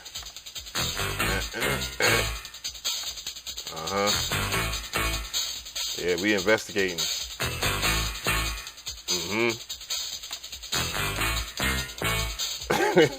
I'm stupid, bro. Come on, bruh. Like my stuff is freezing. Okay. Okay then. Uh-oh. Oh shit. Oh shit. Here we go again. Yeah, bruh. Let's hear what she got to say. It ain't too bad. Are you? I'm 30. And what do you do? I am a fashion designer, stylist, and I'm a toddler teacher. Oh, that's so cute. Thanks. What teacher? What are some things you like to do for fun? Travel, skate. Jaguar I'm a roller adventures. skater, so yeah. I like to draw. I am a gamer girl, so I like to play video games when I am. You know, so I noticed a lot of women have gotten to this whole video game type shit. I dated someone last year, and me and her play games. You know what I'm saying? Me and my ex-girlfriend, for real, that for the last year, she played games too and stuff like that. Like me and her would go back, we'll burn one and play some Tetris. And sometimes we'll play Connect 4, and she would kind of be, you know, wild with it because when she was whooping my ass, because she was whooping my ass in Connect 4, it wasn't no thing, nothing but a thing, right? But when I was whooping her ass is when she really wanted to show out. But I loved it, though. I love that. You know what I'm saying? Yeah, hell yeah, you know, ain't nothing like, I like that women are into gaming and it's not becoming so taboo, like, oh, you're a loser if you play video games. Like, bro. In the house, literally. Okay. That's it. Now, what are some things you look for in a man? Someone that likes to travel, spontaneous. Already starting off at the bad. We starting off bad. That likes to travel. I don't like to travel. No man likes to travel. Get over it. And the ones that do like to travel, they got too much time on their hands. They must be retired. I'm just trying to tell you. There's no way I'm going to travel anywhere unless it's something business oriented. Just going and visiting other parts of the world, just to visit the other parts of the world to establish culture. We can establish culture in our own household is pointless. What the hell? I'm sorry. I know a lot of women don't like that shit, but I'm going to stand on my business. But yeah, we can travel, but it's once a year is cool. But these women be talking about traveling a whole bunch. No, thank you. Like to have fun, a little bit introverted, because like we can. So why is that doesn't even align with traveling? If someone is somewhat introverted, or if you're saying that you're introverted, why in the world would it be a necessity for you to see the world? That doesn't make any sense. Make that make sense. Go out, but I don't want to go out like that. Yeah, exactly. No. That's a good point. Someone in the chat was talking about, she says she's introverted with this outfit on. This doesn't scream introvert. This screams that she be out. She belong to the streets. That's what that screams. All right, and now, what are some of your deal breakers? And that might be a bit extreme, but this top, I'm just saying. I mean, I like it, but dude, this doesn't sound all right. My deal breakers are kind of like basic, but a lot of men like these. Okay. So, communicative, chivalrous, spiritual, and is in therapy or willing to go to therapy. I feel as though everyone needs therapy. Okay. So if you feel like you don't need therapy, baby, don't come over here. Okay. The real question is, have you went to therapy? That's what I want to know. Because it's fine to point it in the other direction, but what about you? All these things that you said that you desire, what about you? And then we can really talk, have this conversation. Yeah. All right. So we have no pop balloons. You are doing great. So what that means is I'm actually going to go ahead and switch it on over to you. So let me hand you a pick. Okay. I'll have you hold that. And for this first round, I'm going to have you pop one balloon just based off of what you're seeing. Whoever's not really your type, whatever it is, maybe it's an outfit. I don't know. Go ahead and pop that balloon, and then we'll see why you ended up popping. Nobody popped the balloon, huh? Okay. She got the damn Kanye West heart in her head. Boy, you getting popped. All right. Let's start over here with your name and age. I'm Cedric. I'm 31. Okay. And Cedric, why did you have your balloon unpopped? She looks nice. Thank you. All right. And now why did we end up popping his balloon? No doubt she does look good. Okay. Yeah. Was there anything specific? Yeah, I bet it's going to be related to his body frame, the way he's standing. I see you got the Louis Vuitton belt buckle on, but that ain't going to save you, brother. You really need to fill out those sleeves, man. You got to fill out your sleeves, man. Until you fill out them sleeves, a lot of women going to treat you like this. Outfit. Okay. All right, cool. Thank you. Let's head on back. And for this next round, I'm going to have you ask the guys a question just to help you narrow. She got some, ooh-wee. I had to question that because, they be out there, you feel me? But it looks all women. Okay, so what is one thing that your closest friends would say that you need to work on as far as friendship and a partnership? All right. Not that word. I hate that word. Okay. Let's start over here with your name and age and the answer to her question. That was a tough one right there. I'm Ishama. I am 37. What's your name? Ishama. Ishama? Yeah. Okay, it's pretty. Nice to meet you. Nice to meet you. Something my friends would tell me I need to work on. Not she came to the balloon popping event to look like the Golden Lord from Meteor Man. It's kind of, that's crazy. Oh my God. Probably be like me reaching out if I need help or something like that. Because I'm usually like, I could do this on my own. But nah, sometimes I need to go out there and just ask for help whenever I need it, you know? So that's pretty much it. What? As far that's friendship and partnership? Partnership. Yeah, so friendship and partnership. Partnership would be, I don't know, man. Something my partner would probably my partner might ask me to do as well too is just like, again, probably reaching out or just, I don't know. My answer would have been, I don't have a partner. I have a girlfriend or a wife. Well, you pick. You pick which one you want to be. That's what, for me, I need to go back. I got to come back for that one. It's a little tough one. Okay. It's a tough question. All right. Okay. Let's go to our next guy. Your name and age and the answer to her question. Hips are I'm Ricky, and I'm 32. Something I need to work on is a friendship that all my friends say, because all my friends are established, married, families, and everything.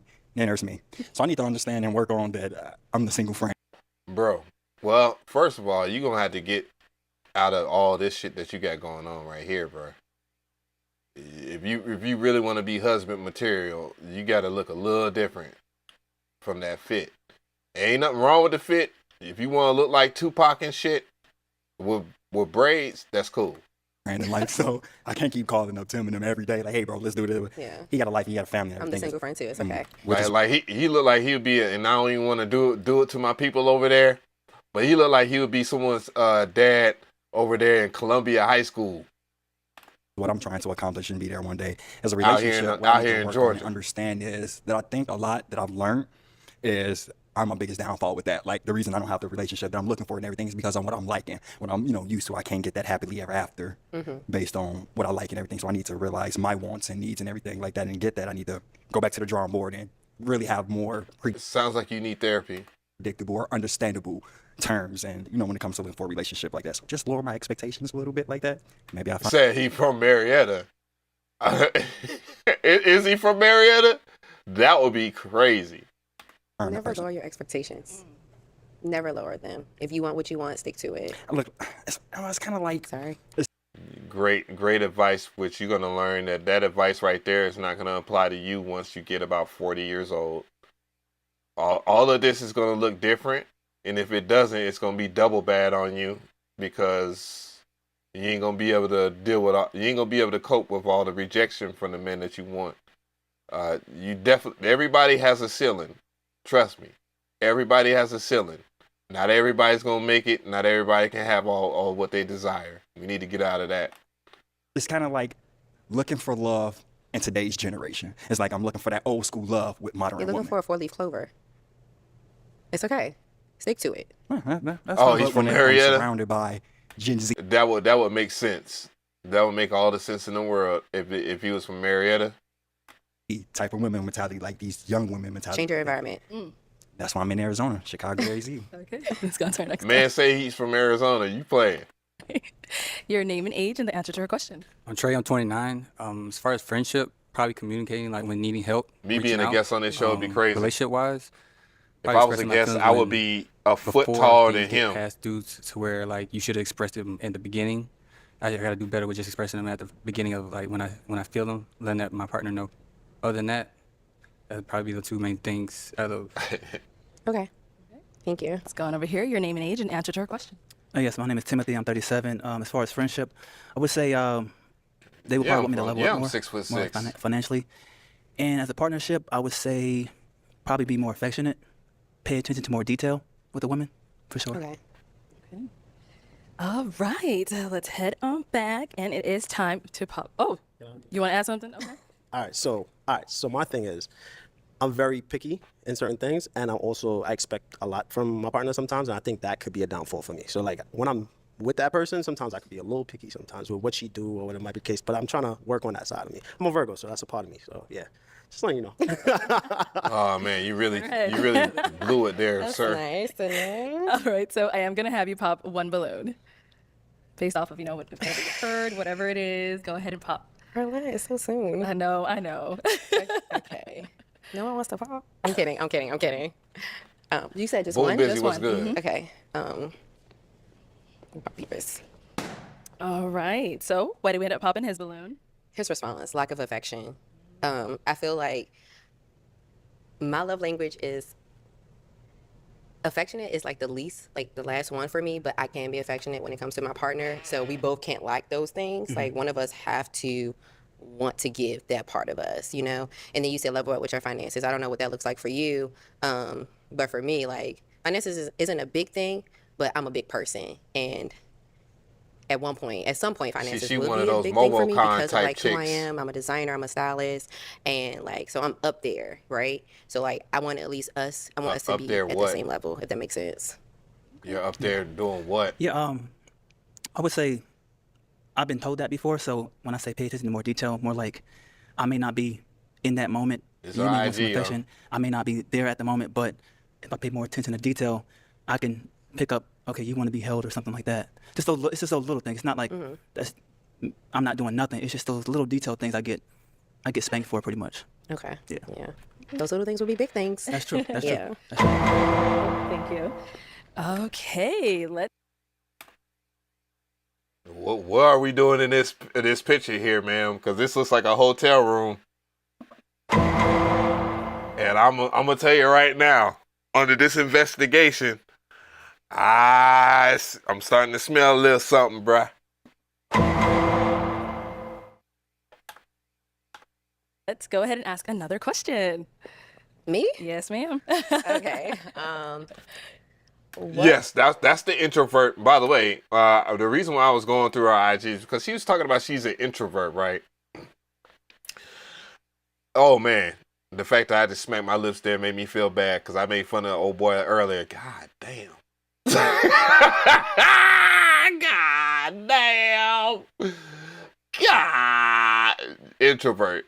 You are not an introvert, ma'am. I see more hotel rooms than a little bit and more than enough to make me feel uncomfortable. All these are hotel room pictures. I'm just saying. For someone that's an introvert, you have tattoos all over your chest, arms. That does not scream introvert. And on the legs. This is like your 40th picture where you're in a hotel room. I'm just saying. What about this screams introvert at this point? It screams that you are very vain, which that's just the. Let me find out. He was the one that was benefiting. No, you know what the fuck. Anyway, I can't say what I want to say, but yeah, I did question it. She got a what was she? What's that chick? I forget. Scarlet something. I don't know. Red Scarlet something. God damn. Not the Popeye's chicken in the background. A lot of Popeye's chicken right here. I can't even stretch. I'm trying to stretch it a little bit more. We're doing an investigation now. What the hell? Introvert. Nothing about this screams introvert. She's about to contradict what she says. This must be but yeah, man, you got too many hotel rooms for me. Yeah, too many hotel pictures. What's the most spontaneous thing that you've done? The introvert is asking what is the most spontaneous thing that you have done. I want to know her answer. I hope someone answers and then ask her. That you shouldn't have done, but it was fun. And you was just like, I'm never gonna do that again, but it was fun. Like they're all thinking like, what? Okay. Oh, he's ready. Let's go to one that's already ready. Let's start right here. Flew somebody out on their period. Oh, what?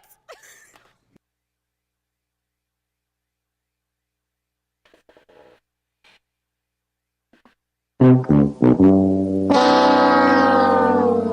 don't know if that was supposed to be funny, bruh, but I had to hit you. Never again. It was fun. Did you know that she was on her period? Oh, yeah, of course. I definitely checked with that. But then for me, it's like, okay, now I know you're on your period. What's going to look like if I change my flight now? Now it's going to look like. Did you use protection? Did you use. No, we didn't do anything. I mean, we had the time. So you wasted time and money. You feel me? No, I don't. Because why you fly her on in the first place? Shit. Something tells me you are taking will to this conversation. You look like you are someone that likes flights. That's my thing. Like, it's a personal close friend of mine and everything tried to take it like that. But then, like I said, when I realized, it ain't nothing happening. I don't care about having fun. So you wasted her time. How? She got a free trip. Yeah, but she came out. It don't matter if it's a free trip. She with you. What that mean? Or were you not spending time together? Yeah. Everything she wanted. I dropped the bet, did everything. But it's like. Well, dude, then you're a simp and you shouldn't have done that shit. And if anything, y'all should have had the way you're describing how she was or whatnot, dog, that there was supposed to be some type of thing going on. And she came into town and she was supposed to know what it is. And you bought her stuff only with the intentions of getting the draws. So it wasn't, bro. Like I said, that was something fun that I wouldn't do again. Yeah, she got flued out. That was fun? Yeah, it was fun. It was fun for who?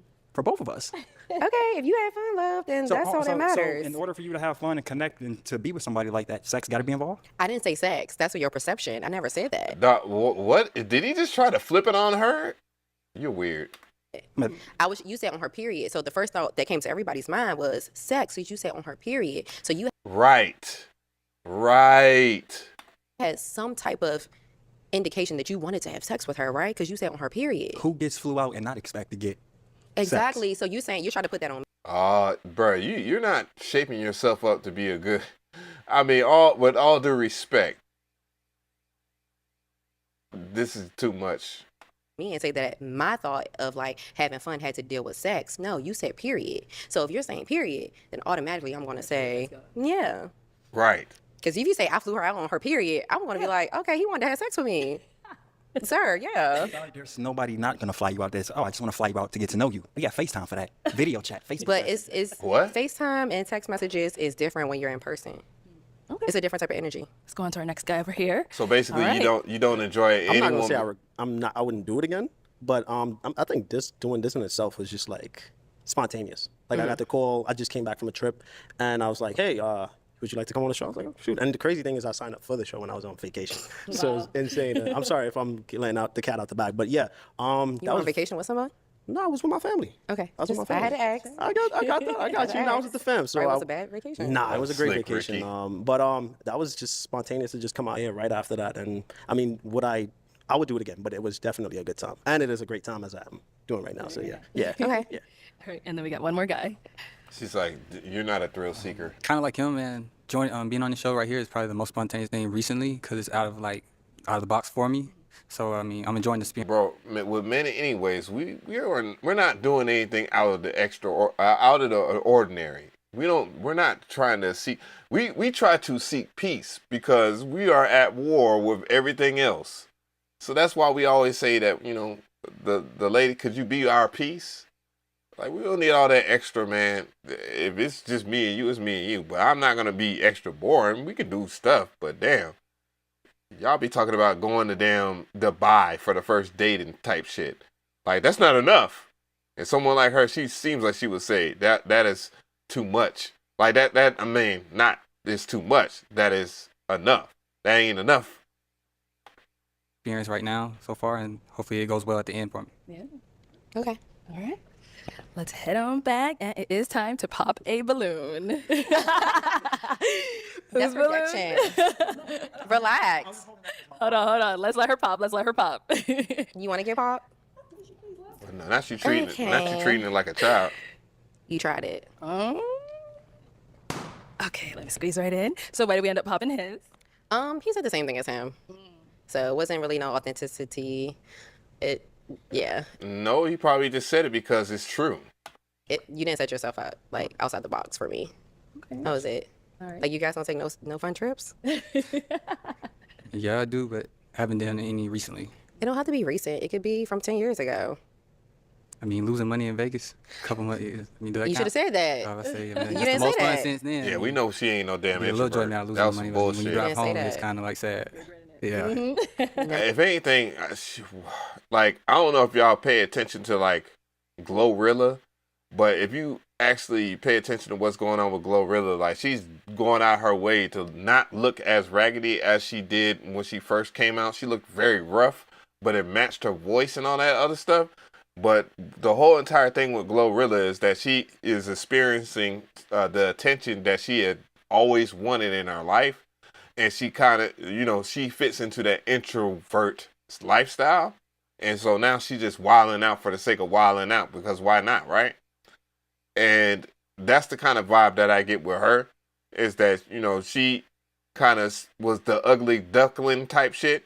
I mean, she's very, very attractive. Goddamn. I mean, she looks good, but it looks like she's experiencing her 3 or 4 phase.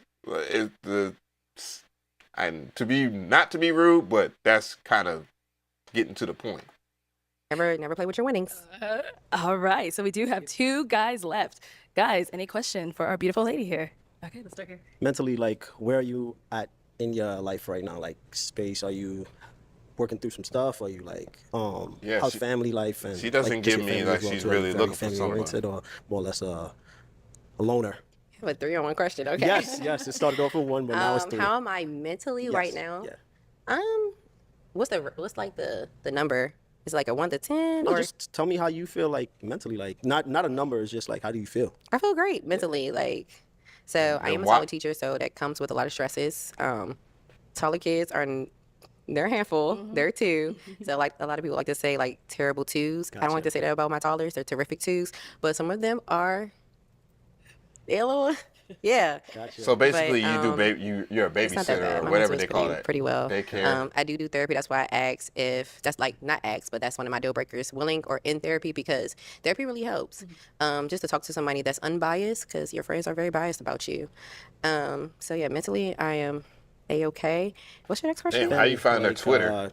Like, are you very family oriented? Like, I am family You're at the oriented. cookout every time. You bring in the. If there is a cookout, yes, I am there. And I'm Gotcha. sorry, DC, but I like Lizzie's. Oh, she got Lizzie's and hot dogs is on my plate. I mean, hamburgers is on my plate. So yeah. so apparently someone has discovered that she has links. I almost missed that. I have to put it on this screen. She gets. Why would you book her? Okay. I don't see her IG. Business. Oh, she has a business page. Okay. Okay. Oh, she just starting off. It's nothing too bad. This isn't her IG or anything, but this is her alternate account. And what does she say? Design and fashion. That's what she's into. You know, she does, I guess, like daycare or whatever. See, it's kind of it's messed up. If we was talking about a dude, she'd be a loser, right? She'd be a loser if she was a dude. Yes, I am at the cookout when it comes to like if my family is throwing a cookout, I'm there. So yeah, I'm very family oriented. I'm close to my brother and my sister. Word up. Cool. Are you? Thank you. Any questions here? Short and simple. I just want to know how many kids you got, if you have any. I have one daughter. What about you? I have 2. Introvert that has a kid. Okay. The way people define themselves, it definitely does not match what they are. Boys. Okay. Same mother, different mother. Same mother. You Technically one by DNA, but I claim to. Okay. Previously married. Never been married, engaged, none of that. How old are you? 32. Okay. That's not bad. Okay. You said 2 boys? 2 boys. Jay and JoJo, 6 and 10, 9. Okay, that's not bad. My daughter's 6. Okay, perfect. Okay. We are down to 2. It is time to pop 1. I know it's tough. They had some good responses. A lot of them dudes that got their balloon popped You gotta pick. You or gotta whatnot. pick. They happy. Oh man. Okay. I Her can up. ask another question. No. Go ahead and pick. Not just a 1. Yeah, she gets no, because Is she it a got a quick damn response, $1 million. I or is mean, it $1 million. Well, $1 long-winded? million channel to run. Hurry up. Okay.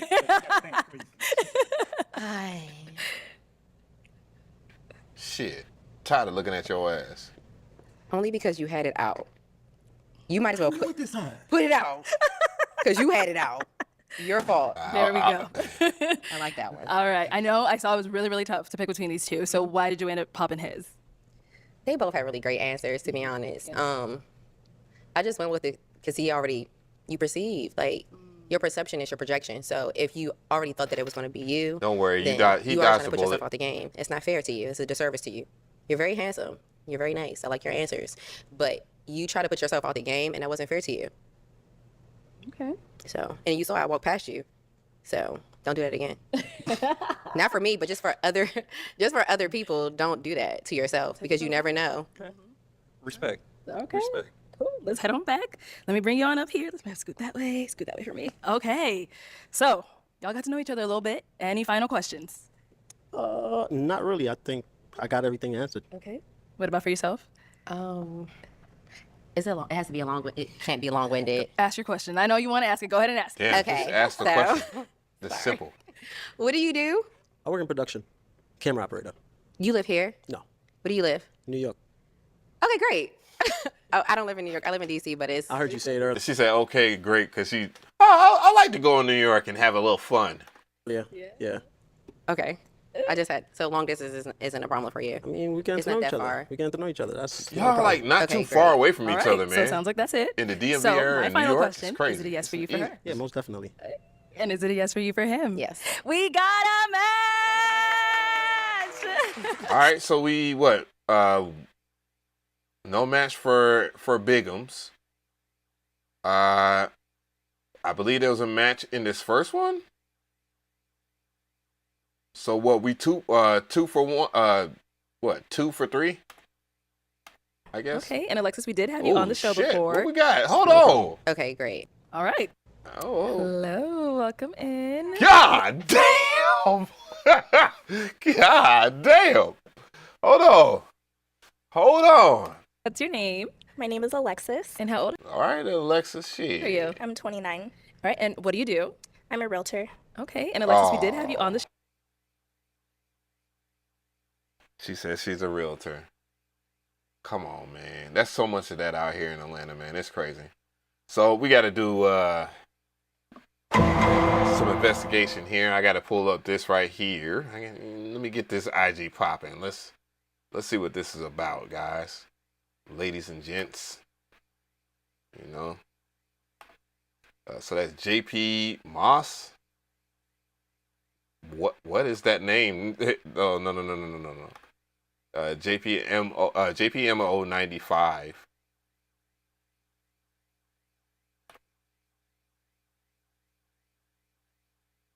All right, I got it up there, guys. So let's investigate. And before we even get into anything here, we gotta investigate. So she got like 7,800 or 70, like up to 7,900 followers. 43 posts. What we doing?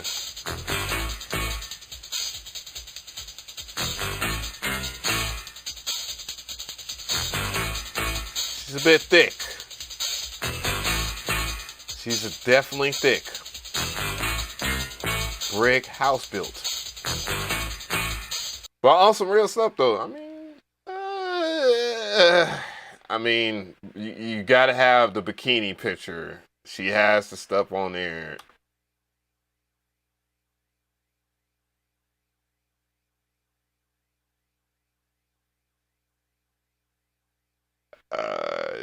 Shit. She got 2 balloons to pop. All right, there's a whole lot of bending over. So that doesn't bring a lot of confidence for someone that is, she on the little deck. What's she doing on the deck there? She decking the halls in this picture right here. Okay then.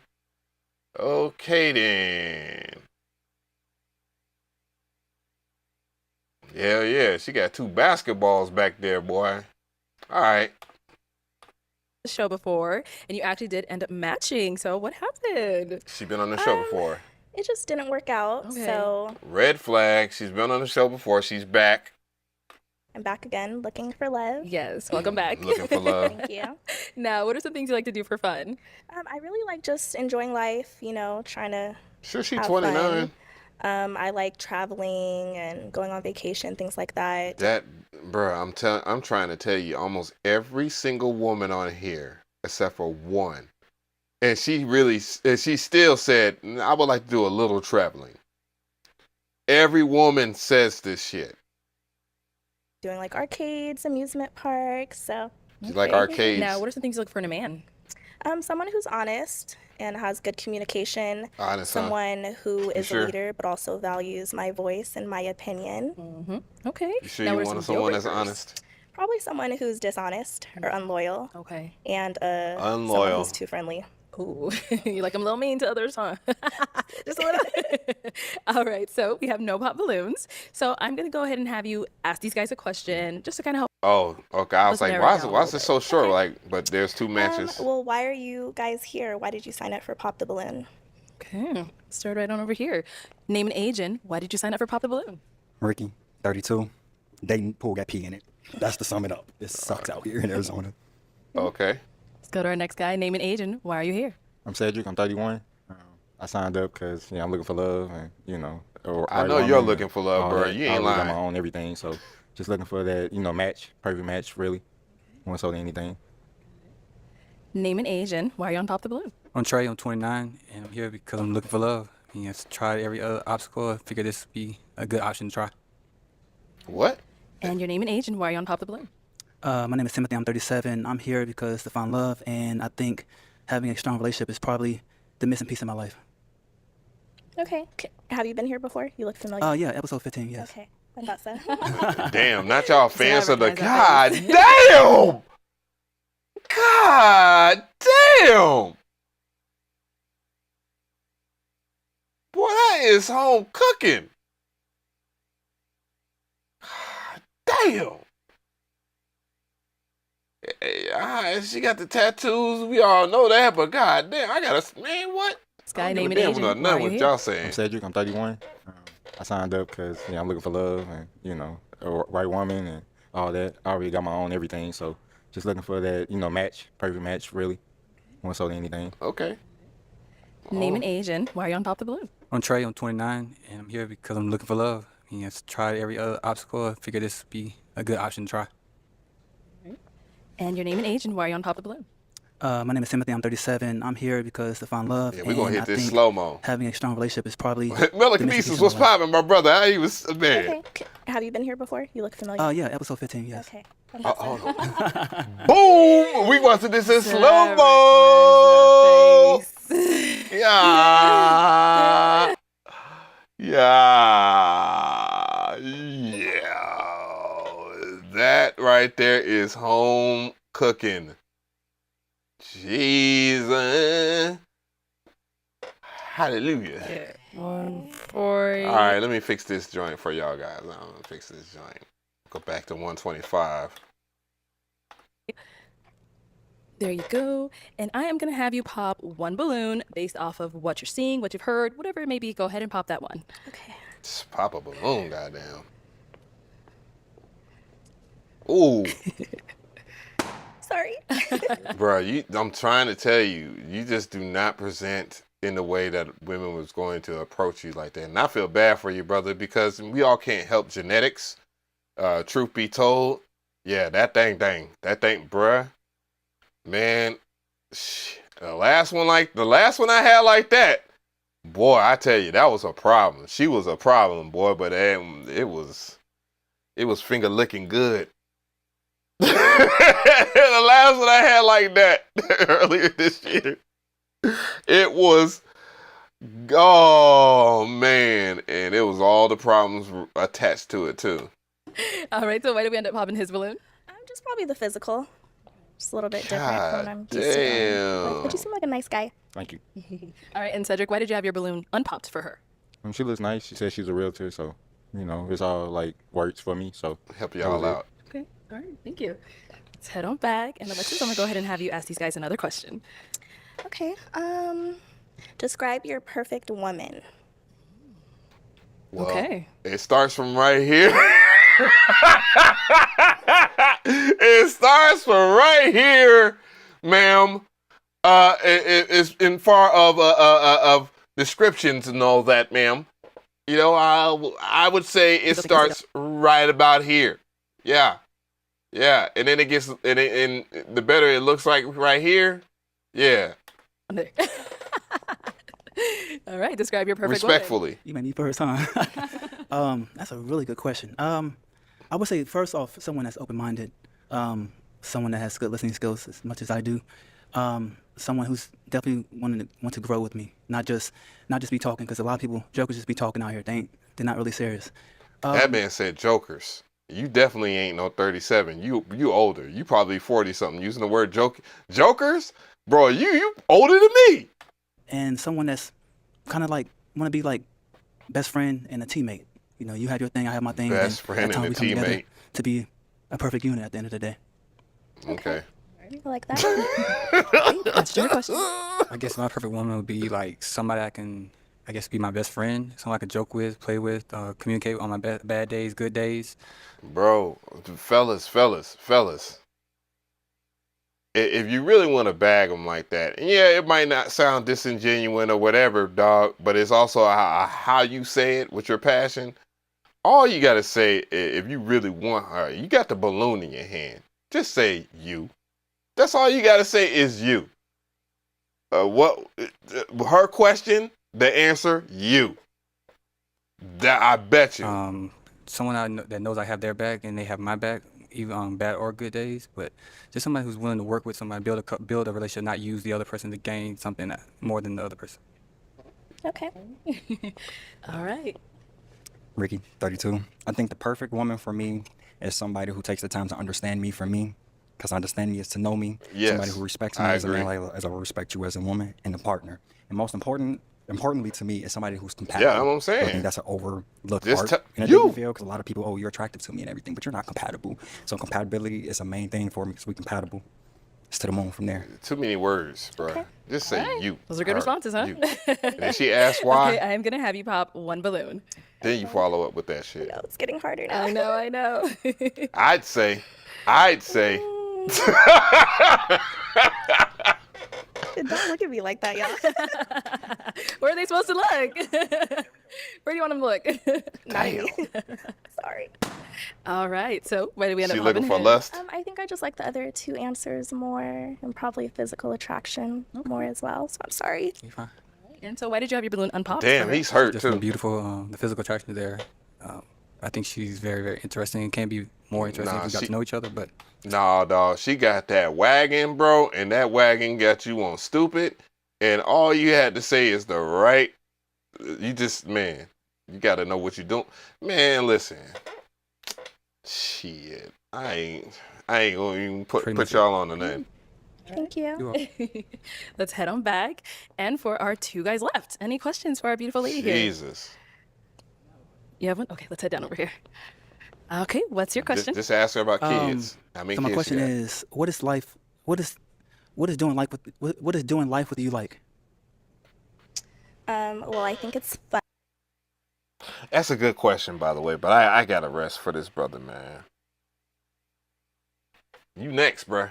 And I'm always trying to be positive, so definitely a lot of positive energy.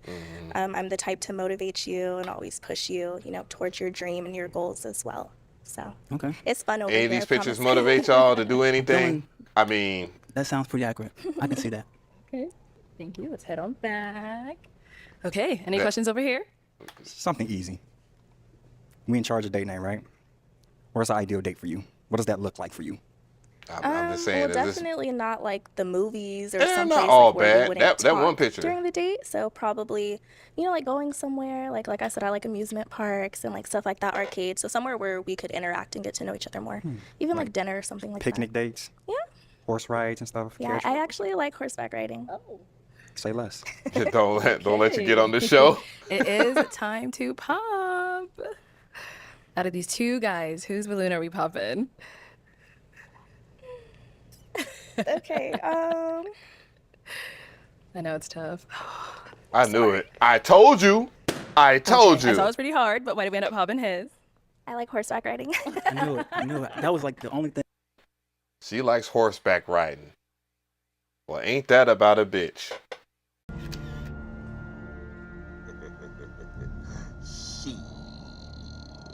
I'm just trying to say. I'm just saying. Thing that's tough. He said I should have said that. Well, I never rode horses, but I would be definitely open to doing things if you whatever you would want to do. So, dang, that was tough. Yeah. I'm sorry. You got it for sure. Okay, let's head on back. Thank you. All right, let me bring you on up here. Come on up here. And I bet she probably like 4. I mean, not 4, but 5'4", 5'5" at best. You know what I'm saying? She probably 5'8", 5'7" with heels or something like that. Boy, you scoop her up. You gotta scoop her right by them 2 cheeks, bro. You gotta scoop. You know what I'm saying? Scoop them up. Sheesh. Oh, look, he's confident. Any final questions between either one of you? How soon you available for a date? Pretty soon. Wait a minute. Where your balloon at, my nigga? So Okay. it's fun over here. I promise. I'm feeling. That sounds pretty accurate. I can see that. Yeah, it's fun over there, I Head bet. on back. Okay, any questions over here? Something easy. We in charge of date night, right? Where's the ideal date for you? What does that look like for you? Well, definitely not like the movies or someplace like where we wouldn't talk during the date. So probably, like going somewhere like I said, I like amusement parks and like stuff like that, arcades. So somewhere where we could interact and get to know each other more. Even like dinner or something like Picnic that. dates? Yeah. Horse rides and stuff? Yeah, Casual? I actually like horseback riding. Oh. Say less. Okay. It is time to pop. Out of these two guys, whose balloon are we popping? All right. So, dang, that was tough. Yeah. I'm sorry. You got it for sure. Okay, let's head on back. Thank you. All right, let me bring you on up here. Come on up here. Oh, look, he's confident. That nigga said, "Hold Any this final for questions me." between either one of you? How soon you available for a date? I would have bust that balloon too. Pretty soon. All right, then. Pretty Is it gonna be a soon. yes You for should be Brian? ready to date now. What do you mean? What is really going on, ma'am? What you hiding? And is it a yes for you for him? Yes. We got a match. Yo, this golf clap is crazy. I'll take this mic. Well, that's good. What was it? So, almost everybody got with somebody on this episode. I think the only person really that didn't, it was this girl right here. She's a whole lot of woman, but she got a lot of that. But she got, there's some things that outside of her weight that people had discovered in their situation, mainly kids, why she wouldn't be that. Say he gave the balloon away so she wouldn't pop it once he got up closest. That's funny. I would have hate to pop. I would have popped that joint, man. Fuck that shit. You gonna give me your balloon? Pop, nigga. What the fuck? Don't do me like that at all. Shit. I look, I'm a balloon holder now? Nah, dog. And I've been rejected by every woman. This man has been rejected by damn near every woman on the show. I mean, he's rejected them because that's what it is, but still. They have had a lot. Every single time they ask, like, are you attracted to you? You know what I'm saying? And you can see obviously what is the issue with him. He's gonna have to eat 3,000 calories a day, and hit that gym, bro, for real. He gonna have to eat some food. Yeah, bro. Trust me. There was one dude that was on the show. I don't know which episode it is, but nobody popped the balloon. This man was damn near my height. I bet he was probably as tall or taller. He was damn near my height. Yeah, she's doing a great job. I really like her channel. I'm glad that she got her niche going. It has to be this one. Is it this one or is it this one? I believe it's this one. Oh yeah, with Twinkle Toes is on there. Yeah, she definitely is bad. Yeah, so it's definitely right over here. Yeah, there you go. Like this dude had all the women in there stupid. He's about the same height as me, if not more. That's not where you want to be. Mm-hmm. Got you for sure. No. We gotta see it so y'all can see the difference of when women Let's really. start with your name and age. And I feel like when women, oh Lord. I'm telling you. All right. It's not always the case. Sometimes you might, make the pass, but when women see you, they know as all these women looked at that dude and was like, I would tear his pants off right now. Hello, welcome in. I'll have you hold that. What's your name? Look, the whole line. Look, she about to say, "Ooh, I've been waiting for a man like this my whole entire life." My name's Antoine. Antoine, how old are you? 35. Okay, and what do you do? I'm a school safety specialist. He remind me of old boy off of what's that movie, man? Above the Rims. Let's look at Above the Rim. This is what he remind me of. Homie off of Above the Rim. Above the Rim cast. It's like one of my favorite movies and shit because I hoop. This nigga right here. This nigga. he's the 2024 version of this nigga right here.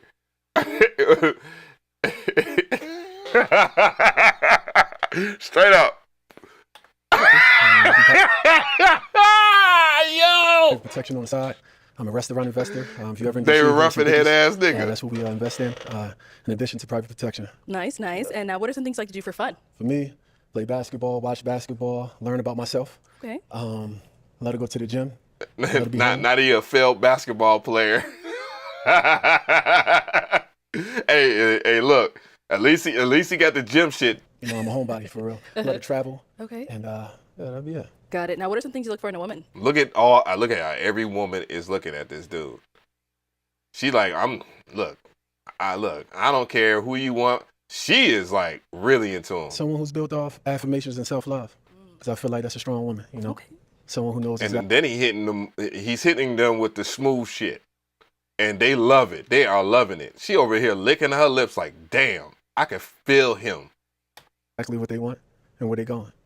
Got it. Now, what are some of your deal breakers? Deal breaker, someone who's angry, all the time, who isn't humble, Facts. who isn't nice, who isn't kind. Facts. And who just, I guess, don't have no motivation and desire to be better. Okay. I would say. Hey, facts. He don't dealt with it before, dog. You get that. That was heartfelt. Nice. So we don't have any pop balloons. Yeah. You're doing well, Antoine. All right. So for the first round, I am going to have you pop 2 balloons. Just off of what you're He had to pop the balloons, bruh. seeing so far. What's not really your type. So let me hand you a pick. Sure. There you go. I'm left-handed, so I'm switch this. Okay. No, you're good. Do whatever you got to do. Go ahead and pop those 2, and then I'll ask you why you ended up popping. Pretty okay. I'm telling you, man, tall nigga privilege, man. It is what it is. I benefit from tall man privilege. You know, a lot of the homies, a lot of women say I don't look attractive or whatever, but that's not what I be seeing. That's not how y'all be acting now. Y'all, you can play that, ladies, but I'm trying to tell you, I feel bad for my short kings out there. I really do. I can get away with a little bit more than what y'all can get away with. You know, I'm not saying it. No Diddy. I'm facts here. But, you know, you get it. You get a little bit of an edge here. Yeah. Okay, and then one more. She was mad, too. She like, you pop my balloon like that. Her little skinny ass. She's cute, though. Okay. She ain't cute. I'm sorry. Nigga, fucking Thanksgiving arms and Let's a bad start wig. here. We can have your name and age. I'm Tanisha. I'm 29. And Tanisha, why did you have your balloon unpopped? I just wanted to hear him out. I feel like Yeah, you want to hear him out, all right? You want to feel him out. a great fit, and I bet he a great fit. I liked what I heard so far. So yeah. And now, Antoine, why did we end up popping her balloon? Just not my type. Okay. Big on energy. Said dogs are cute. It's crazy. I'm a no. That's pretty much it for sure. No, And then we did pop one more. Let's head on over here. Let's She start got with your them- name and age. My name is She Nye. got them that Patty. I got that Patty LaBelle. What's that? Sweet potato pie arms and shit. Like that's what I eat. Type Nye, shit. but I go by Nye Monet. I'm 26. And why did you have your balloon unpopped? I had it unpopped because he's a smooth talker, and you know what I'm saying. You know, you hear of You know what I'm saying? Look, I'm telling you, women. It's not even. It's about what you say. It's about what you say. Sometimes that shit backfire there, though. But as long as you lay down your boundaries, bruh, you ain't got nothing to worry about. That man on one of them all. This man is holding his arms like this. He's like, look, I'm built green for flags, and this. you also hear red flags. But anyways, he's a smooth talker, so I was interested in listening to what I was You hearing. would have sat on it. But yeah, the Stop pants are a little too playing. tight for me. Stop playing. Okay. And now, why did we end up popping her balloon? Just wasn't my type. I'm not here to go viral from disrespecting no female. So, just not my preference. I'm not yours. Well, I was yours, but my jeans is a little too tight. But that's fine. Right, bro. You had to check her because you popped her balloon. She didn't pop her balloon. She was you are definitely her type, bro. She's salty. It's mutual, baby. I appreciate it. You have a nice smile. Appreciate it. Okay, let's head on back. Look, she still got her, Okay, dog. So I'm He gonna still have got to ask her. the remaining ladies a question. Ladies, how's your mental health? Like, because I feel like you have to be mentally healthy to even start a friendship or relationship or anything like that. Okay. All right. Let's start here with your name and age, and then It that's. sounds like someone popped Hi. the balloon. First of all, you smell amazing. You're lighting up the entire room. Appreciate you. She is salivating for this man. She wants this brother right here. I'm telling you. I know that look. My mental health. Your name. He doesn't know your name. I'm sorry. I'm sorry. Damn, Layla she Elise. can't even remember her My name. mental health is phenomenal. I work on it daily. She I'm bad, very too. big on self-mastery, self-growth. I read a lot. That's literally my world. And so what I realize is that if I don't work on myself and develop myself, I'll continue to be miserable, unhappy, angry, frustrated, being in bad situations. So it was really crucial for me to start. So what was putting you in that dark spot, in that dark place? It doesn't seem like you need to be dating, but hell, I wouldn't say no to this. I sure wouldn't. And that neck tattoo isn't something I like either, but damn, nigga. that journey, and I've been on it for a while. So I think I'm in a phenomenal mental space. I love that, for sure. Okay, let's go over here with your name and age and answer this question. Hey, I'm Serena. I'm 29, and my mental health is. She my favorite, boy. She is my favorite. Look at this shit. This is the shit I be dealing with at the gym, man. There's like one chocolate one in the gym. Like, I be trying my best. I'm like, man, look, man, I got too much shit going on. I got to try and make this YouTube channel pop, dog. Oh, don't smile at me today. I'm going to make this shit happen. And she be dead in my face. Hi. Shit, body. Look at that. I don't even think she really has makeup like that. She looks really, man, shit. Beautiful skin. Beautiful skin. Built for it. Tough. Is really great. The gym has helped me with a lot of my mental health. Some things I am still working on daily is it's just patience. The life expansion. I don't tolerate anything the that's life toxic or negative simply because I'm a calm person. For a taller man is shorter. I'm very spiritual, so anything that that's would be too heavy on my soul a or benefit spirit, for her. I just get it out of my life. So I'm not patient with anybody that's negative. But overall, my mental health is great. It's amazing. All right. Name and age and answer this question. I'm Jordan. I'm 27, and I'm actually a licensed therapist. And I don't share that to say that you should assume that my mental health is great because of that, but I think I'm qualified to be able to answer the question. And I'm going to tell you right now, I've dated a psychiatrist. And boy, when I tell you, I can look at her and tell that she was exhausted from, not being able to vent herself. So guess who you think she vented to? On moi. She was also crazy, and it was good. It was good. Damn.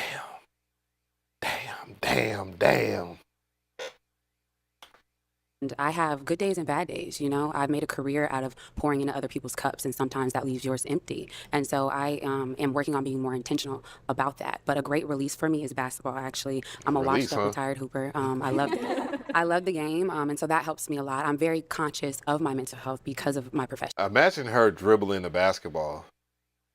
I can see it. I can see a lot. So. Okay. It's outstanding.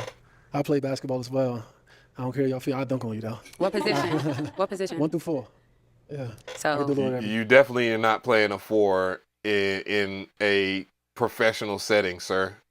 You'll be definitely a 2, possibly even a 1 these days. I would give you at best maybe a 3, a 0.3, but not a 4, dog. You got to be damn near Charles Barkley, bro. You're a big dude, but you're not Charles Barkley, bro. For real. 0.4. What did you do well? 0.4. Pass the ball. Be a good leader. Good leader. Good answer, my brother, because it don't look like it looked like you had the stature, my brother, but it looked like you don't have the finesse to play hoops like that. I was always a leader in everything I've done. So yeah. I was the point guard. Okay. I was. Said she would talk his head off. Okay. All right. Our next lady, your name and age and answer this question. Hi, my name is Candy, and I'm 29. And I would say She looks very familiar too. She looks very familiar. my mental health is well. I'm really glad that you brought that up and asked that question. I am an affirmation girly, so I have about 20 affirmations that I go through daily, and I speak to myself. Run, bitch, run! And I also started a jar that I put positive things that have happened to me throughout the year in, and then at the end of the year, I will read it to myself and kind of reflect. So that's one of the things that I would inspire my partner to do as far as making sure our mental health is partner good. bullshit. Yeah. Stop. Okay, and we did get a pop balloon. Let's start with your name and age and why you ended up popping your balloon. Hi, I'm Kendra. I'm 29. I know you're probably shocked by this. We follow each other on social media. I know you're from a past episode. So you're a stalker, basically. For me, the pop balloon was not from here. It's from how I perceived after you came off the episode.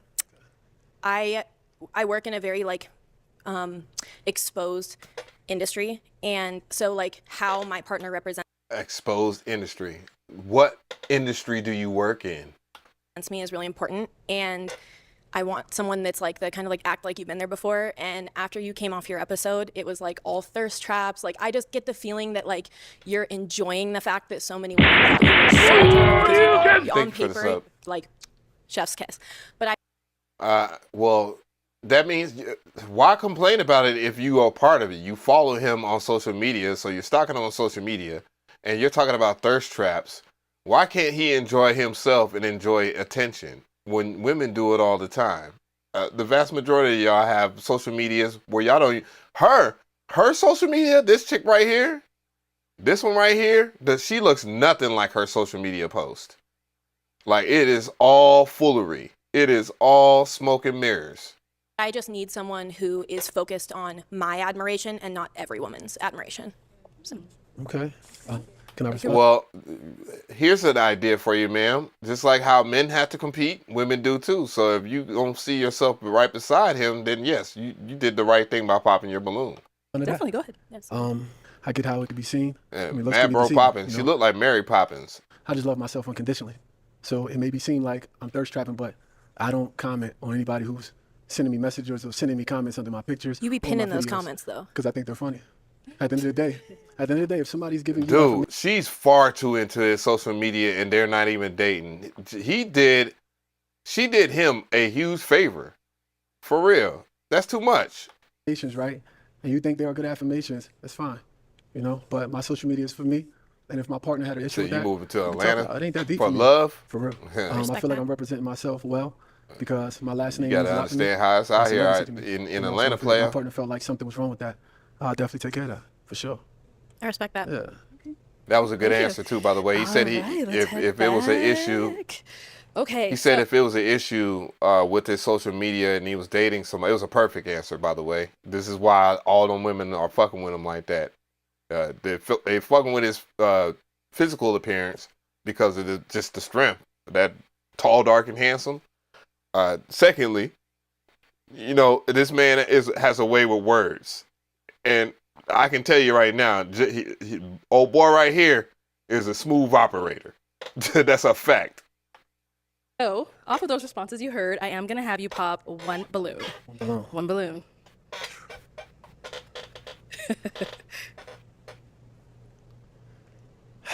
Yeah, figure that, because that words and information type shit is weird.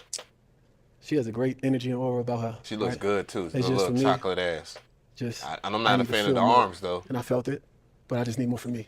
You know, you look great. Your response was amazing. Thank you. Top tier for sure. And you look great. Nice smile. So yeah, that's pretty much it. She looked great though. Got it. And so why did you have your balloon unpopped for him? so salty? So definitely there's a physical attraction. I like the tattoos. I like that you're tall, little buff. I see you be in the gym. A little bit. You know. But yeah, I think that just kind of hearing him out and his responses and the affirmations was a big thing for me. So yeah, I was just kind of waiting to hear a little bit more. Just start to wild. Okay, let's go I ahead like and the ask these ladies therapist another too. question. Ladies, But I like the chocolate one. are you happy? The reason I ask that is because I feel like before you can make somebody else happy, you have to be happy. I feel like Good question, bruh. Ask them, are they happy with themselves? And then listen. a lot of people depend on somebody else's happiness to bring them up. And nah, I'm not here for that. I can add to it. But yeah, I just really need to know. And with that, what is that to you? Okay. Happiness. Start over here. Okay. Okay, answer his question, please. Can I ask you to specify? I feel like you said, "Are you happy?" Or do you mean that in a general sense? But then you talked more so in a relationship. Yeah, like, are you happy being like, are you happy enough to even enter a relationship? What is happiness to you? Right. Okay. I would say I'm happy, but not content, and I mean that in the general sense, not in a relationship sense. So, I'm happy with where I am. I'm happy with who I am, but I'm not content. Right? I think there's always room for growth. For sure. Mm-hmm. There is room for growth. Cool. I feel like I'm a very happy person. I'm happy with myself. I love myself a lot. So I actually do like the fact that you love yourself the way that you do, because I do want a man that's like that. Yeah, you say you want all that until you see all the women that's giving him attention now. You seem fragile. You know, you seem sweet. That's what I mean. And that could and easily translate into being very fragile. As in, because women going to look at this man. That's for sure. First of all, he's tall. So I already know what the vibes are. Should be happening. Like, you be in a relationship. No, when you're not in a relationship and you out here in these streets, it don't be nowhere near as popping as when you are actually happy with your main squeeze. And you walking around, women notice the happiness or the aura of another woman. And they be on some type of stuff like this, like well, when guys, when we are happy for another man, like, you know, I'm happy for a lot of my homies that got married and all this other stuff. It's like, yeah, I would love a woman just like her. Women, on the other hand, I want him. Shit. So I would definitely say I'm happy with everything where I'm at now. I would say something that would make me happier is to become a family woman. So, so yeah, you can just build my own family, or Damn, she you build talking our about family and I nurture our family. So yeah. Ooh, I'm telling you, bro, they were all over this brother, man. She talking about mating and shit, bro. He won. He won big time. Sure. Yeah. Anytime a woman's talking about procreation without you even bringing that shit up, best believe it. And then, if you want to answer this question. In this moment, I'm very happy. Generally, I'm a happy person, bubbly, energetic. There are moments where, you know, I'm not happy. I might feel sadness or, you know, different types of emotions. Yeah, they are. Women are attracted to what they cannot have. That's a fact. That's why we hear all the whole traveling shit. Like, dude, just sit your ass down. Let's live this city life, okay? Emotions, but the good thing is that I'm still able to accept myself and be content in those moments. Okay. I think that's really important, because if we aren't always, you know, content in these moments and accepting and appreciating, right, we're always going to want more. We're never going to be satisfied. Sure. So I think it's important to be, you know, satisfied with where you are now, even if that's not where you want to be. She's just got you for sure. Just I know you guys want to hear spitting from him gibberish. too, right? Yeah. What about for yourself? What makes me happy is, you know, being there for everybody else. You know, that right there is why I do it every day. My grandmother raised me. Don't know my father, never seen him before. So You saw how the chocolate woman got her balloon busted. How she trying to be salty and shit. Seeing other people happy, and again seeing myself growth, that makes me happy. You know, so seeing other people win. I don't care if it's a friend, somebody I don't know. Yeah, she if got a they're doing wagon, good, bro. I'm happy. Okay. So yeah, that's what makes me happy, just being there for others. Got it. Okay, Antoine, well, it is time to pop a balloon. Which one out of these three beautiful ladies are you going to pop? Definitely, I know he gonna pop the chocolate one. You guys are making it hard for him. I know he gonna pop that chocolate one. Stop looking at me like that. Damn, dog. Why you self snitch though? But who you think who you think's balloon's gonna get popped? I want to know. I haven't seen this. He's definitely not popping her. The way she looks, she is like absolutely doing him with her eyes. Like, she's doing the same thing. She's trying to be cool about it. And, yep. Okay. I mean, I saw that was really tough, but why did we end up popping hers? It was tough. Energy, great. You have a great aura about you as well. Thank you. It wasn't no real specific reason. These ladies looking in my eyes like they trying to take something from me. And that's pretty much what it was. You damn right. But they want that that's ass. pretty much what it was. She's great though. Yeah. Man, she look great. She's So great. why did you have your balloon unpop for him? He smelled really good coming out, like just lit up the room. And you are very handsome. Get your cologne game up, fellas. You know, y'all like to make fun of me being old, but boy, one thing about me, I smell good. I smell good. Going to the gym, leaving the gym, going wherever I go, I smell good. God damn it. You know what I'm saying? That hygiene be on point. Well put together. I With love the your salt and outfit, pepper. even though I do not prefer my man to wear. Are those jeans considered jeans? These jeans. Yeah, I wouldn't prefer my man to wear it, but I know clothes are changeable. And you're left-handed. Clothes are changeable. So left-handed people are really smart. Left-handed people are really smart. It's an absolute wild take. Get on back. Wait, hold on. Can I ask you a question? Where you from?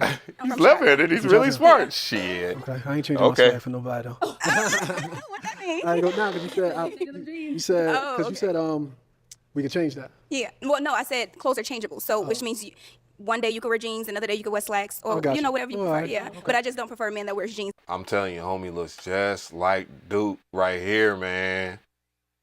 Look at my boy. This is my favorite picture too. This to get off topic, just a little. That's my dude right there. That's Avon Barksdale off The Wire. And he did a hell of a fine job in this movie too. Real talk. Oh man, wild. Oh, Jeans all the time. Oh no, I don't wear jeans all the time. But I Eddie appreciate Kane. All right, our two remaining Got ladies. Eddie Any questions Kane for our over guy? here? She said yes. I'll go to her first. All right, let's start here. That's Dave Do you have Ruff. a relationship with God? Absolutely. Can My God is Muslim. My God is Allah. Are you Christian or?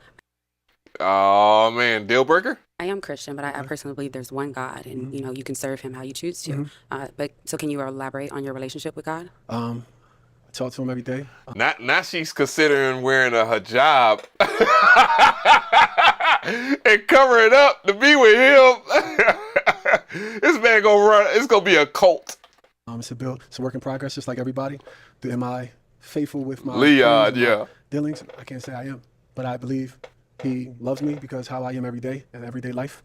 I give good to people, and that's what He asks: be a good person, give yourself back to the community, and things like that for sure. I appreciate your vulnerability, saying where you lack. Thank you. Any questions here? Yes, can I ask two? Okay, the first one is, what's a flaw about you? Maybe something that you feel like you need to work on. Okay, I thought it was a two-part. They're completely different. One at a time, yep. I would say caring too much, you know? She's 'Cause in you love with care that about dude. a lot of people and forget about yourself because you're pouring into everybody else's cup. Even though I love myself a lot and I pour in myself a lot, but sometimes you can go out your way a lot as well. You know, that's a flaw. Oh, what does forgetting about yourself look like? Forgetting about myself, putting others first. So basically, I guess you would say, if somebody needs me, I'm on call, you know, and I'll forget about this stuff that I have going on. It could be finishing, I guess, talking to family, somebody, like, it just depends on what it is, honestly. I honestly don't know exactly what that is, but I can forget about myself in many ways. Okay. Yeah. Political views, Kamala or Trump? I ain't gonna hold you. I'm Bruh. not with none of that. Okay. That was a very good answer. She asked him basically his political views as a way to figure out where his head is at. Bro, nobody's head is in this damn presidential shit, okay?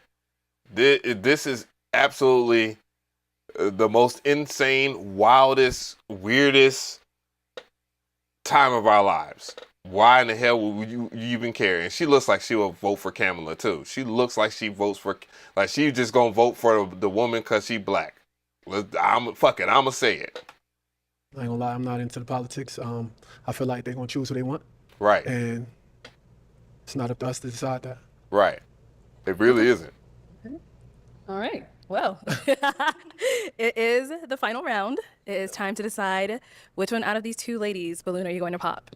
I hope he picks her because yes.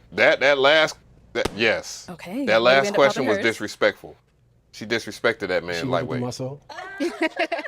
It's a good thing. It's a good thing. Look, she's looking like, what does he mean? That's cute. That's cute. Honestly, I love your answers. I love your eye contact. You actually had me thinking over here for real. So you challenged me in a way. Yeah. Oh, my questions. Yeah, that's outstanding, for sure. I love she- people who can challenge me, you know, because that doesn't happen often. So that's pretty much it. You look great. You look amazing. Okay. And you popped because? Just energy. My I felt like energy? your energy was great, but Nah, dog. Her energy was not. She's all over the place. And that last Just get on question, that way. that We'll last bring you on question was meant to disrespect you, bro. She was asking you some political shit, so she could really see where you was at. And I hope she enjoys her. I mean, she looks good and all that, but she needs to enjoy herself some more.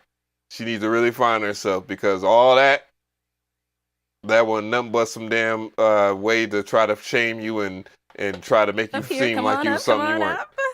All right. And that's why she won. Any final questions between the two of you before we determine if this is a match? I do. Do you have children? I have no children. Okay. Where do you live? In New Jersey. Okay. She's gonna move. She's gonna move out there, dog. So he's like, I ain't got no children. Say, where you stay? She never mind where she stay. Okay. Well, do you have kids? I don't. Where do you live? I'm nomadic, so I work fully remote, and so I travel. I bet he's already done smashed. That I'm not even trying to be funny. I bet he's already. They don't smashed a couple of times. She just made it very clear that she has her schedule clear for him. The travelers. Shit. She did ass serious about him. She about to find out about him in so many ways is ridiculous. Look at her face. That should tell you something. That we got a match face. She thinking about all the nasty, freaky, wild shit that's gonna go down between them two. And she like, yeah, if I wasn't married, facts. Where do you currently reside?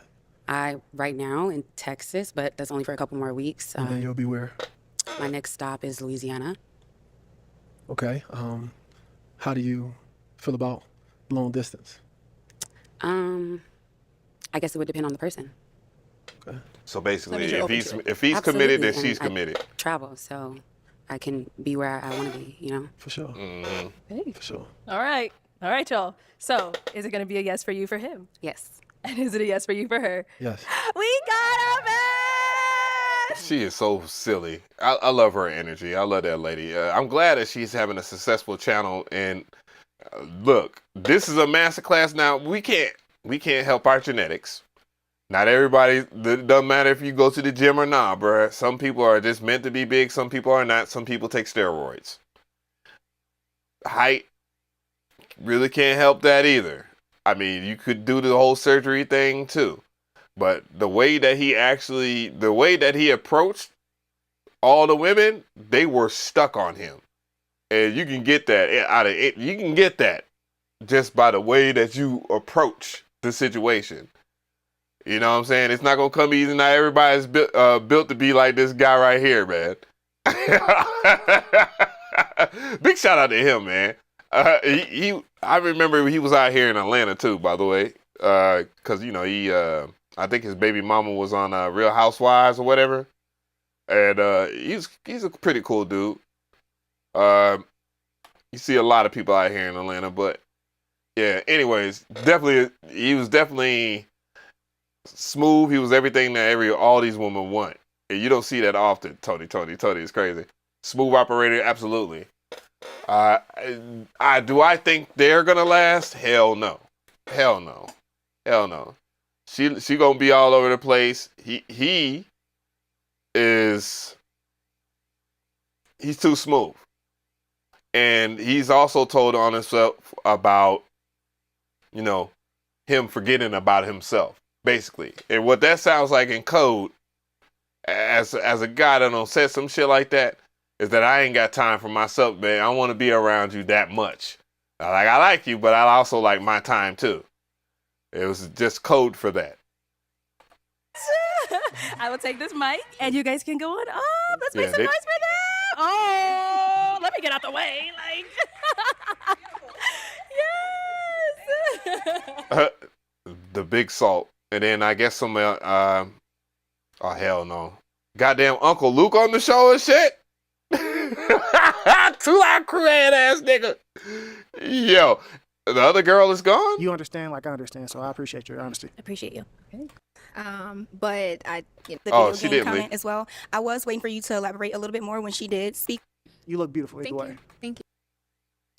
You look beautiful. She don't need to hear that. Trust me. She know that. She know that shit. Yeah, that's wild right there.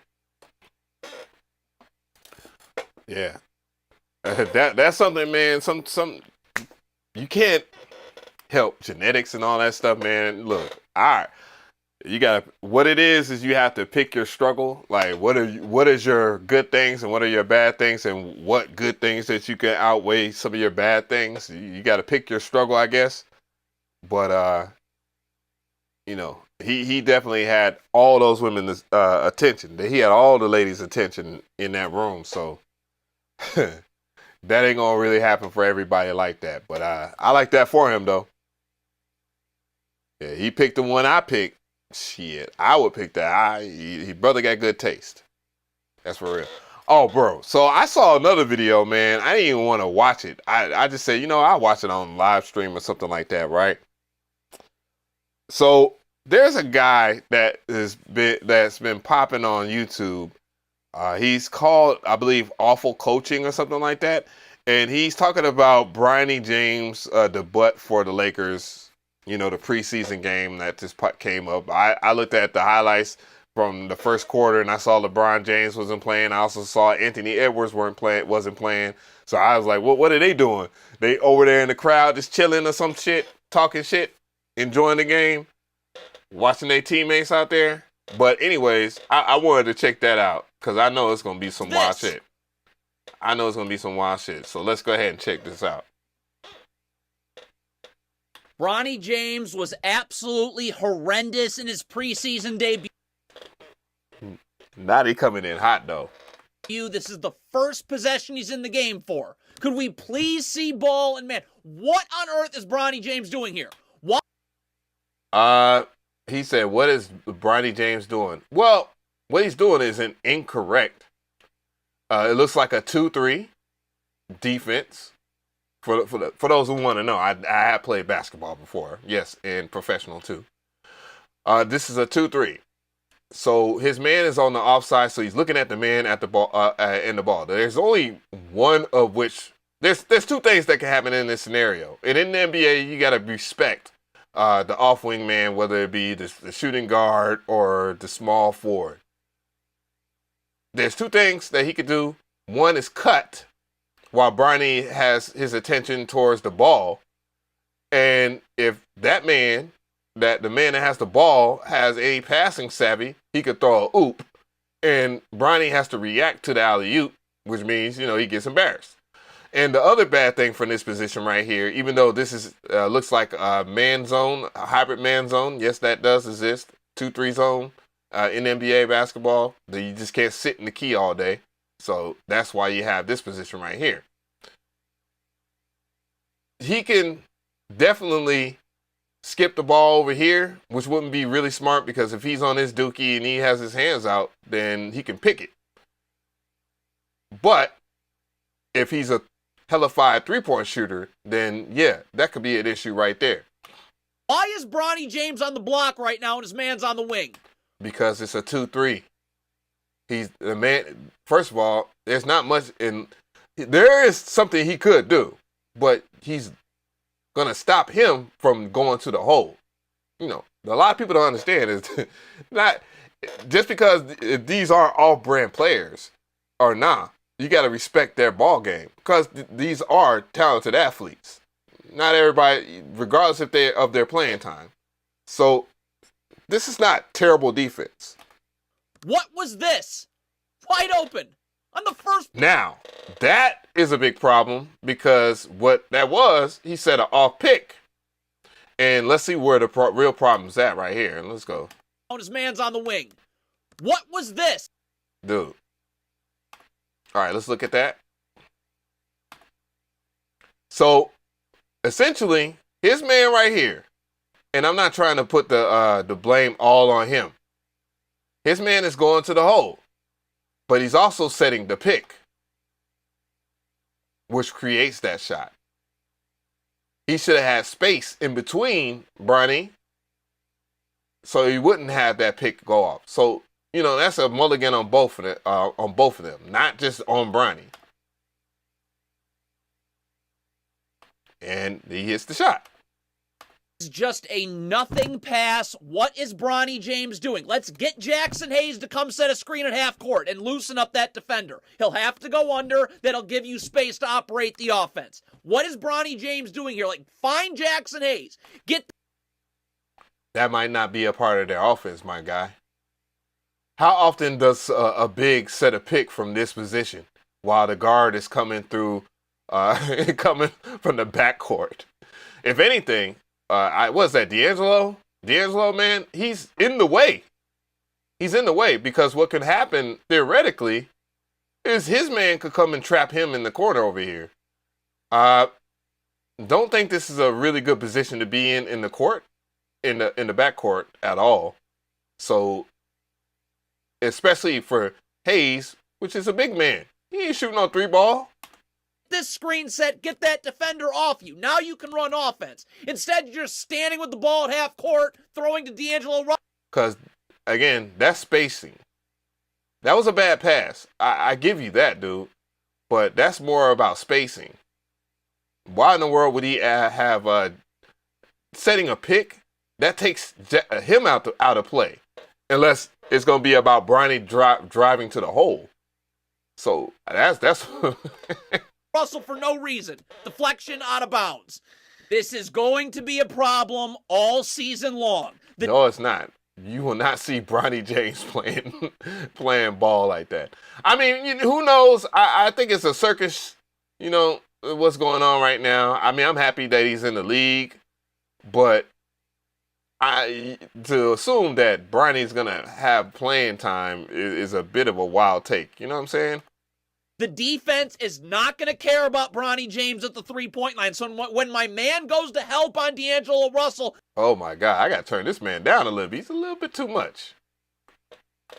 I need to be, first of all, at the tip of the three-point line. As soon as he goes to help, I got to cut. I got to cut, get in the lane. The name of this channel is Awful Coaching, by the way. I'm just going to remind everybody. Collapse defenders. Draw extra help. Open up for someone else. But, I mean, Bronny James right here, look at this. You're standing 3 steps beyond the three-point line. You're not cutting right here. You're claw. Do you even know what the offensive set is? Him just, like, Bronny James running through here. Like, Bronny James, my God, just randomly running through the key to go to this offside here, a swing play, wouldn't necessarily mean shit if the other players are not aware of that. You just don't make up plays on the court. Clogging up space for D'Angelo Russell. You're not getting in the lane. So now the defender can help. What bestows me more than him being on the behind the three-point line with D'Angelo is why what's up with this?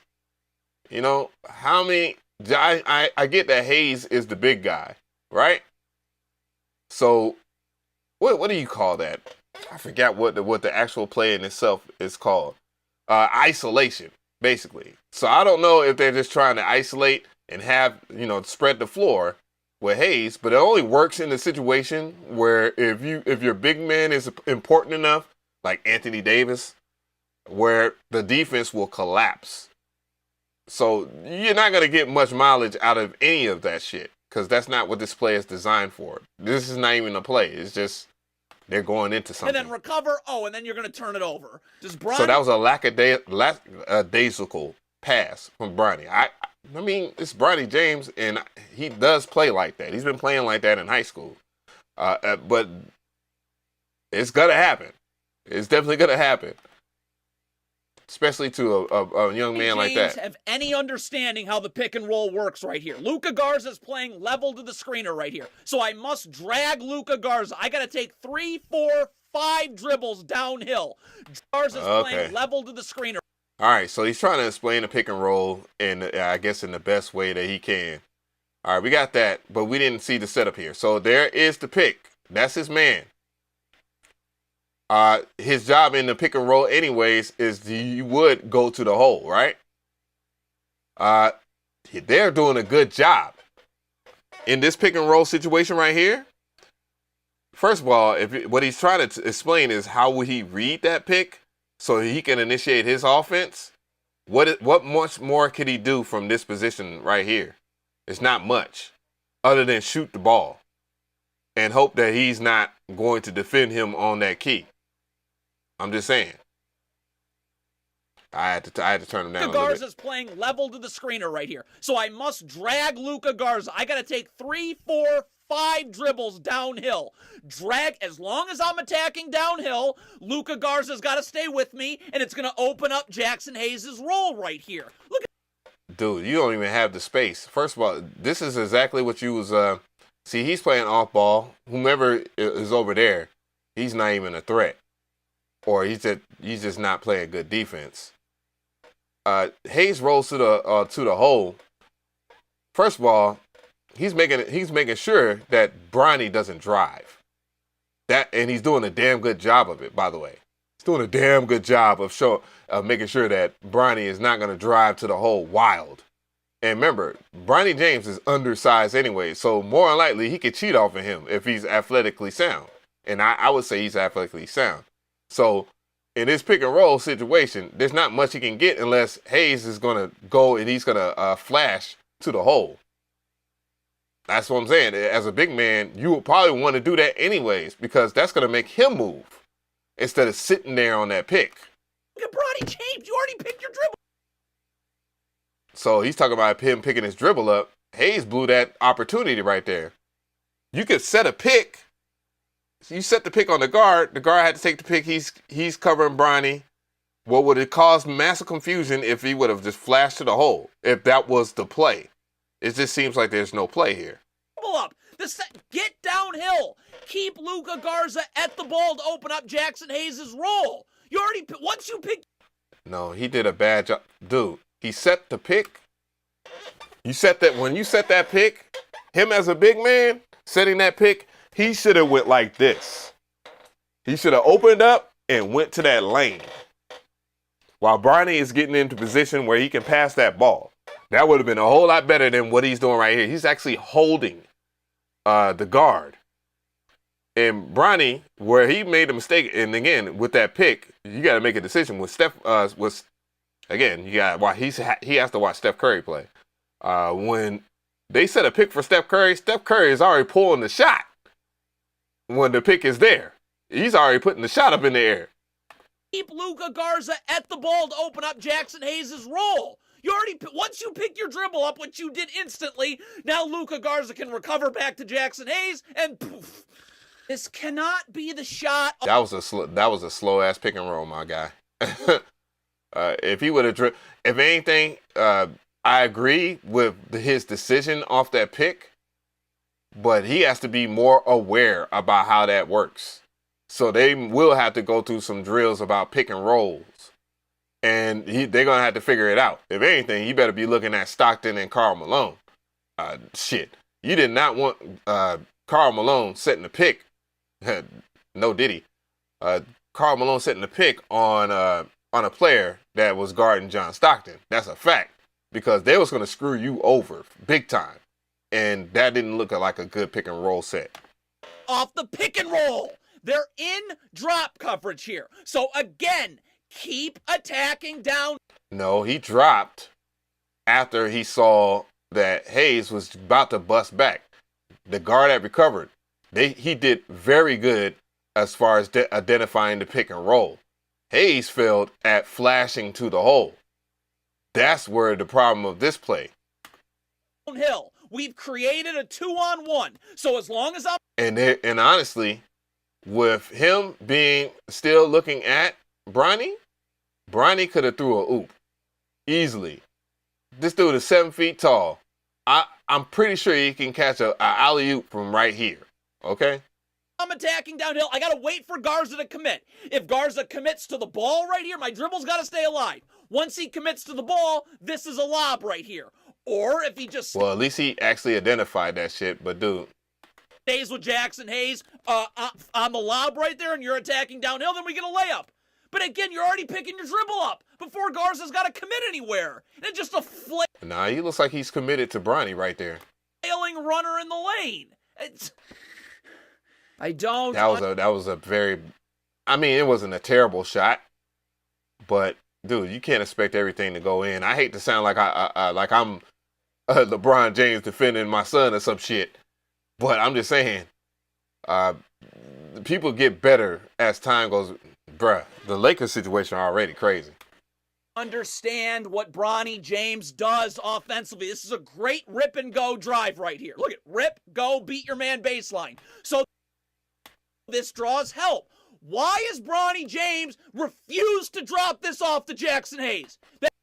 That is right here, my brother. I ain't gonna even hold you. That looks very dangerous because one, Bronny he's being guarded very well right here when he drove to the hole. Yes, he's committing to the help, but what else could you do outside of throwing an alley-oop? True. So I do hear you on that. But in this situation right here, if he was to do anything besides throwing a lob, this could end up real bad, and it probably does. That is a dunk. That is 2 points. That is a dunk. Look at the help.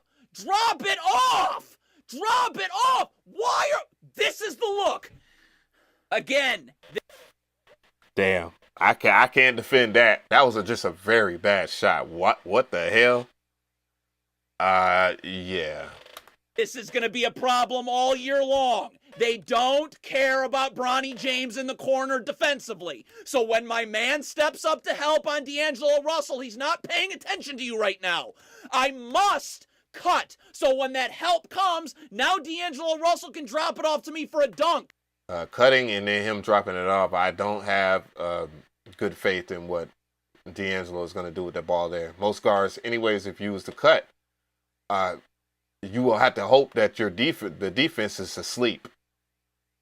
That's it. I mean, most of his attention is towards D'Angelo because D'Angelo, you have to respect him a little bit, right? D'Angelo Russell is not a bum, but Please cut. Instead, you stand in the corner right here. You're just standing. Let D'Angelo Russell drop that off to you and cut. Instead, you stand in the corner. The defender now can help clog D'Angelo Russell's driving lane up. Very true. That is a very good point about the cut. But if he was to cut anyways, I don't even know, what is D'Angelo Russell right-handed or left-handed? That also matters too. Because if he cut and he makes that weak-ass pass, you can easily pick that pass off just by looking at D'Angelo Russell's reaction to the cut. Because you're already going to see Bronny cut to the hole. It's just you're guessing where it's going to go. That ain't going to be no lob, bro. That ain't going to be no lob. No, thank you. I bet you that would have been no lob. Standing in the corner, turnover. Bronny James does a great job defensively chasing over the top of the down screen and then getting skinny and getting over the top of the ball screen. But why is he leaving his feet? You've got a defender in the gaps here. You know that defender's about to step up. The dribble's about to get picked up. So just slide your feet and guard right here. Look at that. Defenders in the gaps. Dribble's picked up. Just slide your feet and guard. Why on earth are you leaving your feet right here? Look at that. Dribble's about to get picked up. So just slide your feet and guard right here. Look at that. Defenders in the gaps. Dribble's picked up. Just slide your feet and guard. Why on earth? Bro, you're talking about professional basketball players. Most of them probably are taller than Bronny and have the same level of athleticism. And nobody's really guarding that really well in the NBA. Nobody really wants to guard it. Are you leaving your feet right here? Look at that. Oh, no. Layup. No, he overplayed it. He overplayed that. Not how you switch a screen. I must get underneath the screener. So I'm ready to guard. You switch over. Yeah, I'll say Ant too, because that is definitely not a legal pick. That man he grabbed Bronny. Look at that shit, bro. To guard. You switch over. He grabbed him. Over the top, so now you're fronting right here, and when this player sets a ball screen, he's actually going to end up screening two of you, so now you can't switch. Dunk. What is Bronny James doing on the floor? Yeah, that in itself was a very bad play because none of them actually did none of them actually did themselves a justice of all. If they would have just opened up a little bit to just get in position. They were all clogged up over here, and they had a idea of what's going on. Screen. He's actually going to end up screening two of you, so now you can't switch. Dunk. What is Bronny James doing on the floor if he's not coming off this screen right here? You can see the Timberwolves are in drop coverage. Please come off the screen and get in the lane. This big is going to end up dropping. You can see it happen. He's going to end up dropping. The roll is going to be open. Look at Bronny James right here. Why are you not getting downhill off this screen? Create that He's trying to tell this man Bronny to go to the hole. Yes, that was an ideal pick. That's one of the issues that Bronny has, and many guards honestly don't have that kind of vision in the league to understand what to do with a pick. Again, the best person that you just don't want them to get a pick at all, not even a little bit of space. It is hell, and that's Steph Curry. Steph Curry, you do not want to get that man no space because he does so much with it. He does too much with that space. Jamal Murray too. Murray is really good with that. You'll see Jokic set picks for that man, and when Murray and Jokic get to cooking, bro, it's over. 2-on-1, easy two. You're not even trying. You're passing the ball before anything happens, and now just 1-on-1 ISO, and then whatever that is. Bronny James just gets lost defensively so many times. He actually does a great job here. Nice job. Look at that. Get in the gaps, stunt, recover. This is great one-on-one defense. One problem. It doesn't end once this pass gets made. Can we stay with who we're guarding? Stay with who you're guarding. Why is Bronny James standing in the lane for absolutely no reason? You end up screening your own man right here. It's wide open three. Bronny James just can't. Yeah, he could clunk that some bitch too. But I get what he's trying to say. He's like proper spacing, but dude, that what he's trying to apply to Bronny or imply that Bronny is doing very bad, dude. The whole entire Laker team, including they starting five, is terrible at spacing. Not many people, not many teams understand proper spacing, and the ones that do, I would say Dallas, clearly, because Dallas got to the finals, and 100% the Celtics. That's what makes them so good. They understand spacing, they understand help defense, all the basic stuff, the fundamental stuff. And that usually is what was going to win you a championship. But not the Lakers, dog. The Lakers are the Lakers for a reason right now. Cannot stop clogging the floor. Del Curry, you definitely was a cooker. You know, that's my era. Why is he 5 steps from the three-point line? Get to the three-point line so I'm at least a threat. Look at this, because again, my man's coming to help. So if I'm at the three-point line, I could catch and shoot, or I could cut right here when my man steps up to help. Boom, I'm gone. Now I'm collapsing. Well, you're cutting where? Look at that lane. So how in the world would you cut? What would you be cutting to? That man is not LeBron. He's not 6'9", man. He's not going to be able to just take 2 steps and catch a oop, bro.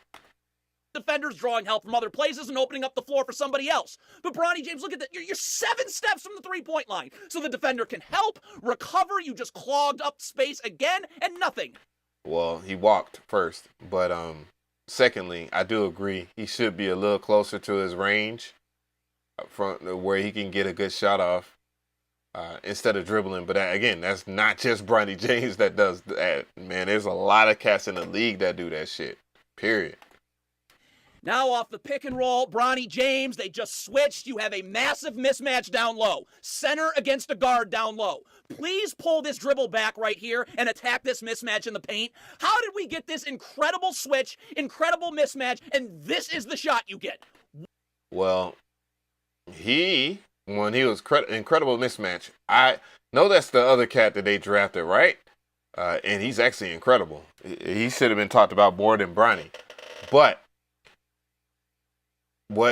I don't know what the hell was the decision in this. Like, I don't. He definitely had a mismatch. He is much taller. I think he's like, this is 6'4" versus 6'9", 10 or whatever. He moved out the way of that. And I'm going to show you. He moved out the way. We get this incredible switch, incredible mismatch, and this is... Yeah, like he wasn't trying to post up. But there's the things that could have happened. He got both of their attention. He's behind this man probably that is guarding him, which means that he's much slower. So I understand your point. So he should have drove to the hole with some type of energy. The shot you get. Wow. Yeah. And if he would have... Well, let's see that again. What did he do? How did we get this incredible... It looked like he stayed with the man anyway, so there wouldn't have been no alley-oop or anything like that.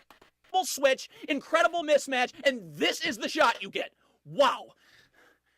Just basic right here. That man was breathing hard. It was just crazy. That's crazy. Bronny James blows by his man off the dribble. That's wonderful. So now a second defender is coming to step up. I'm not trying to finish through 4 different arms right here. The weak side of the floor is wide open. I have got to kick this for a catch-and-shoot 3. Look at Bronny James. What? If his man would have gotten... he's probably trying to keep the... he's probably trying to keep the key from being clogged up by stepping off and allowing Bronny to handle that. But in a perfect world, he would have just pinned his ass right here. They're both looking at Bronny. Perhaps a drop off, not a oop or anything like that. Stop. Why am I... And whoever's number 12, he should be a little bit over here. He should be moved over just in case Bronny needs a little bit of backup. Because he can shoot the 3. That's the rookie. It's the other rookie. Everybody's just out of position. Am I trying to finish over 2 defenders? It's freaking 6 minutes left in the fourth quarter, by the way. The three-point line is wide open. That help, you know it's coming from somewhere. Look to the weak side of the floor. Nope. Smack. Bronny James's refusal to ever get layups is unbelievable. Your man is not paying attention to you and is walking back. Please sprint. Please run your lane here. Get in the lane. I'm drawing help from Shit, tired. Shit, man. Bronny came out he got fresh legs, goddammit. He got this is what you call at the end of the game, like junk time or something like, I forgot what the proper term of it is. Scrub time. He's getting scrub time right now. someone else. Look at sprint. Get downhill. Now that pass gets made, I draw help from someone else. Dalton Connect's going to end up being wide open, but you're standing. All you do is stand. So again, it's help. Man, calm down, my brother. You are too much. It's hilarious. And I know you're doing it because it's getting your attention. But, dude, he can't just randomly start cutting around the court, man. There is a play. And if anything, he's not the shooting guard. So him making a cut and turning around to shoot a three-pointer is not his job. His job is to get the shooting guard to do such thing. Recover, you don't make the defense pay. Here it is again. Bronny James refuses to get layups. Your man, I don't even know what that defender's doing. Leaving his feet to gamble. Okay, please sprint here. Please sprint. Please get a layup. Please. Look at this. Why am I standing? Now. Go. Now. Go. Like that defender's got to step up on the ball. This man is too much, yo. Oh, if I'm running my lane, that's a dunk. That's a dunk. That's a... Dude, but homie can handle that. That's for sure. But I understand what you're saying. You want Bronny to bolt down there. But that's what I'm saying. Like, dude is acting like he's like...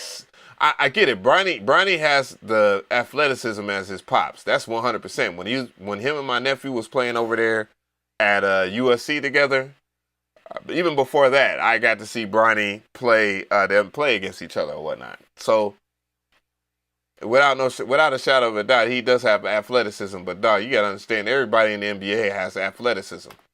A dunk! That's a dunk! That's a dunk! But you stand! And now the defense gets back in the play and it's another turnover!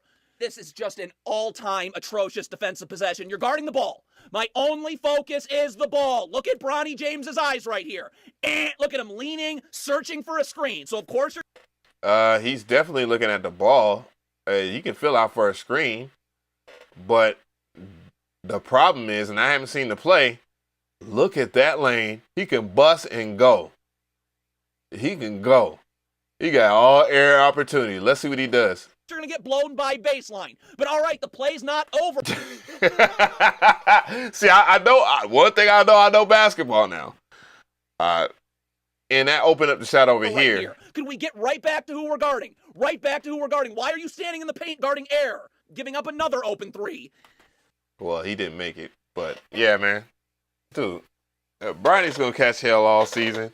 This man's going to be on his neck making YouTube videos and shit like that because he knows that he can go viral off of it or whatnot. Some of the stuff that he said, not bad information, I'll tell you that much. But again, these guys aren't going to, this set of players are probably not going to play together. They're playing junk time. You know what I'm saying? He's getting scrub time. So they're not going to make the best decisions in a situation like that. Bronny just, and I hate to say it, and because I got respect for the family or whatnot. But yeah, he's just happy to be here. He's just happy to be there. Bronny's just happy to be there. But eventually, it won't be enough. And fortunately for Bronny, and it might make people clown him or whatever, but his father gonna say something. His father gonna be like, "Look, man, you gotta stop being happy to be here. You are in the NBA now. You're here now. We're here. Let's get it together." But I don't think that's the point of Bronny being on the court. I think the point of Bronny being on the Lakers is because Bron. You know what I'm saying? Respectfully though. So he's not there to make a difference. I have very low expectations for Bronny for what it is right now, and anything that he would do will be a overachievement, all things considered, and not even trying to make fun of what he got going on.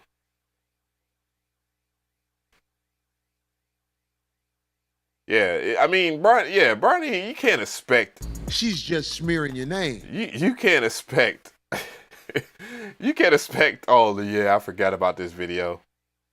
You can't expect Bronny James to know what's up right now. The man's barely even played any college games, for crying out loud, because of his health situation. So you can't expect that man to understand what the hell is going on. You know what I'm saying? He's just there. He's there not to be fined, I guess. We all are. What the hell is this? I don't even know what the hell this is, but if I pulled it up, it has to be something. Oh yeah, this shit right here crazy. So I don't know how much we've been watching the pop the balloon stuff, man, but this situation is a little different. You know, there's a content creator, a black woman content creator that is in an interracial they're in an interracial marriage or something like that, and she's been popping good stuff on multiple sites and multiple social media platforms that, you know, dating a white man is better than dating a black man and all this other stuff. Well, it turns out that there's a lot of cap in between their relationship, and you're about to find out why. And boy, I've been waiting to watch this shit, because I know this shit gonna be wild. When men smear your name, you see each other in the streets and you fight. That's how this man right here. that happens most of the time. But I'm saying, like, you can't fight a woman. Teaching my wife how to fight since she likes to talk smack so much. Now he was reflecting on a damn. This is when, you know, this is all right. Ladies, if you out there, I do not want to be on social media like this. I do this because, you know, this is my living. But as far as doing wild stuff, just to be doing wild stuff on TikTok is crazy. Expecting me to save her every time. You can't physically walk up to a woman and put hands on her, because the truth is you wrong for that. The only time you supposed to hit a woman is when ain't nobody looking. No, I'm just joking with you. Don't listen to that guy at all. You got to learn the old school tricks. Beat them on the feet or something like that. No, This man right here, boy, he asking for it. no, these are jokes. These are jokes. Armbar works real good. Armbar, because ain't no recovery after Pull the that blood. shoulder go out back. That Kwame Brown, that's crazy. Trouble getting off the ground, man. That's how the Asians do it? Oh, man. Chokeouts and, you know. Moral of the story is real men take accountability for their actions and they deal with the consequences as they may come. Period. I'm telling you, Boy, she was running that man ragged. Y'all gonna find out why. I've never been one about violence, but I know sometimes when we have moments that get out of hand, men can fight. But this war against the loose mouth female is one that you cannot react off emotion. You have to react with tact. Flashback. 100%. Is it fair to say that you're only with a white man because you can't get the black man that you want? Oh no, no, not at all. Why would you say that? I don't think so. I prefer them based on their morals and their values, and it's just different. So It's about your daughter.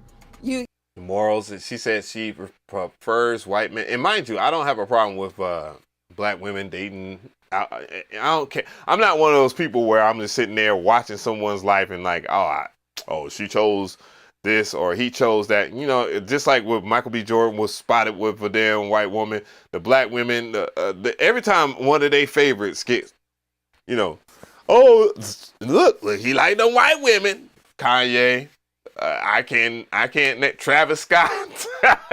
Yo, but look, that was what she said, and I'm pretty sure this is going to be wild. You went to Minnesota or whatever your baby mother is from, and you've been nothing but a deadbeat to your daughter. You knew your daughter. You knew where she was. You did not try at all whatsoever.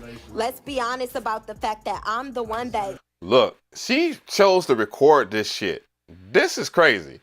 And when I saw that she chose to record this, I've seen this before. Not this, what we're watching, but I've seen this clip before go viral because, you know, the whole swirler shit is weird out here. You know what I'm saying? But she chose to record this, and I thought one or two things. Like, one, she liked attention. She liked a lot of attention. Two, she's recording this because she might be afraid of what his reaction might be. You know what I'm saying? Those are the two things that I thought about it. I'm the one that made you see. I'm the one that made you see your daughter. Let's be honest about the fact that when I met you, you was lying about that. The fact that you had a daughter. Let's be honest about the fact that you are a literal. How angry I got when I found out that you can't see that little girl, and I told you to go and get a lawyer and go fight for your daughter. Literally pissed. Yeah, I mean, she went from talking about the experience is different with white men to goddamn, quote unquote, dealing with an experience that she would with a black man. There is something that I've learned, and a lot of people should learn. If you are experiencing the exact same thing, the common denominator in that situation is you. So if I'm experiencing the same kind of things that I am with different women, my same problems is translating over to a different woman. The person that might need to change in that situation is me. I'm gonna tell you right now, it is her. It is for her. She needs to stay away from every man on planet Earth. Off that you wouldn't fight for your daughter. Let's be honest about the fact that you lie and say she was a one-night stand, but your mother even told me that y'all was together. Sit back and argue with you, ladies. Oh shit, not Kevin Samuels. Nobody's gonna argue with you. Nobody's gonna argue with you. I'm telling you right now, men are not going to argue with you. Right. I've never met truly happy divestors. Right. I'm serious. I've never really met a group of happy women talking about, divest from this. Divest. If you're gonna, you can't divest from success. Right. You can't divest from success. You want to divest from success? Knock yourself out. Ain't nobody hating on you, talking crazy to you. You can't divest from success though, and make it seem like you're making some sense. Let's be real about the fact that I'm the one that found the house, found the realtor, did all the footwork, did everything, paid for the. Well, look, the way I see that shit, he shouldn't have been in this situation. He should have been with his baby mama back in Minnesota or wherever the case may be, because her recording this while he is feeding the baby is nasty work. That is not cool at all. First of all, I'm gonna keep it 100.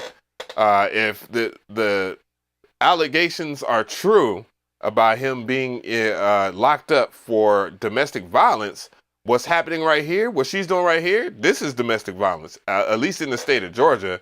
In the state of Georgia, this is third-degree domestic violence. When you're yelling in front of children, the police can lock you up for it. It's a dumbass charge, but at the same time, dude, you're yelling in front of your children. This is third degree. He can't, because she the one that's doing all the conniving and scamming.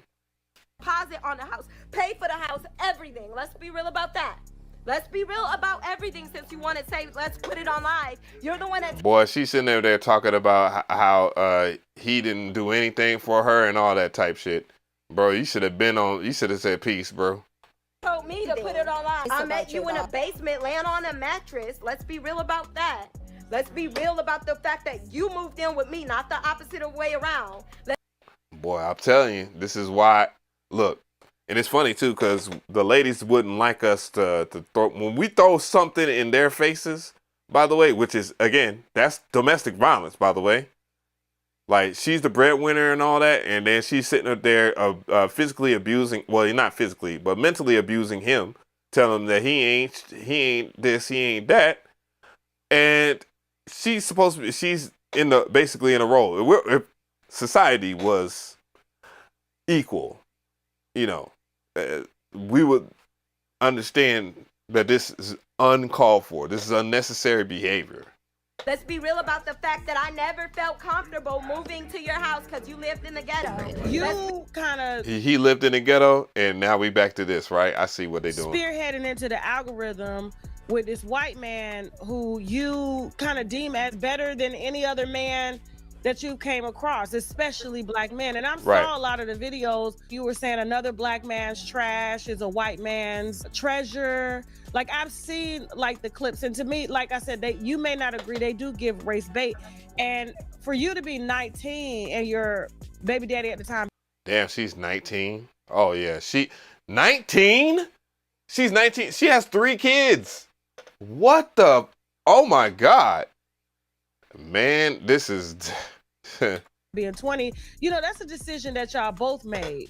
Is it fair to put it on him that he is the reason as to why you guys got the success went south, why he's not able to afford to take care of the kids? Could you have been just as equally kind of toxic in that relationship as well too? Soon after. So basically, they had a stream, I believe it was yesterday or it's a few days ago, where she made some sort of stream where it was called "Do Steroids what in the world? Is crazy. Affect your brain or affect how you think or something like that?" Now, from my understanding and my research, there was no sound in the stream, but what you can deduce is her like walking around, talking to him, and basically following him around, pretty much bothering him like we saw in that, you know, on that previous clip. Find me the group of So basically, is this homies on steroids? That's wild.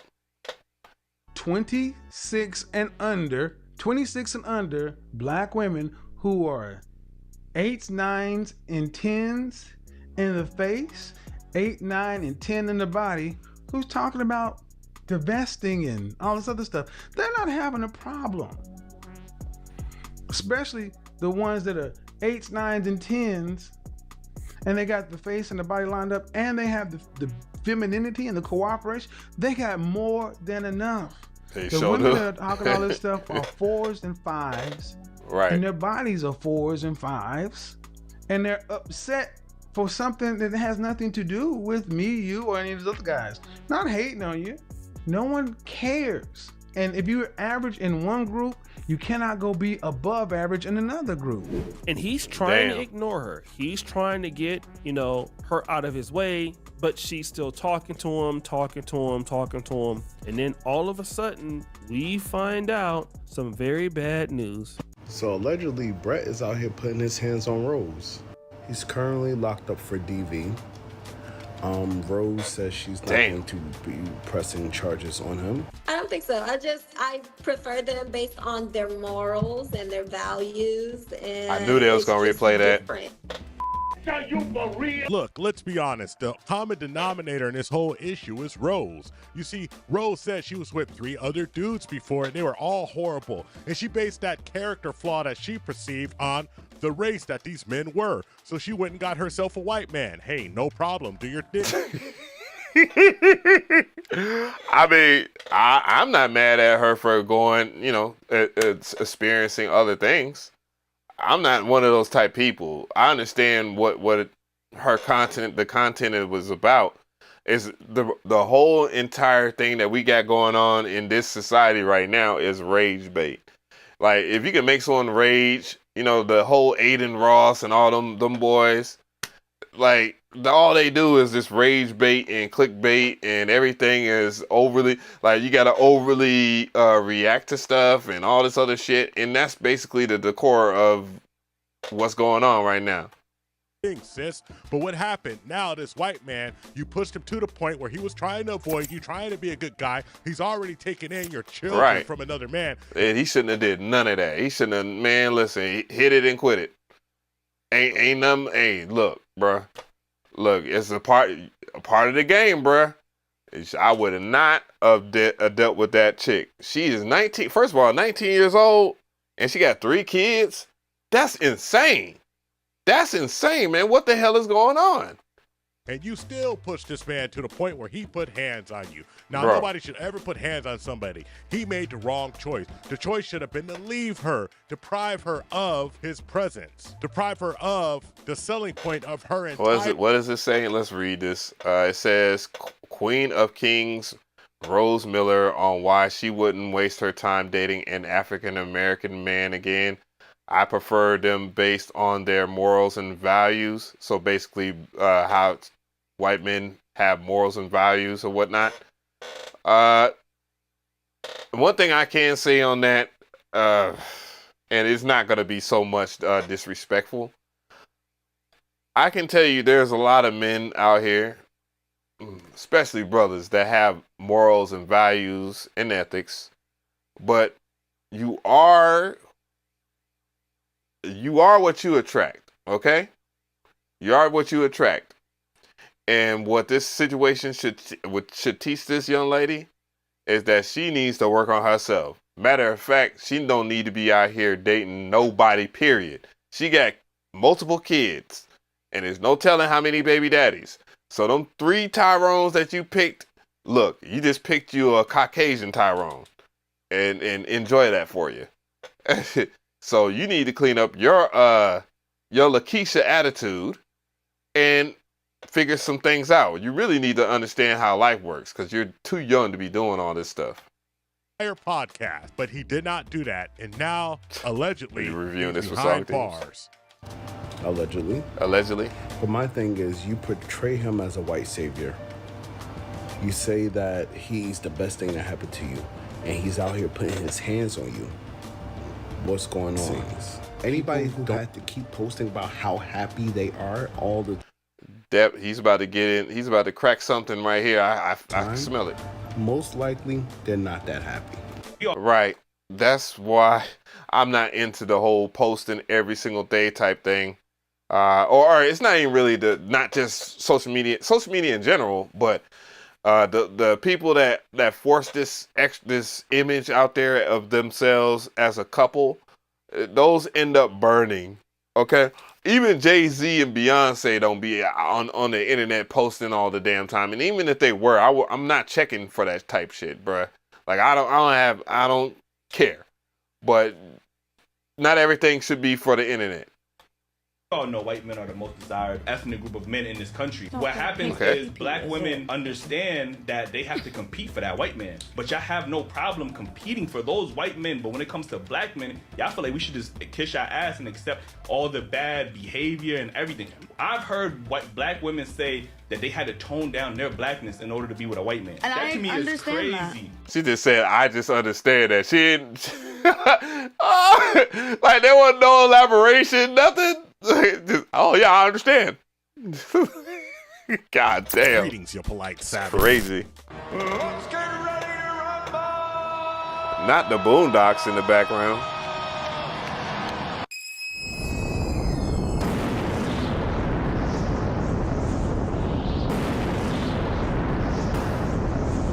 Okay. Ladies and gentlemen and polite savages, we are now about to embark on a journey sure to anger feminists and modern women alike. Uh-oh. The only thing we can do is guarantee to tell you the truth, the whole truth, and nothing but the truth as we see it. Okay. So there's nothing else left to do but get on into it. Are you ready? Yeah, I've been ready before you even got to that. If you talk to a wise man, he will tell you that you are the sum of the 5 people you spend the most time with in your life. All right, I'm going to say it, because even though I use AI and all this stuff in my videos, man, I do, like, using it for filler content like this just looks massively tacky, and I really wish, and no disrespect to y'all channel or whatnot, because I think y'all do a phenomenal job of doing all the breaking news, but dude, we got to stop with all this extra. This shit does not look good. Your life. No matter if they are related or not, you are the average of those folks because they are going to leave an impression on you. But it's a cold game when the person that you spend the most time with is also your meal ticket. And this person, when they realize that, they with that AI went from having robot hands to one hand. It's, dude, this AI shit, it has its use case, but you got to understand that you cannot overdo it. And this is overdoing it. Abuse and misuse you because they took a Joe Button clip and then just put it in the AI generator. What am I talking about? I'm talking about Rose and her zaddy savior from Queens for King, a popular YouTube channel and various other social media platforms where a divester proclaims that she has found the perfect man to fulfill her dreams and be a great father to her children. He's even willing to take on children from another man, so he must be way better and superior. That man looks hella stressed, bro. Like, homie looks hella stressed. She looks like she's having the time of her life. Thank you so much for the sub. She looks like she's having the time of her life, or at least faking it heavy. But I'm telling you right now, he does not look like he is happy at all. A man's happiness is quite obvious when we're happy. Like, in order for, like, if you a lady out there and you want to gauge how your man's happiness is, and if you know him from any previous things, like you've seen him out with the homies, just see how he is with the homies. And you know what I'm saying? And you can have a good gauge of how his happiness looks like. He's not happy. He's tired as fuck. Than the man she had before that she had to leave, because the man she had to leave obviously was in the wrong. But what happens when the world realizes that she's the common denominator for all of the bad choices and decisions that are going on? You see, it came to light that they were having real financial difficulties. And of course, when a woman who's only focused on money, only focused on what she can have, only focused on the material things in life, has a hard time with money, well, bad things happen. Yep. What is a fact is I have been living above my means, guys. No shit you have. No shit. I admit I've been living above my means. Like, the savings account ain't savings accounting.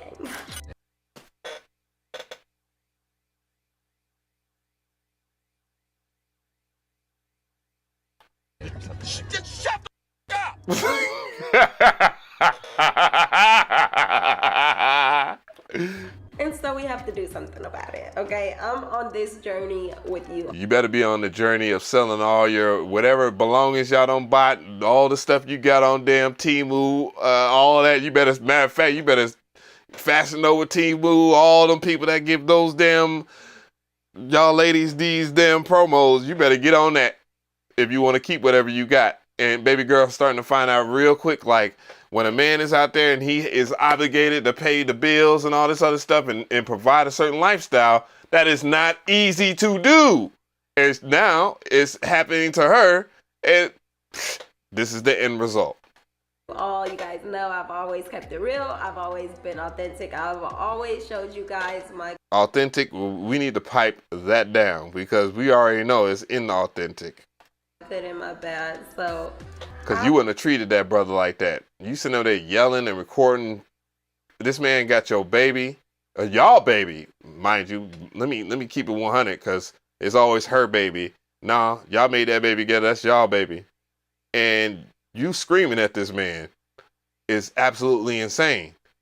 On social media, you might as well have kept that in private at least. But I don't know what you was doing, but neither did you. I'll be the first to say, I have been living a life of lies. Trying to prove a point. Dude right here. A lie. Zaddy helped her. I don't believe I used the Zaddy word. It's disgusting. He helped her. And then she knew, and he took her little kids in so their kids could look up to this big, tall white man. And then she said, let me give him a couple of more yo, why he do the run? Yo. And I'm gonna keep myself in shape. I'm an entrepreneur. Oh my goodness. And what happened? What happened? This man lost his job for 4 months and she treated him like dog meat.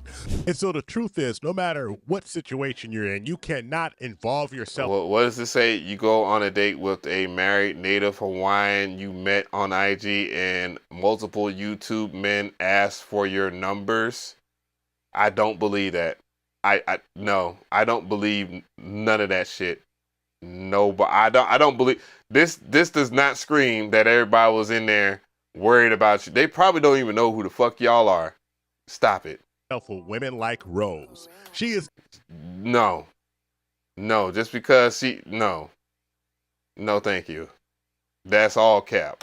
The ultimate villain. She'll be the first one to throw a rock at you and hide her hands and blame you when something happens. And don't lose your temper with her, because guess what? She'll run to live and put it all the way out there as soon as she can. As soon as it suits her. How you not read the body language? He was sick and tired of trying to prove what the fuck was going on back then. His He just looked like he was just tired of her already.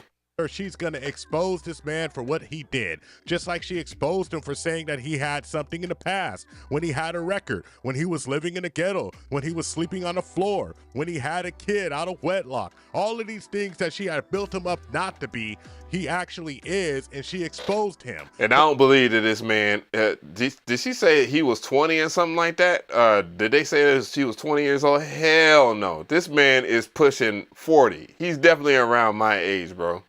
Stop that. She looks hella young. She looks like she's 19, 20 years old. But what's really funny is that Rose seemed to go get herself just a white that food looked disgusting. version of the dude she had before, because It's like, is my noodles unseasoned, boo? Just the way I like it? I'll just fuck with y'all. what you are. If you're garbage and you're trash, ma'am, you're gonna get trash. And she's the worst type of trash. She's the type of trash to talk down on somebody to make herself feel better. Oh my God, that shit looks so unseasoned and so disgusting. Damn, she does look like Candace Owens. Oh my God. Y'all are killing me, chat. Oh my goodness, she does. And look, they got the same choice. This the Candace Owens package for real. I find Candace Owens to be engaging, but I also know everything that she says is pretty much cap, and she's not concerned about nothing but herself. Cause Candace Owens' husband he got wop out this world, and what she gonna say is that he don't mind that I do what I do. Trust me, your husband minds that you do what you do, cause it's gonna reflect on him eventually one day. And since he's got that money like that, they're going to talk to him about you. So that's why I always thought, Candace Owens always had an agenda. And that she fits that kind of agenda too. And in a way to where she cannot, by any means, she couldn't speak for so-called black people in good faith. You feel me? No disrespect. Instead of just working on herself, because we all have things. I mean, I don't think she's ugly. I don't think she's very beautiful. Nice skin. I'm not with those. I mean, if there's gonna be lashes, it might as well be something that ain't so overly exaggerated. But she looks pretty good. But that food that she made looks very unseasoned. It looks disgusting, bruh. I ain't gonna hold you. What's it look like, stroganoff, or what's that shit called, stroganoff? Whatever it is, but she came off like she was like she about to choke eating her own damn dinner. Situation in a relationship space, and it was the other broke men six who figures were wrong. how And now look at what you got here: separating, a failing channel, running out of money, and people understanding that you, ma'am. I mean, she's getting like 100K views. It depends on how many views it depends on how many videos that they drop a month. If she's getting like 100K views, dog, that's not failing at all. But she's not going to be making six-figure salary off of YouTube. Especially, I don't understand, because it comes down to CPM and RPM. I don't know how much the vlogging channels make or whatever, and pretty much the swirling shit. But I don't see anybody like flocking to throw ad revenue on content like that. Trust me. However, if they're only dropping one video a month and they're only getting like 300K, so if we're talking about YouTube's base salary, you got to get. They're only making a few $100. They're making a few $100 off of it because you get $1 per 1,000 views. So a 1 million view video would net you $1,000 theoretically. So I don't know how they was making it. We're nothing but a fraud. Denominator in all of our relationships. I don't know. Not I spoke this shit up. But yeah, this is most people don't understand it, and it's kind of crazy. I remember this clip by Kevin Samuels, by the way, but I always know that. I don't. Big shout out to you. Where's the beer? I think we can still. I don't think they shut down the Anyways, let's get back to it. No, it's the patience. You know what a common denominator is? Yeah, it's the bottom line. Yes, I know. No, it's not.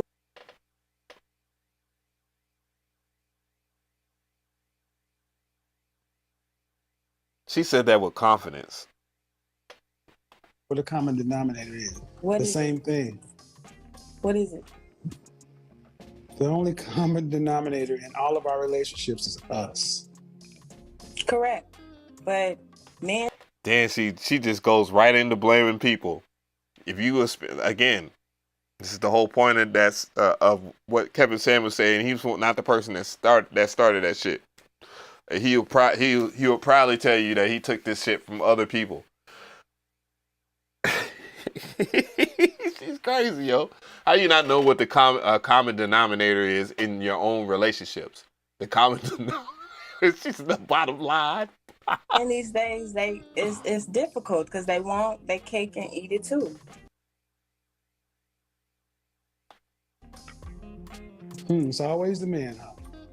It could be the woman. It's always us. We're talking about you. So if I talk to all your exes and ask them how did they experience you, what do you think they'd say? They're going to give good stuff out. They're going to say I have a little attitude and my mouth is slick. How's that good stuff? Unless you're saying it's going to be good gossip or some dumb shit. That's crazy. It's not like this woman doesn't have a history of verbally abusing this man on live stream. And it's not like this man hasn't shown that he'll take it over and over again.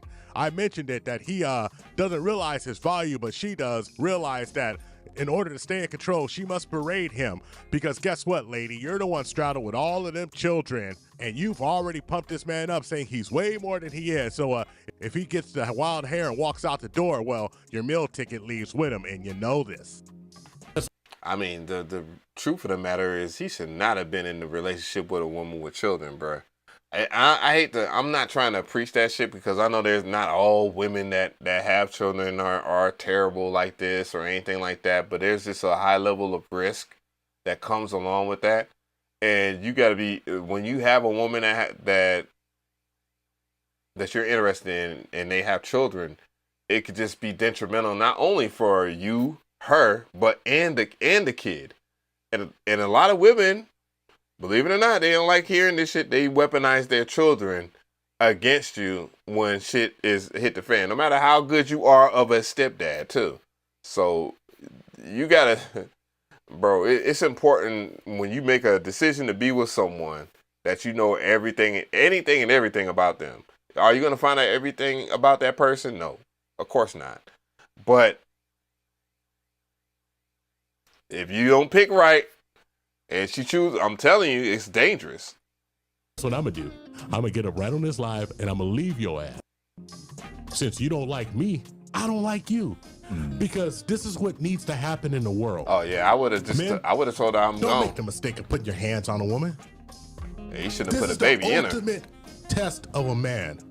If your value is so high that removing yourself from her hurts her more than it hurts you, that is the test of a man.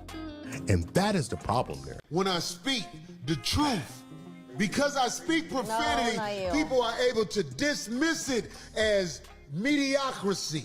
But I am giving you the game. Every man out there. And I believe this is Ice-T's ex-wife or something like that. She was on the cover of one of his albums, and I believe her daughter is TT. Y'all wouldn't know who TT is, but I do. I know Ice-T's daughter, and Ice-T's daughter, you better believe it. But never mind. I ain't gonna say anything else.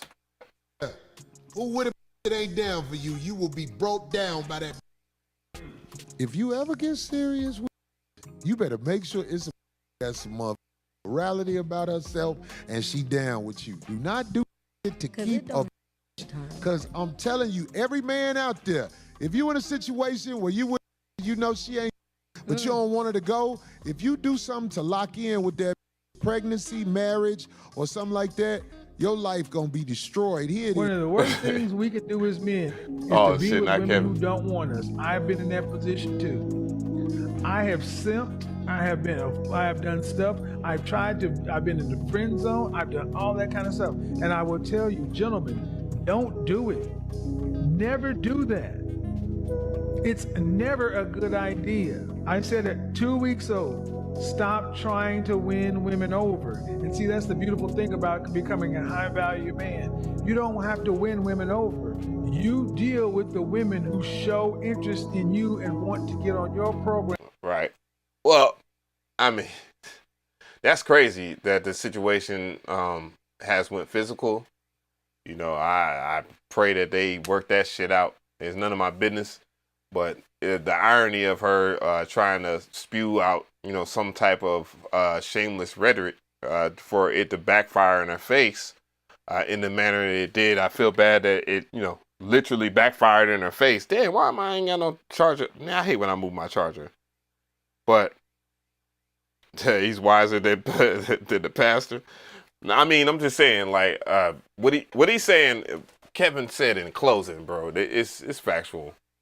When you go and you chase after women, dog, you gonna have to do all the extra and all that other stuff. When you don't chase after them and you chase after your dream, and I've had someone say that to me when I was a kid. You know, not only my father, friends of my father, my next door neighbor. When I heard that shit, I was like, damn, it got to be some truth. Like if you're pursuing your dream and you doing what you're supposed to and you raising your status in life, women gonna follow you. Women definitely want to be with someone that is it. You know what I'm saying? But if you out here chasing after these women, man, it's gonna be a problem. And you shouldn't be chasing after these women anyways. Unless you know, have accomplished some things. Yeah, I'm still alive, bro. What you doing? Went to sleep and woke back up? I'm on the way to work. This man is still alive. Yeah, we doing a damn thing tonight, baby. Hell, when I go on Twitch, when I start doing live streams on Twitch, bro, I'm going to be live for at least 8 hours. I mean, I should be able to do that, right? People should. And then I'm going to splice my content up. I mean, this channel right here is not, I don't have any plans on doing content like this on the channel straight up. But on my other channel, like my other YouTube channel, yeah, I do have plans on, you know, splitting it up and being a human being. Because who in the hell just wants to sit here and talk about music all the damn time? The music industry is cooked. And everybody will find out why. I mean, I'm just saying. I'm going to erase that video real quick. But yeah, when I put stuff on this channel right here, I mean, I'm going to put stuff on this channel. And, you know, I'll figure some other things out. But I'm going to start doing my Twitch live streams and stuff like that soon. Because, you know, my live streams don't do all that great. They do good when I'm talking about MPC shit. You know, music producer, I guess, gossip.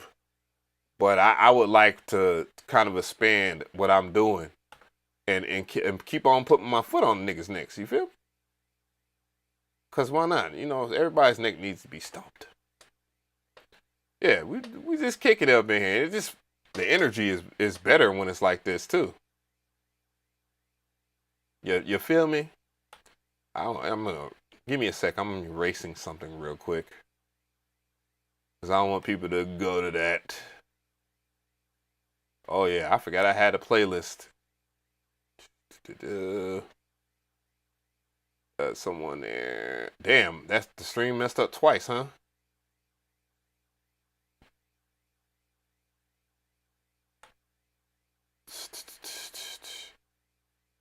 To select it, edit. What is it going to do? More actions. Delete. Delete forever. Delete these two. Yep. Pew. Yeah, everybody was there for that. Wait. While you wait, you can leave this screen. Oh, I was about to say. But yeah, man, nobody want to just...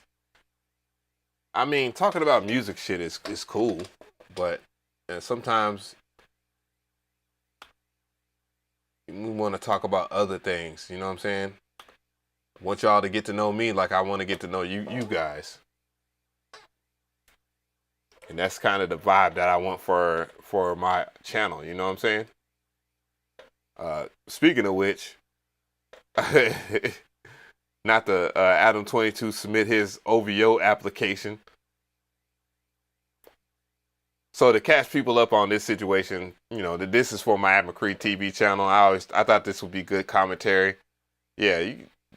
So I don't know who watches Adam22. I'm not one of the people that will watch his content. I think that Adam22 is kind of grotesque in his content, and some things that I don't agree with most of what he does. So I know who he is because, again, we're talking about degeneracy 101. And I feel that social media has become a degenerates playground, and degeneracy is rewarded a whole bunch. It is. That's how I feel. And what we're going to watch is a content creator by the name of Big Zo TV.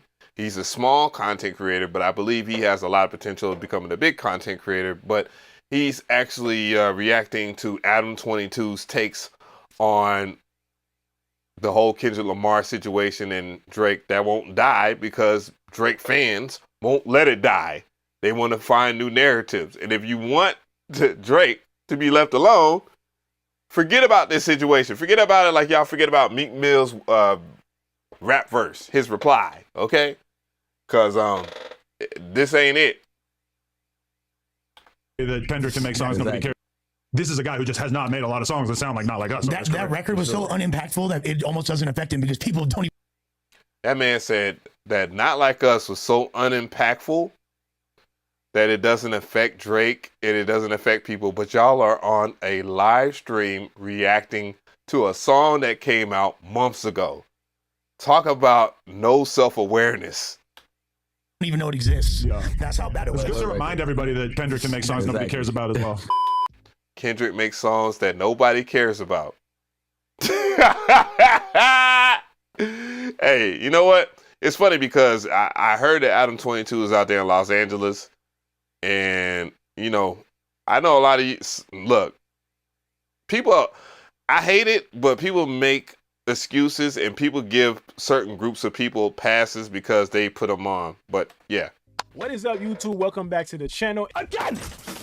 It's your boy Goods, XY.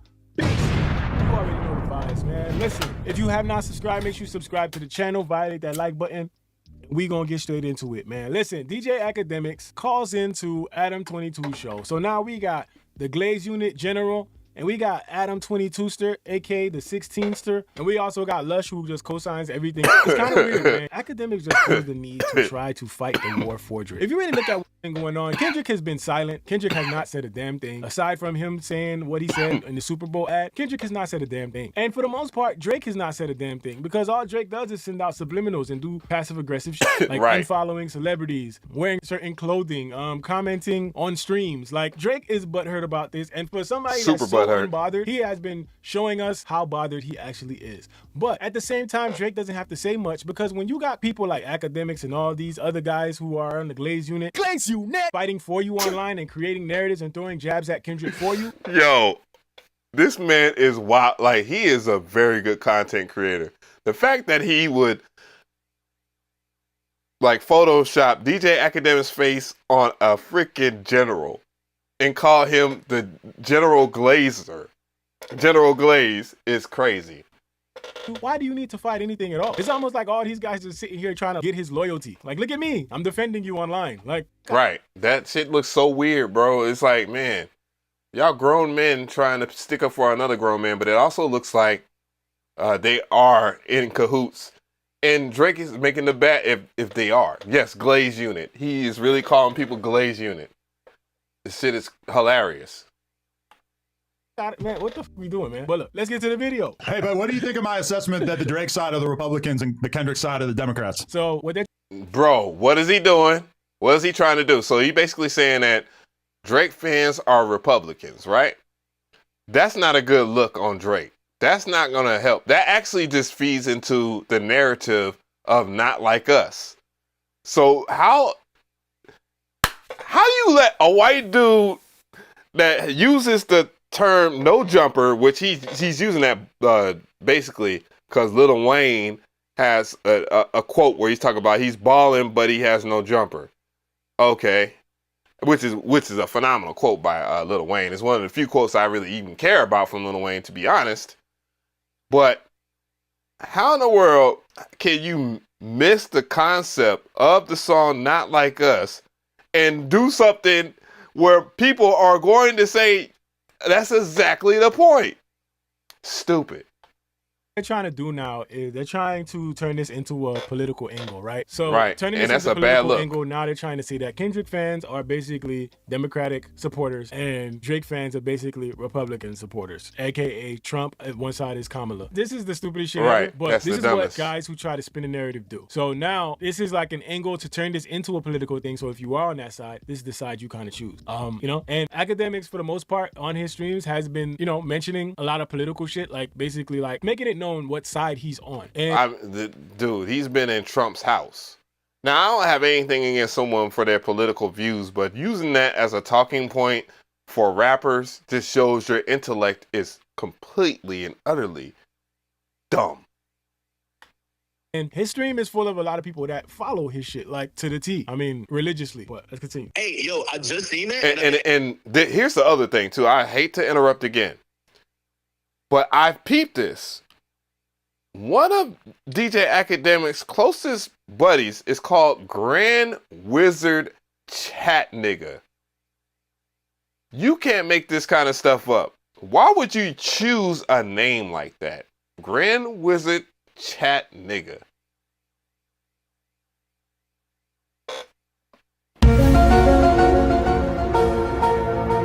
And I believe that's the person that runs the Academics TV Twitter. Someone said that. I believe DJ Academics said that.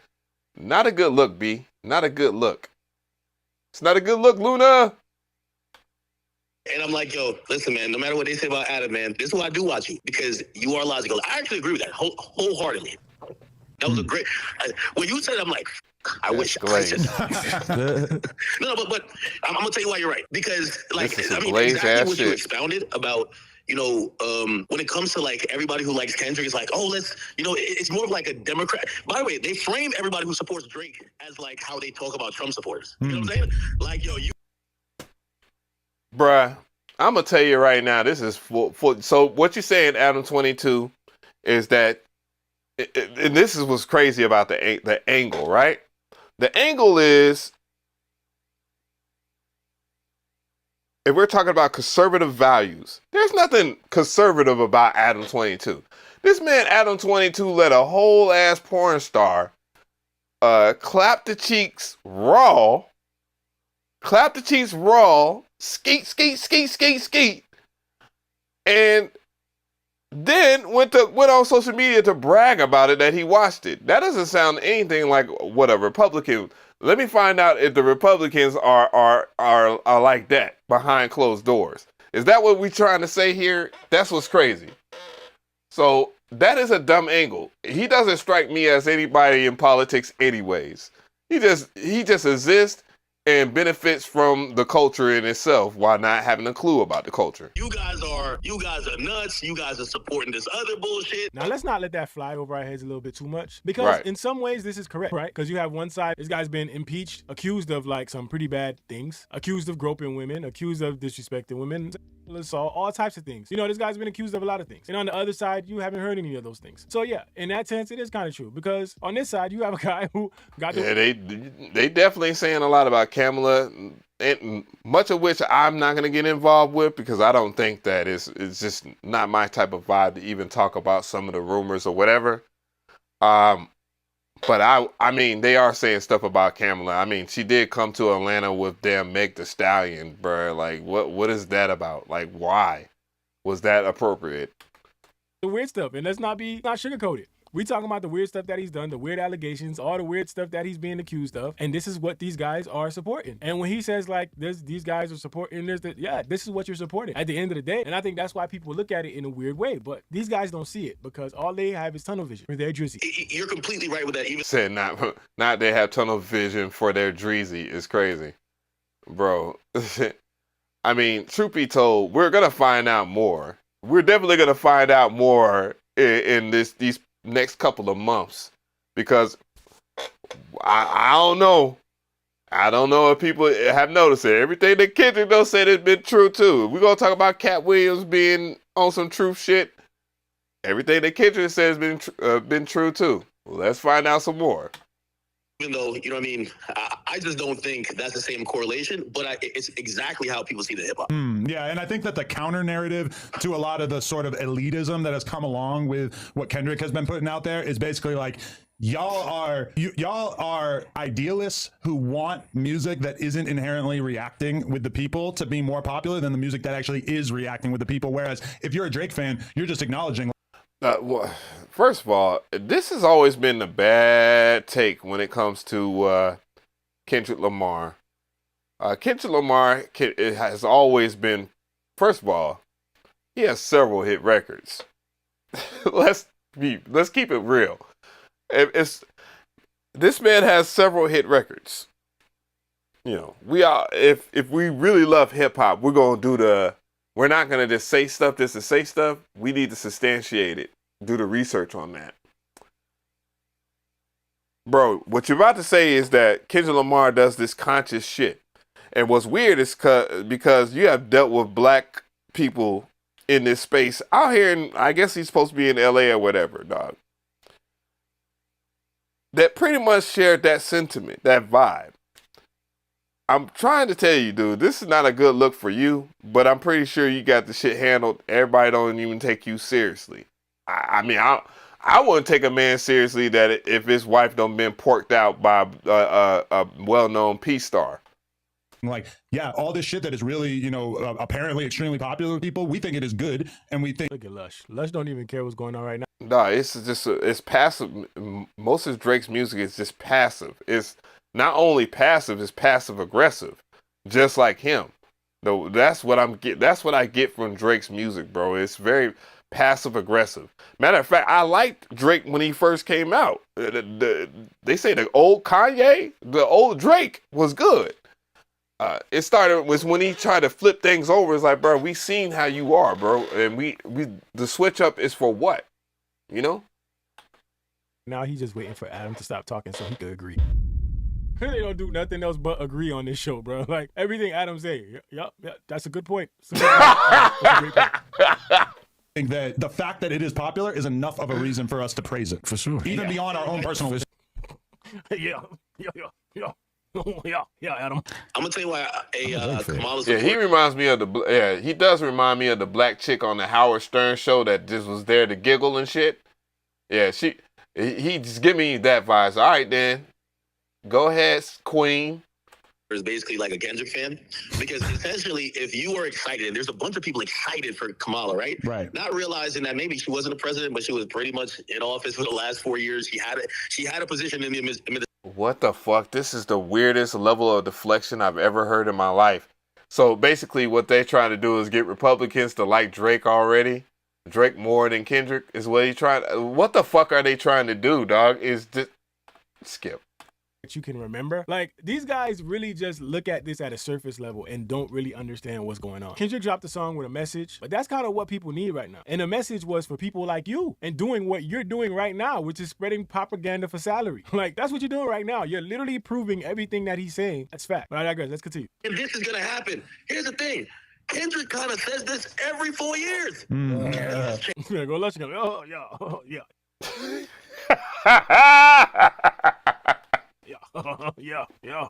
Every 4 years. Like, Kendrick has the pop out, features, gangs this and third, and then on the next song he says, people who is doing bullshit in the communities. He's kind of almost describing gangs. He's saying we got to get. Dude, what are you co-signing? He's not cooking.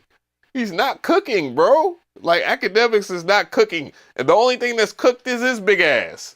That man's roast beef by now, dog. How the hell you catch side strays in a rap beef with your damn rich baby daddy, my guy? Like, that shit is weird. To want to love on someone so much, and mind you, the weird fandom with Party Next Door, that is the man. What? I don't know if y'all seen that. The biggest. Oh, that was weird. Those people out of there. I don't get it. What's wrong with the message? Like, what's really wrong with the message? Like, Yeah. what should Kendrick have not done? Is there not a message in there for them as well? Is there not a message in there for everyone? Like, I Right. don't really understand. Like, do you fools listen to music or do you just skim through it? Like, what do you do? Like, what? It's crazy. And these are the guys that people go to for hip hop analysis. You're Exactly, man. That's with the whole what's the dirt shit. That's exactly. I was like, bro. And what's the dirt? No, don't get it twisted. I think he's a good content creator. He puts in a valiant effort to at least have something that will be informative. But damn, dog, his last take about Drake said, and I believe Drake is that dumb to do exactly what what's the dirt said.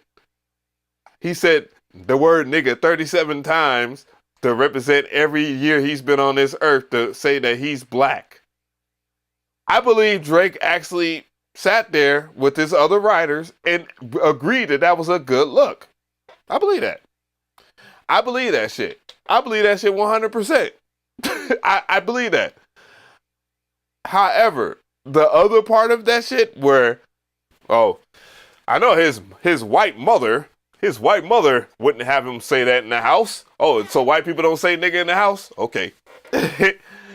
So his father, his father being from Memphis, the black side of his family uses that word. Like how out of touch you are with how the community works. As much as I say nigga, my dad does not say that shit. I did not grow up with my dad saying that shit. Now, who I did grow up around that said the word nigga a lot and not with the A at the end was white people. That's a fact. But my parents, my grandparents did not use that word. It's when I came out here to the motherfucking hood in fucking DeKalb County, all these fools, and they were nigga. And that shit got on my nerves. I used to fight people. Yes, both white and black people for saying nigga to me. I didn't like that shit. I didn't like it. It felt degrading. It still does, even though I do it. But hey, I guess we don't want to hear you say nigga no more. Shit. Clearly out here fighting battles for Drake, which is crazy to me. He doesn't necessarily support what he represents, right? We don't see him feature with other conscious rappers that are maybe like in the realm of his, you know what I mean? If they don't have a name. Yeah, where's all the wrestle feature? Where's all the wrestle feature? Good for you. You should check your homies for, y'all, that's the thing. And truth be told, I know my dad and my uncles, they said nigga to each other, but they didn't do it in front of me. They didn't do it in front of my brother either. My sister, none of that. But when they was hanging out, they had different kind of way they talked to each other. So that take was crazy. But Adam 22, oh yeah, that's brilliant. I believe that. Fuck out of here.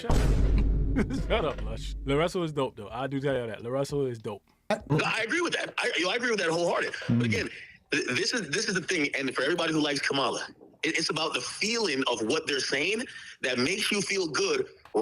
What is Kamala saying that's so inspirational, my nigga? I'm just saying. And this is such a dumbass debate. It's like the weirdest shit to ever compare. Like Kendrick is a Democrat and Drake is a Republican. Like, that is stupid. That's the stupidest take ever. Bro, what the fuck? Actually believing things are going to change. Like right now, I think a lot of people support Kamala, but the thing is, she makes us feel good. I don't know if she's going to do it.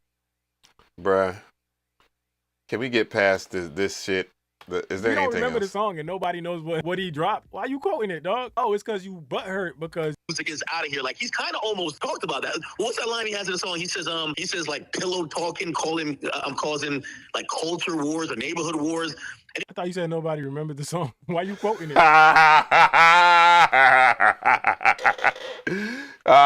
Dog, if we don't remember the song and nobody knows what he dropped, why you quoting it, dog? Oh, it's because you butthurt because you knew that he was talking about people like you. Oh, all right, got it. He was kind of almost talking about the culture, which is hey, Now, listen, there's people that definitely like Kamala Harris, but the person that I was talking to, and she wanted to push this Kamala Harris agenda in my ear. It did not sound appealing because of all the things that she represents, and I'm just like, dude, if you don't see why it is that people don't like Camila. I don't know. Like, some people are the way that, like, first of all, I got some footage too. There's a video I was going to react to a long time ago where this woman is like, black men, if you don't vote for Kamala Harris, you ain't shit. Like, this is what a woman said to go viral. She's supposed to be like a professional, like a accountant or some shit. She has like some super professional job, but she tells black men that you ain't shit if you don't vote for Kamala Harris. And it's like, bruh, who told you that those kind of insults will work? And it's ridiculous. Music is a 360 view. Whatever someone says in music, they go on an interview, they go on No Jumper, they talk about, but their life reflects that, and it's all like this 360 view of, yeah, if they're making drill music, yeah, something might happen in real life. He basically was saying, let's abolish. What the fuck is academics talking about, bro? I'm trying to. Except I don't think he just blowing hot air. That's what I'm saying. Man. They don't get lush the fuck out of here. Yeah, that's what I'm saying. Like, bro, get the fuck out of here. Yeah, exactly. Because he could be doing a lot more to like institute the type of rap scene that he is apparently advocating for. Shit, he didn't pop out. He ain't helped nobody from the pop out as of late. What? Nigga, what? Like, he didn't. So, people coming up on a stage and performing, Kendrick Lamar automatically owes them a favor? Huh? Where do you get that? Why is that math not mathing in my head? And then let's just accept that for a second. What has fucking Drake done for like, come on, man. Party Next Door, sad story. The Weeknd? Shit, The Weeknd was gonna make it no matter what. Drake knew it, because he wrote Drake's best album. So what the fuck are we talking about? This narrative right here is the crazy one. What do y'all expect from Kendrick after the pop out? Do you expect him to jump off stage and help everybody from the pop out, feature with everybody from the pop out? Y'all worry about people on the pop out. What about Drake's OVO artists?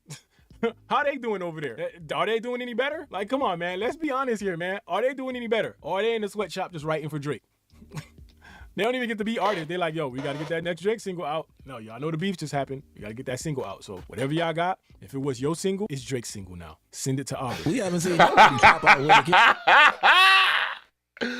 Yeah, I mean, I guess in perspective, like, if we were just talking about like the Migos and, you know, Drake hopping on Versace. Dude, I was listening to that Versace song way before Drake hopped on it, bro.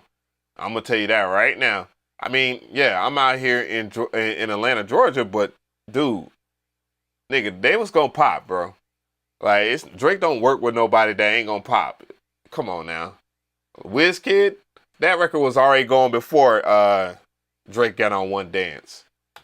Kendrick feature. And if he were to put out a project and give a verse to any of those dudes who are up there, their career is all of a sudden like made off of that one 100%. feature, and we don't really see that. Matter of fact, we never even got that Not Like Us remix we were promised featuring L. All right, see, you're about to do it again. You should be over there sitting there and laughing, my nigga, because let's say because Drake's fans always ask for smoke. You know what I'm saying? They ask for smoke, and then when they get the smoke, nigga, then y'all overreacting on social media, and your feelings is hurt. You know what I'm saying? Y'all reflecting your daddy. LA rappers, what happened with that? Who the fuck said that was coming out? Yo, what did these dudes talking about? By the way, have you ever seen a rapper who basically, he used culture, he used traditions, he used, He used culture is a weird ass take, bro. How you can't use a culture that you're 100% from, my guy. You can't. I mean, that's the thing. Drake is that much of an outsider, man. Like, come on, bruh. And I believe that Drake is talented. Facts. But, man, you were way out of your league. You were smelling, I don't know, maybe you snorted a line or some shit. They thought that was a good idea to come at Kendrick, dog. Whoever man, if I was you, Drake, whoever gaslit your ass into that damn battle, dog, you should offer them the fade. The togetherness and the collectiveness and the unity of even some of the gangs within LA to get to the spot. Obviously, he did his own thing with the song, and a lot of people say he wanted to beef. A lot of people say he wanted to beef, bro. The denial is wild, man. Like it's almost like when you thought academics has finally come around and realized what the fuck is going on. He just shows you like he ain't learned shit and he don't know shit anyway. Like a lot of people say he wanted to beef. Just say he wanted damn beef, bro. Now you over here spinning this narrative about him using the culture. Using the culture to do what? How do you use the culture? I don't understand. I don't get that part, bro. But again, these are narratives that are being spun, and this is the aim of it. The aim is to try to make you feel these kind of ways about it. He has zero pressure. Like even the guys in there, no one's like, yo, why you ain't tweet my album out? Yo, why you ain't just throw me up on a story? Why can't there's zero requirements. Nothing. No finger play. Hip hop history. Yeah. Usually when you get to that spot where you have all the Infinity Stones, people start with the maybe Kendrick's peoples is really his peoples, and they're not doing shit for favors. They're just doing it because they fuck with him. It's quite possible. And that's kind of the reason why Drake is misunderstanding why it is he's holding a massive L. Because you see someone with real friends, that the friends like LeBron James that was at the concert aren't your real friends. You know what I'm saying? Like, I heard this nigga Drake was paying LeBron James for a mentorship. Like, it was like a big brother, little brother mentorship type shit. Damn, bruh. Drake, you need friends.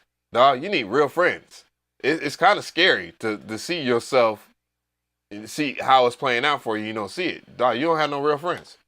What you didn't do for them, as opposed to, I don't need nothing from you. Like, he's the only rapper I've never seen people expect handouts or expect him to repay any type of loyalty to. This how you know academics don't come from nowhere. All relationships ain't transactional, dog. Like when you got respect and you solid in a certain area, it ain't gotta be transactional, dog. I got people that's gonna ride. Like if I'm like, yo, like, yeah, it's happening. Like I'm saying. That's what I'm saying, dog. I'm just saying, bro. Just for the fuck of it, I know my crash out team, dog. I know my crash out team. Straight up. But I wouldn't ask that of my peoples, you know what I'm saying? I wouldn't put them in that predicament either. But I know who's gonna really ride for me. I know that. Shit. Cause they have. They with it. They don't need to tally that up and say, you owe me one. That's a different superficial relationship that these people have. Y'all got relationships with people to where when you do something, they tally it up, expecting something in return. All relationships ain't transactional, dog, and that's where you missing the point. You think just because Kendrick or these dudes cool with Kendrick and they hanging around, that mean he gotta do something for him. If you ask me, there's a lot of people out there who don't want you to give them no handout and don't want you to do nothing for them. But that's how you know academics ain't from shit, because he's sitting over here talking about this shit like it's supposed to be a transactional kind of thing. What, you came on the pop-up, you came on stage at the pop-up, and now I owe you? Nah, bro, like, you making your own lane, but guess what? You showed love at the pop-out. That was your opportunity to get yourself out there. And these dudes, man, they not from nowhere, so they don't understand, bro. Like, for you to say that, come on, man. And Brick Baby know better than this. You should know that all these relationships ain't transactional, dog. Because it's such a blessing to even be associated with the name of this, bestowed presence of Kendrick Lamar. But we've all seen that dynamic over the years, that when you're around an artist who's really, truly lit, people will be so thankful to even be in the same room as him. Like, most of those. And that's the point, Adam 22. Kendrick is that lit. Niggas is making private visits. Like 50 had to privately visit Drake to pick up his tears. Like, bro, are you serious? Artists on Opium never got a Cardi feature, and they're so thankful regardless, because Cardi is so huge that they're just thankful as fuck to even be associated with him in any way, that they don't even hold him to the same standard that they would expect of like a normal human being. Facts. What? You got nothing to add, Les? Just facts. Yes, Mr. Adam. You're right, Mr. Adam. 100%. A little baby that features on all his artist shit. Kendrick now, I promise you that he could just like instantly make popular. Like, this is mainstream. Yep. Bro, he could snap a finger. This is like Thanos with all 5 Infinity Stones, and he's like, I'll wait till the Super Bowl till my album drops. Like, nothing. We haven't seen a little bit more progress on the West Coast. You gotta blame Kendrick a little bit. But here's the thing. They treat him like Jesus, right? You gotta blame Kendrick for other people's not carrying their own weight is crazy. That's stupid. What you're making the coast look. Matter of fact, the way he's talking, he's trying to make the West Coast seem soft. Dog, that is not the look you want. Nigga, everybody in LA definitely knows how to stand on their 10 toes if they about something, and then there's no shadow of a doubt that my people in California, bro, know how to stand on their business. Come on now, get the fuck out of here. Kendrick doesn't owe nobody shit, and niggas know that. Like, because that's one thing I always say when I have an argument about religion is I'll say, listen, in the Bible, it's full of all these examples of God making his presence so unbelievably obvious to people that of course they're going to believe in God. My entire lifetime, I've never seen anything that overtly made me believe that. But people who are Christians will say, all right, Adam, you're expecting too much of Jesus if you think that he's just going to make it obvious to you that he exists. And people are like that with Kendrick too, where it's like we feel like it would make sense for him to take part in some pretty obvious like examples or symbolic gestures to make it clear. Dude, first of all, why would Kendrick at all but just jump on anything so he can help his city out? That wouldn't help that artist out if he jumped on something and then it was trash. Or maybe perhaps the vibe isn't there. You know what I'm saying? Let's just put it that way. He ain't got to just jump on nigga shit just to jump on. That'd be dumb. That'd be counterintuitive to how he's been moving the whole entire time. That he really wants hip hop to change in this way, and people think that he's so important that you can't even ask for the bare minimum from him. The man just released a song with a whole message about what he feels and how he feels about that hip hop and right. the state of everything that you guys are doing right now. Like, these guys are the epitome of just spewing talking points out there to try to defend your side. Like, it's all they're doing at this point. They're trying to defend their side, and it's looking more and more just ridiculous. It's looking ridiculous, and it's just looking desperate. Facts, Kendrick ain't getting nobody pregnant without fucking him, period. You feel me? Like, Hey, let me tell you. That's crazy, bro. Bro, you got a good pack on you, bro. I can tell. You know what I'm saying? You just there. I feel you. what? Period. You feel me? Like, Hey, let me tell you. Look at all those chickens. Look at all those chickens. It's crazy. Industry, he's still to fight the power. I'm protesting in front of the police, stepping on people's necks. When in reality, Kendrick kind of seems like, in the large scheme of things, like he's part of the program. He just has the people's support. Bro, Jay got it made, bro. He don't gotta fight no battles. He could have just stayed quiet this whole beef, bro. He could have dropped his song and just stayed quiet the whole beef, bro, and it just would have been academics fighting for him, y'all. Like, this shit is crazy. Like, this shit is actually pretty wild. Like, I mean, it's interesting how Kendrick has convinced us that he is anti-industry, while every industry facet that recognizes hip-hop holds him up to a level and awards him and compliments him for being, this like deity, like God. And that's the greatest trick that Kendrick ever played, was convincing the world. Now Kendrick just out here playing tricks. Like, bro, if y'all gonna just be mad at what Kendrick is doing, just be mad at it. Just be mad at it. Because y'all really trying to flip this angle to y'all shit, and it's looking sadder than ever, dog. Y'all looking sad out here. now, if you're a Trump supporter, you're a racist. Yeah, So- exactly. It's the same exact. So you're a Drake supporter, you're a racist. What?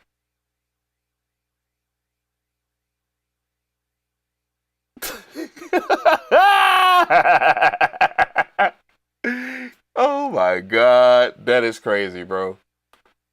Trick, yeah. Exactly. And we've been watching the Republicans do that our whole lives, where it's like, oh, you support George W. Bush? Well, he's a hate monger. Right. And it's Whoa. You've been watching the Republicans do it all their life? What? So you're about to say that George W. Bush Jr. is a Democrat? What? Or what? Like, how's that even fit? It's like years have gone by, and it's kind of hard to justify that opinion. It's like you go back and you watch a video of George Bush and you'll be like, why the fuck did we all believe that this guy was this racist nincompoop? And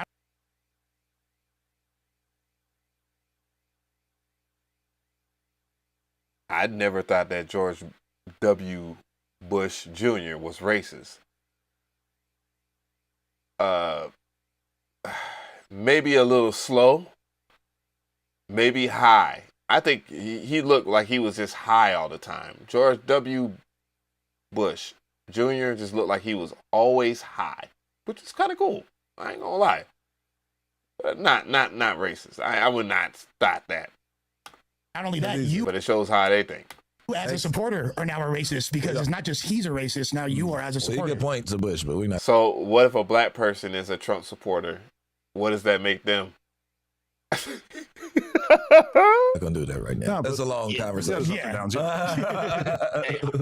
as I'm saying, man, I'm watching. Kendrick is giving a master class in how to co-opt culture, and once you've co-opted culture, to have them believe that you are What the fuck is co-op culture? leading them, and you're operating in a way that, hey, you're like some holistic. Yo, I'm only doing it for the people.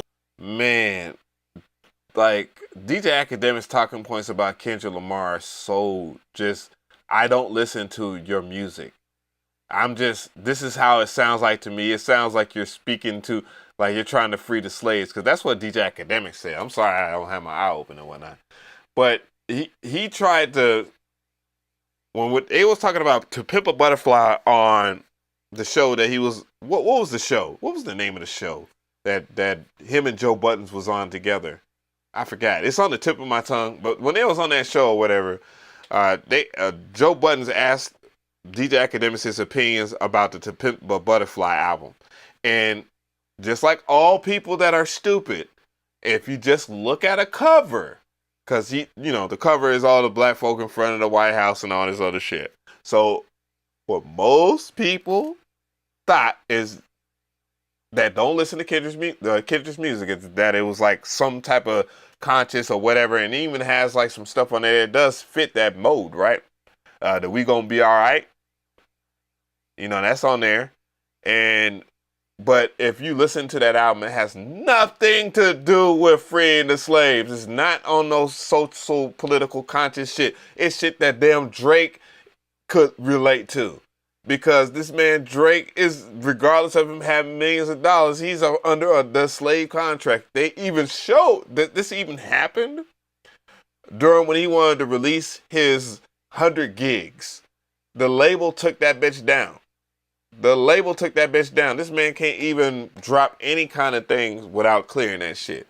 Bro, that's not freedom, in my opinion. That just shows that you got to answer to someone. Top of the morning. I mean, Drake has always been pretty transparent about his desire to be the best, whereas Kendrick keeps his ambitions under wraps. That's what I'm saying. Kendrick came in like with this whole holistic agenda, like you said. Yeah. Jay, we already knew. He came, reasonable doubt, he sold more crack than any rapper in history damn near on that album. Yeah. So. Okay. I'll give you that one. I feel bad for the West Coast artists who probably, like, this is how great, again, Kendrick just done a great job. They probably look like an asshole to even ask for a feature because they know he's not going to give it. So you can't ask Jesus for shit. You got to wait till he gives you. You get what I'm saying? Yo, you remember back in the day, like, Meek and, like, Dirk would be like, yo, fuck these niggas. They won't even tweet my album. Because, like, rappers do feel like that. They expect shit. Except with Kendrick, it's like everyone has the patience of, you don't ask Kendrick for shit. He gives you when you are ready and you deserve it. Imagine Absol snapping on Kendrick the way that Meek did to Wale when he didn't tweet his album. Let's not say that Drake doesn't do the same thing, though. You can't ask Drake for shit. They all sitting there like, yo, what the fuck? Yo, that's not what the show is about. Were you going against Drake right now? You were trying to... And did he not point out the obvious, though? It must be the hot wings he's eating. Have an opposing point right now. Lush looking at him like, yo, don't you dare do this to the Adam. Are you ready? You deserve it? It's kind of true. He just does more. Yeah, he just does more. He fucks with more young artists. Yeah, but he's fucking with them only to get on their damn wave, bro. He's fucking with them to get their clout. He's a clout chaser, man. Come on, dog. We already had this discussion. It's not like this is old news. It's not like it popped up before freaking Kendrick Lamar. Kendrick Lamar is just the person that amplified the message in a rhythmic way. More artists he doesn't have any real association with. But is it fucking with young artists, really? Oh, shit, fucking with young artists. Oh, that could mean something else.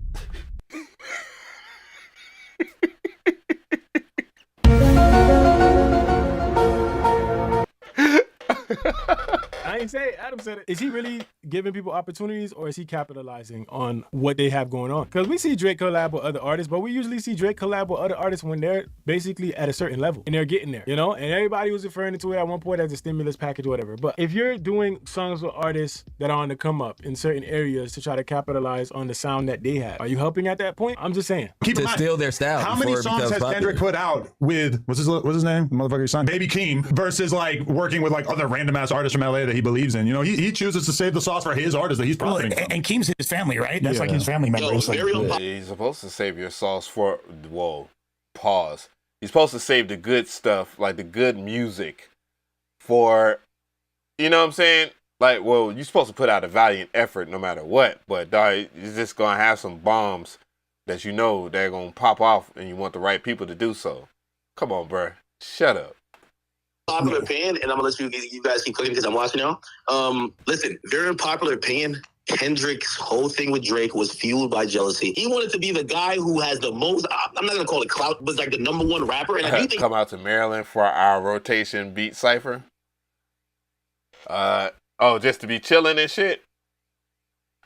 I got peoples out that way. if he drops an album now, he would outsell Drake if Drake dropped an album now. He finally, but he never wanted to do the things that Drake did. Like Drake would find a new artist, hop on their, like, collaborate, hop on their wave. Keyword right there is find a new artist, jump on their wave. Yeah, you got that part right. Drake has done this numerous amount of times. He jumps on their wave, and what happens to those said artists? Do we know where Block Boy JB's at right now? Like, what happens to those artists? Where's Smiley? Where's I Love McConan? Where are these guys? We keep talking about this damn Drake does this for small artists, and Drake does that. Y'all talking about shit on the surface level. Like, Kendrick doesn't have to go jump on every single person's track in LA to make it seem like something to make y'all feel better about yourselves, bro. Like, that just ain't how it works. However he decides to do what he does is how he decides to do what he does. We all know the name of the game is quality over quantity. And obviously on the other side, that's not the strategy there. The strategy is put out whatever you can to stay relevant. And that's a terrible way to have longevity in hip hop. But y'all do y'all thing. Kendrick has always just been on, I'm not compromising this woke shit. I'll do a few things, but not as much as him. And his whole battle was saying, Drake, you're biting culture by doing the things that it took you to get number one. But secretly, I felt from control, he wanted to be number one. Okay, now you're number one. How do you play it? Listen, there is no Jesus on earth currently. So over time, the people... Yeah, I agree. I think everybody knows he's not the voice of the West Coast, but the thing is, the fact of the matter is, he don't squeeze into, like, this situation. This man has put so many people on, or people just went over to his platform. I feel like, you know, it's the same with... It's like tomato with Adam 22 and DJ Vlad. You know what I'm saying? I got respect for DJ Vlad, you know what I'm saying? But it just looks weird. It just looks weird at times. People will see something. They will see something that reveals his true color. It might just take a while. When you try to virtue signal, you're basically inviting everybody to come poke holes in this persona that you've invented for yourself. So I feel like with Kendrick's next project, it's just going to... That man said virtue signal, and I'm done. I think I'm done on that. That man said that that Kendrick Lamar is virtue signaling because he used dirt that he seen from Drake's camp and from Drake, and he used his process of elimination to make his records in a battle while Drake didn't have nothing substantiated at all. Nothing is substantiated. Let's even say that none of the shit that Kendrick said is true. But there's video proof of the shit. There's video proof of it. Like, that's the fucked up thing. Like, people are linking stories to other stories, and everything is connecting because your boy What's the Dirt, for crying out loud, linked a picture of Millie Bobby Brown on the damn Sunseeker. Your biggest fan did that shit to you. Just saying. What are your biggest fans? I mean, you can't make this type kind of shit up, bruh. For real. You really can't. Welcome back to Stephen A. Smith Show. What is this? Oh, goddamn. But yeah, let me know how y'all feel about that shit, because that is wild. People's takes on the whole Drake and Kendrick Lamar beef months after. I wish you guys would just get up. Like, Drake fans need to really get over this shit and move on. And first thing you need to, first of all, you better be ready to move on. Because with all this shit going on in the news and everybody being linked to Puffy, bro, you better get the hell on, bro. You better stay your ass over there in Canada, goddammit, bro. You better move, man. Look, I don't wish nothing on people, But if I was a lot of these cats, I'll be out of the way right now. It's not the time to be out in the sunlight. I'm just saying. Speaking of Diddy, bruh, what's this talking about right here? I ain't caught up. Right here over the digital airwaves of YouTube and, of course, iHeartRadio. I got to get to the world of pop culture and entertainment, even though we can't call this entertaining. Because once again, there's new allegations against Sean P. Diddy Combs. A Texas attorney says he now represents, get this, 120 alleged victims. Oh yeah, I've seen this. Like I seen the dude talk or whatever, and I was just thinking to myself, like, bro, they are really lining this man Puffy up. So, and this is what's weird about this, right? I want people to notice this about these folks. So it's 60 males and 60 females. Like, this is a rounded off number. Like, what is that about? And by no means that I want to laugh or anything like that, but dog, I noticed that shit. I was just like, so it's 60 men and 60 women. Something's not going. And people have been calling that hotline too, for real, to see if this is some real, like if it's like fake or if it's real. Trust me. Male and female, adults and children, whose allegations span more than 30 years. The accounts of the alleged victims have not been fully vetted, but their claims involved drug-fueled sexual assaults similar to what the feds described in their criminal indictment of I say 40% of the people that are up for this right here, I believe that maybe 40% is being honest about this, being genuine about the situation. Music mogul. Diddy's currently sitting in a federal jail awaiting trial on sex trafficking, racketeering, and conspiracy charges. He pleaded not guilty to all charges, and his attorney once again stated that his client emphatically denies any claim that he sexually abused anyone, end quote. Here's the bottom line. I wouldn't include Puff Daddy into the so-called, I mean, I don't think he's a part of Black excellence because he got a lot of money.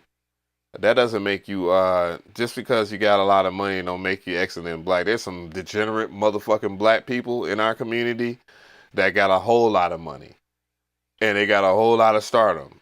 And they are pieces of shit. Just like anybody else that represents some stuff like that. But in entertainment, I guess I get what you're saying. But as far as like Black excellence, man, we're talking way better things than that. The Black people are known for, and that's kind of the problem. We're not known for anything outside of entertainment, but there are plenty of us Black people that do phenomenal things in other fields that do not get the recognition because we don't have the shiny shit. And Diddy is just a nigga that got money. That's all he was, a nigga that got money. That's it. Bail once, couldn't get it. Look for it twice, couldn't get it. Hired new lawyers and is appealing again to try and get himself bail. We don't know whether that's going to be successful or not, but people are labeling it highly unlikely. I've said before, Diddy's in a world of trouble. Believe it or not, on a day like today, he ain't even a story.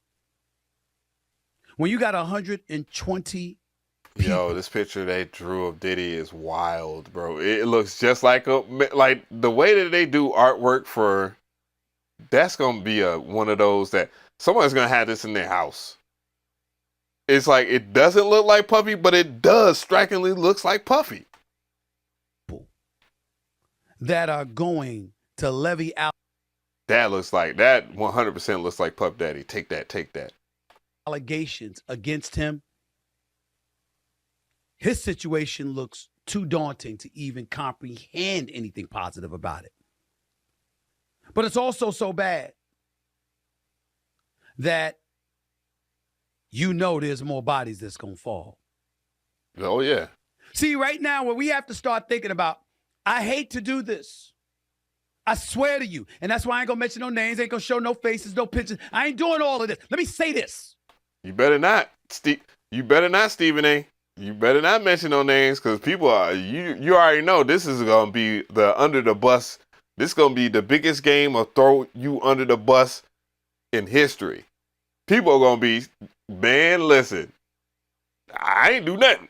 That nigga Puffy is doing his best Nino Brown right now. Everybody that's been around him.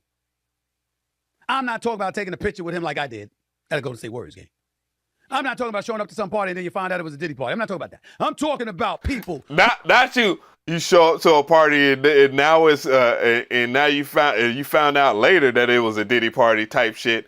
Not you trying to clear something, dog. I don't know, man. I don't know. Who are part of his crew, who are around him a lot. People who were part like I did at a Golden State Warriors game. I'm not talking about showing up to some party and then you find out it was a Diddy party. I'm not talking about that. I'm talking about people who were part of his crew, who are around him a lot, who were complicit somehow, in some way, to me. And I'm just guessing. I'll find out whether it's factual or not with my next guest. But I'm telling you. Well, I'm telling you, if it's like that, you got your boy Timbaland. You got a whole lot of people. Look, I ain't mean to mention no names either, but you could just look up all the people that be around Puffy, and it's a lot of celebrities. It's a lot of people. I mean, this man's been around freaking the royal family. So let that sink in. Let that sink in. He's been around a whole bunch of people. Like, that's the shocking thing. Everybody quiet. Everybody quiet. So, shit. You don't sit up there and have a press conference like my guest in a couple of minutes did yesterday and announce that you got 120 clients with 120 separate allegations. And all you looking for is the dude that's already behind bars. I mean, we're talking about men, women, and children. We're talking about public figures, private figures. With a horse tranquilizer is crazy. Celebrities and private business people. We're talking about conglomerates. Hell, for all we know, he's going to hold hotels accountable where some of these freak-offs happened. This has gotten so bad. So bad. And you know pundits are going to come out of the woodworks. I ain't talking about myself. I'm not talking about me. But I just saw some report where Wendy Williams came out. Because remember, she threw shade on Diddy in the late 90s. Oh, and then had him as so he must be referring to the news, because she tried to break some news about Puffy doing some funny stuff at an event or whatnot, and then she ended up losing her job because she had that information. I think it was like a picture or something like that too. As a guest on her show a little less than 10 years ago, and was taken aback. If you go back and you look at the footage and you see her face, and she's talking about a 16-year-old son was in the back in the green room, and Diddy was like, "Oh yeah, you talk about him? Yeah, I just met him." And Wendy was taken aback by that. Just met him. I mean, this is a mess. It's a mess, y'all.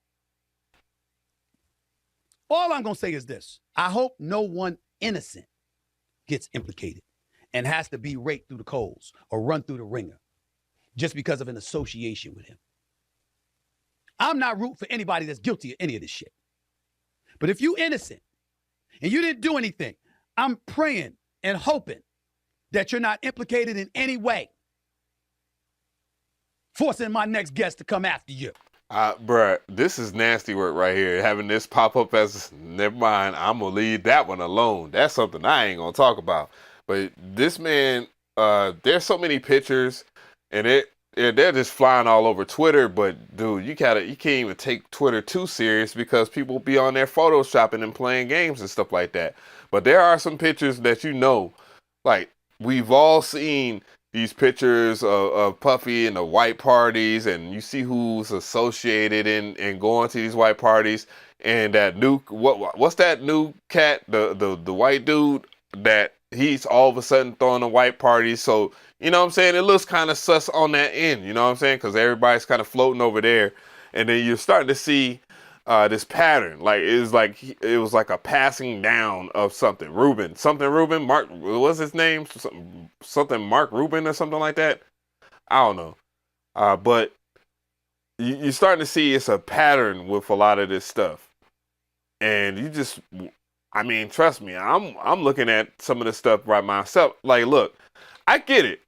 Like, when you go to parties and stuff like that, the whole party vibes. Let's be real. Like, it's the ultimate thing to get laid. That's when you had the, you know what I'm saying, the time of your life probably is when you get laid. But, you know, all the extra shit that they talking about, you know, that doesn't seem right at all. You know? It doesn't seem right at all. He had a white party inside of the white party. It's crazy. I don't even want to know what you mean by that. Yeah, so you got P. Diddy going to Ruben. Ruben is the damn new white party guy. Bro, it looks weird because we seeing weird behavior with a lot of with some of the people in this space, and it's like, yeah, I can't get with that. I really can't. Seeing the video of Meek Mill doing the bunny hops, bro, that shit to this very day. And then he tried to explain himself like, oh, we used to play people for bunny hops in jail. Like, he tried to make it seem like it was a thing like all the G's do. I'm like, bro, come on, man. Bunny hops? Come on, dog. Come on, man. Like, a man making you do a bunny hop in any shape or form don't seem hard. It ain't a tough guy move. It looks weird, dog. It just looks weird. Ain't no way. Ain't no fucking way I'm gonna make someone do bunny hops. Or do bunny hops for another grown ass man. Shit. What I would do is bet and lose money. How about that? Now that makes sense. Now that sounds like some shit that you would do in jail. In prison and shit. You bet some money. Native Instances might give Akai a run for the money in 2025. I doubt it. I doubt that because, dude, shit right now financially it just feels so bad. It feels so bad. I'm pretty sure there's people that are up right now, but dog, it just feels so bad around the industry itself. Think about it. There ain't been that many new releases this year. Not that many new releases. They're not just saving it for the best for last or anything like that. It hasn't been any real new releases of anything. I mean, let's just look at Akai right now. We got Stems. We got a new MPC, sorta, with the Key 37. Stem standalone, which is supposed to come out with stems. We get the new MPC 3, but it's in beta. So it's basically being developed and we're just using it and improving it. That's one company with like, they dropped a plugin called Subfactory.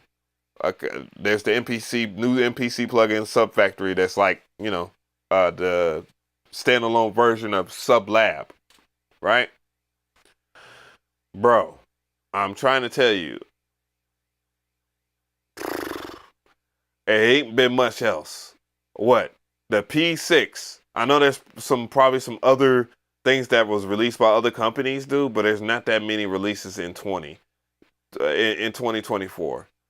I mean, perhaps every company is saving it. Dude, I don't even count I know Behringer just announced some shit on their channel and all that, but I don't count Behringer. I don't take them fucking serious. I never will.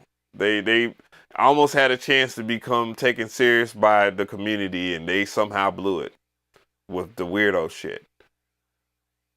Yeah, there's not that many releases of gear. That should worry you guys if you are into this whole music shit anyways. The industry in itself, like as we have reviewed with these recent videos talking about Diddy and all this other stuff, people just thinking the music industry just died, basically. Like there's no point of investing in music. Lucian Granger, by the way, which I was going to speak about during the Stephen A. Smith video that we was just watching. Lucian Granger stepped down.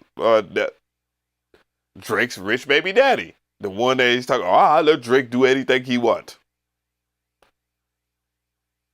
That man just stepped down from Universal Music Group. I ain't gotta theorize that shit. I can pull it up. CEO UMG. Oop.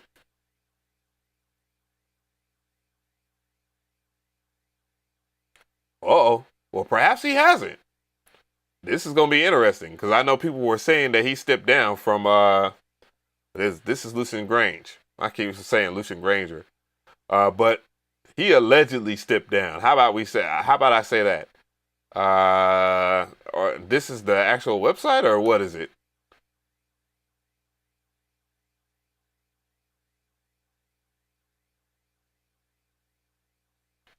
He basically owns 33% of the music industry and never wrote a fucking song or picked up an instrument in his life.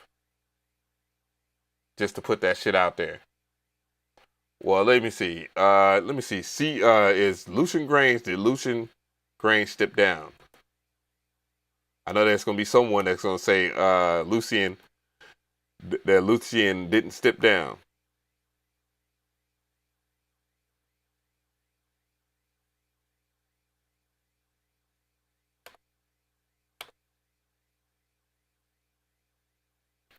Damn, I'm tired. I ain't gonna hold y'all. Damn, Samara, that's been a heavy search. No, Lucian Grange is still the chairman of CEO of Universal Music Group. This is the AI answer.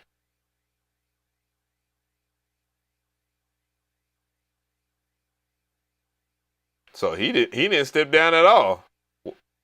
Look at this shit. The only thing that said, it's still active P. Diddy's legal scandal. It seems Lucian Grange, the CEO of Powerful Users, has found out. This is on TikTok. We can't take TikTok seriously, dog. TikTok ain't serious. Like, people just make up shit.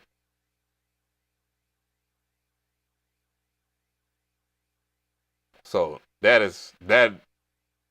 lie has been debunked.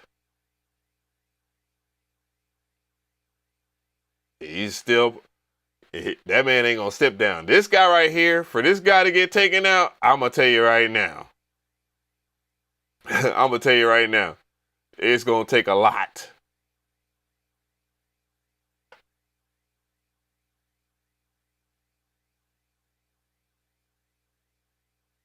That man's got to stay. Yeah, I'm still live. Yeah.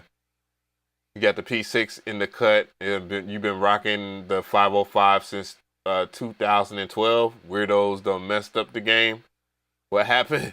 I'm not getting what you mean by that. Maybe I'm a bit stressed in the eyes. Yeah, I mean, that's what that whole Diddy shit is, basically. Or at least that's how they trying to break that shit down to us. I mean, at the end of the day, but is that a Photoshop picture of him and Puffy? Come on, dog. The internet is trying too hard.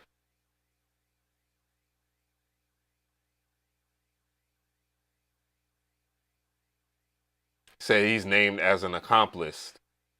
I think a lot of this shit is fake. I'm not trying to give Lucian Grange the benefit of the doubt, but dog, come on now.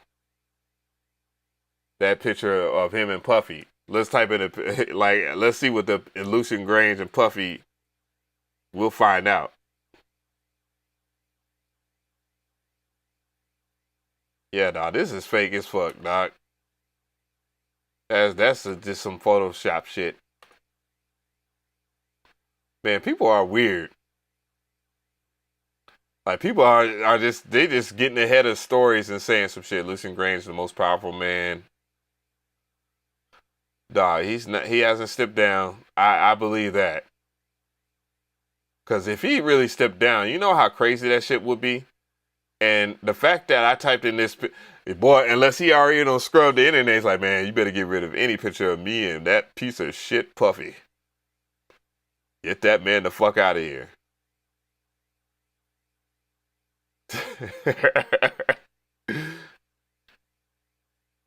Yeah, bro. That man's, because what would he do? He would hand that shit down to what, his son?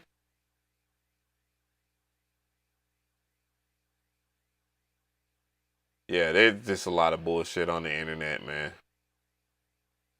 Like, I can't find that one picture of him and I mean, he's right beside Clyde Davis, but you know, that's Clyde Davis.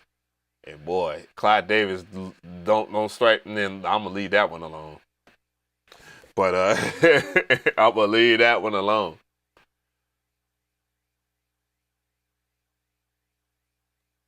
Ew. Brother, ew. Said the most powerful men are nameless. Well, the people that press Puffy boy, they pressed that man like the full court. God damn it, they pressed that man like a full court. Damn, come on, bruh. My shit frozen too.